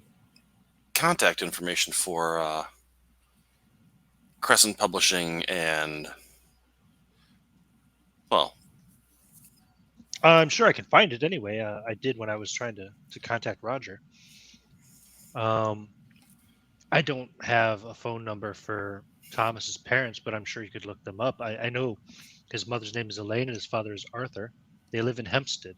Hempstead? Oh, okay. Thank you. Last name Manuel. Hmm. Uh-oh.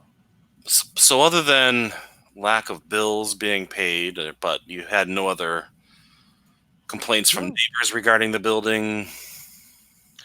no. There was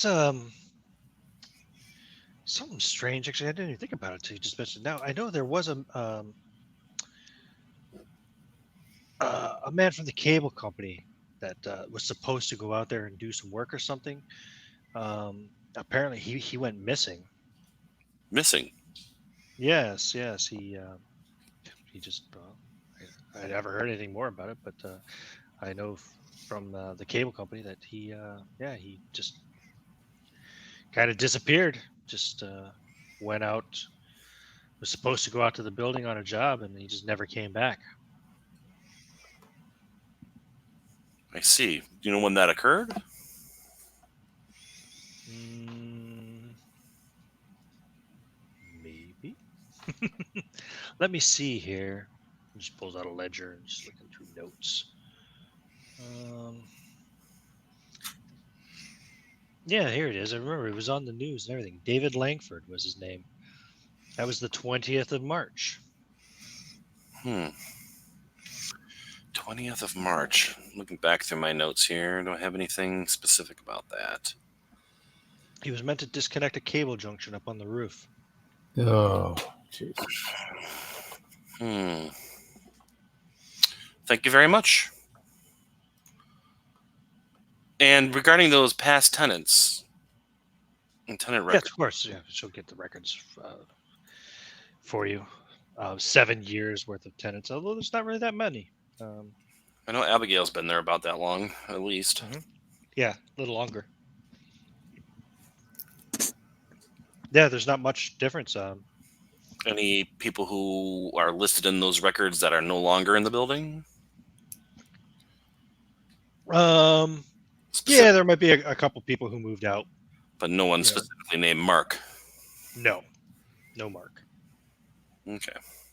Although I suspect Big Red is Mark. Fat Man, I think, is Mark. I know who you're talking about. Yeah. Okay. Thank you. I think we Well, I hope everything's okay. I mean, I hope you find Abigail. And if you talk to any of those tenants, please tell them to get a hold of me. They need to pay their rent. They're going to get evicted. All the utilities are going to be turned off next week. I see. I will be sure to pass that along. As soon as that happens, the eviction notices go out. Of course. Well, it may be a nonprofit organization, but business is still business. Doesn't make sense that you would have to lose money. Well, I'm sure there's many out there who would appreciate living in a building such as that. And look over at Galliford and be like, make like a nope face. Right. Well, thank you. We'll be on our way. if you think of anything else you think might assist us in our inquiries, here, and I hand her my card. It's got write my cell number on the back. Sure. Well, thank you. On the way out, I'm going to text the boss or I'm going to page the boss. Okay. He rings you back a minute later. Yes. What is it? The New owners development? of the building are going to attempt to evict all the personnel because no one's come in or gone out, and the people they've sent in to disconnect cable and power have disappeared. And last night when we were closing it down to get out of there safely, there was a fourth floor on a 3-story building. It's the building itself. A fourth floor. Yes. Are you sure? Did you Completely see this? positive. So What was it like? There's talk of a 5th floor and a 6th floor, and that's where the girl ended up, was on the 6th floor. We haven't seen any evidence of that, but I thought to keep you in the loop just in case we don't make it out today. Is there any chance that we could secure the building, as in purchase it? Because it might be a nexus point. It will definitely take a little bit of work, but if what you say is true, it may well be worth it. Either that or perhaps burn it down to the ground. So it's a bit drastic, but I mean, if we go through the legal process, we could purchase it and then have it demolished if that's necessary. It would be preferable to outright arson and potential manslaughter. I suspect those all the buildings people are built right on top of each other, and you burn down one brownstone, you might take 2 or 3 more down with it. The New York Fire Department is something of a miracle. I'm sure they would get there very quickly and put it out. But in the meantime, we've gathered quite a bit of information, and we have determined that it is, in fact, by all indications, haunted, even though we both recognize that hauntings are extremely rare and difficult to prove. So I'm sure it's something else that has the same sort of indications. Oh, But I think you were onto something when you said a nexus. I don't think it's haunted at all. Yeah, I suspect all these people some kind of a portal. Exactly. I don't think these are people at all. I think they're interdimensional. They may, in fact, be, as you said, a counter agency. He's talking to we're out in the street where it's noisy and such, right? Yeah, exactly. He's giving him the wink. I mentioned change personalities. Hold on. I think my partner's speaking in voices. 1 second.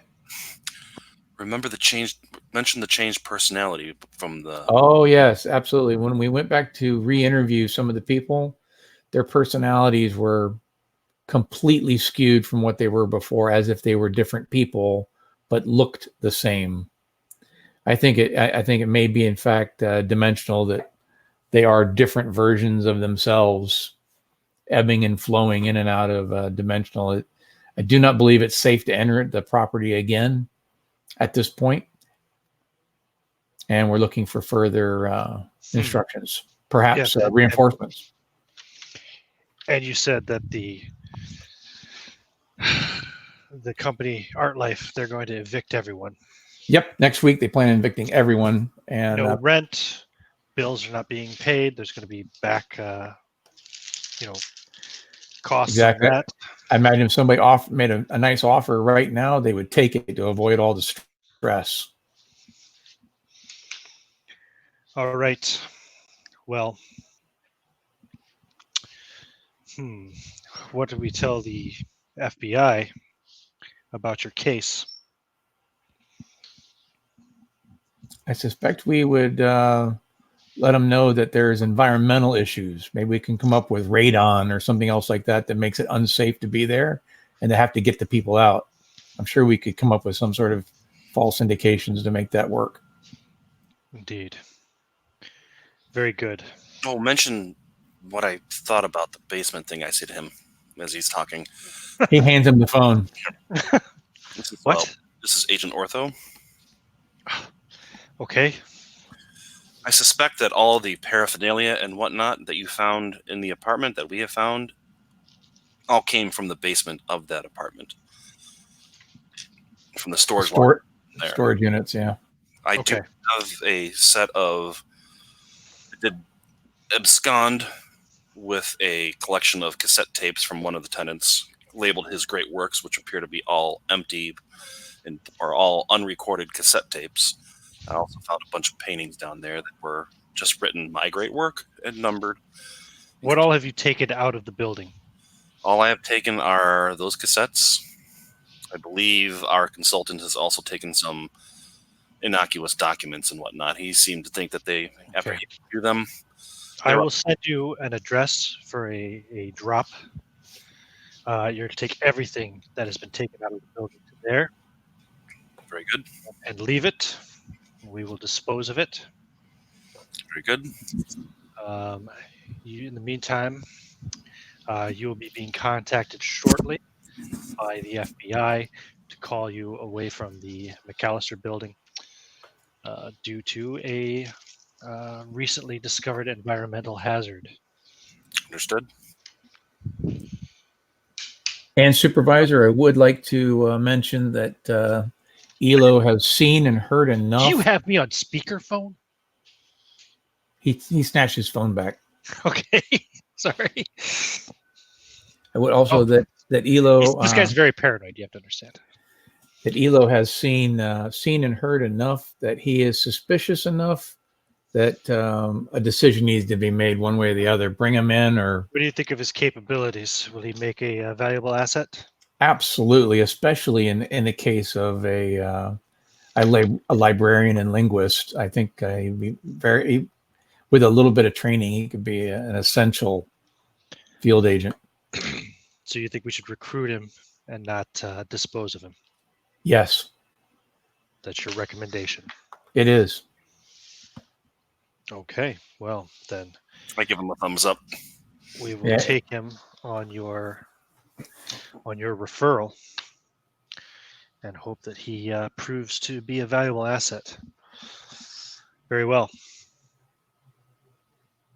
Okay, so that will all happen then. They will go through. They will have the building evacuated. The building will be warded off, cordoned off. During this evacuation, do people actually leave? No, the NYPD have to go in and drag them out. That's what I was going to say. It's probably not NYPD. It's probably Sheriff's Department. When they pull them out of the building, are they actually still people? Are they alive? Yeah, they're just people. Wow. Louis Post, Thomas Manuel, Michelle Van Fitz, and Roger Karen. Yeah, that's it. Those are the only people in the building. I have a question. Do they do that in the daytime or in the evening? Oh, they do it all in the daytime. Mm-hmm. Yeah, okay. It's all done that day, shortly after your phone call. Within a couple of hours.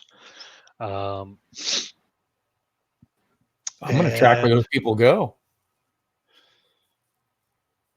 Yeah. Okay. You may do so. They might need to be eliminated. They all go to sanitariums or insane asylums. Essentially, they all become. They're all diagnosed with severe fucking mental disorders. Yeah, whatever, and are taken away and probably never seen again. Anything else to say about this? Let me see here. We welcome Mr. Elo into the fold. When I make my report, I talk about the lounge, how I suspect there's more floors above, that if Abigail is there still, that she is on one of those ghost floors. Mm-hmm. Yeah. And it may have something to do with time of day, that when they appear and disappear. What's your luck, Merrick? Mine is 52 now. Yeah, what's yours, John? Stand by. I was grabbing it. It is a 30. Roll it. Stand by, sir. On dice roller. Oh, fart. I got a 31. I missed it. Okay. Yeah. So weeks pass and months, and the building stays there. Doesn't go anywhere. It is not open for business. It is a condemned building, but yeah, they do not demolish it. And that's the end of the scenario. So congratulations, you all lived. You missed out on 75% of the scenario two. Yeah, I figured. Okay. But all right, yeah, well done. Is there any kind of a reward for coping with this? Really, interestingly enough, it doesn't seem to be written in on this one. That's okay. It's just one shot. Yeah. All right. Cool. Great. I'm going to end the recording then. Cool.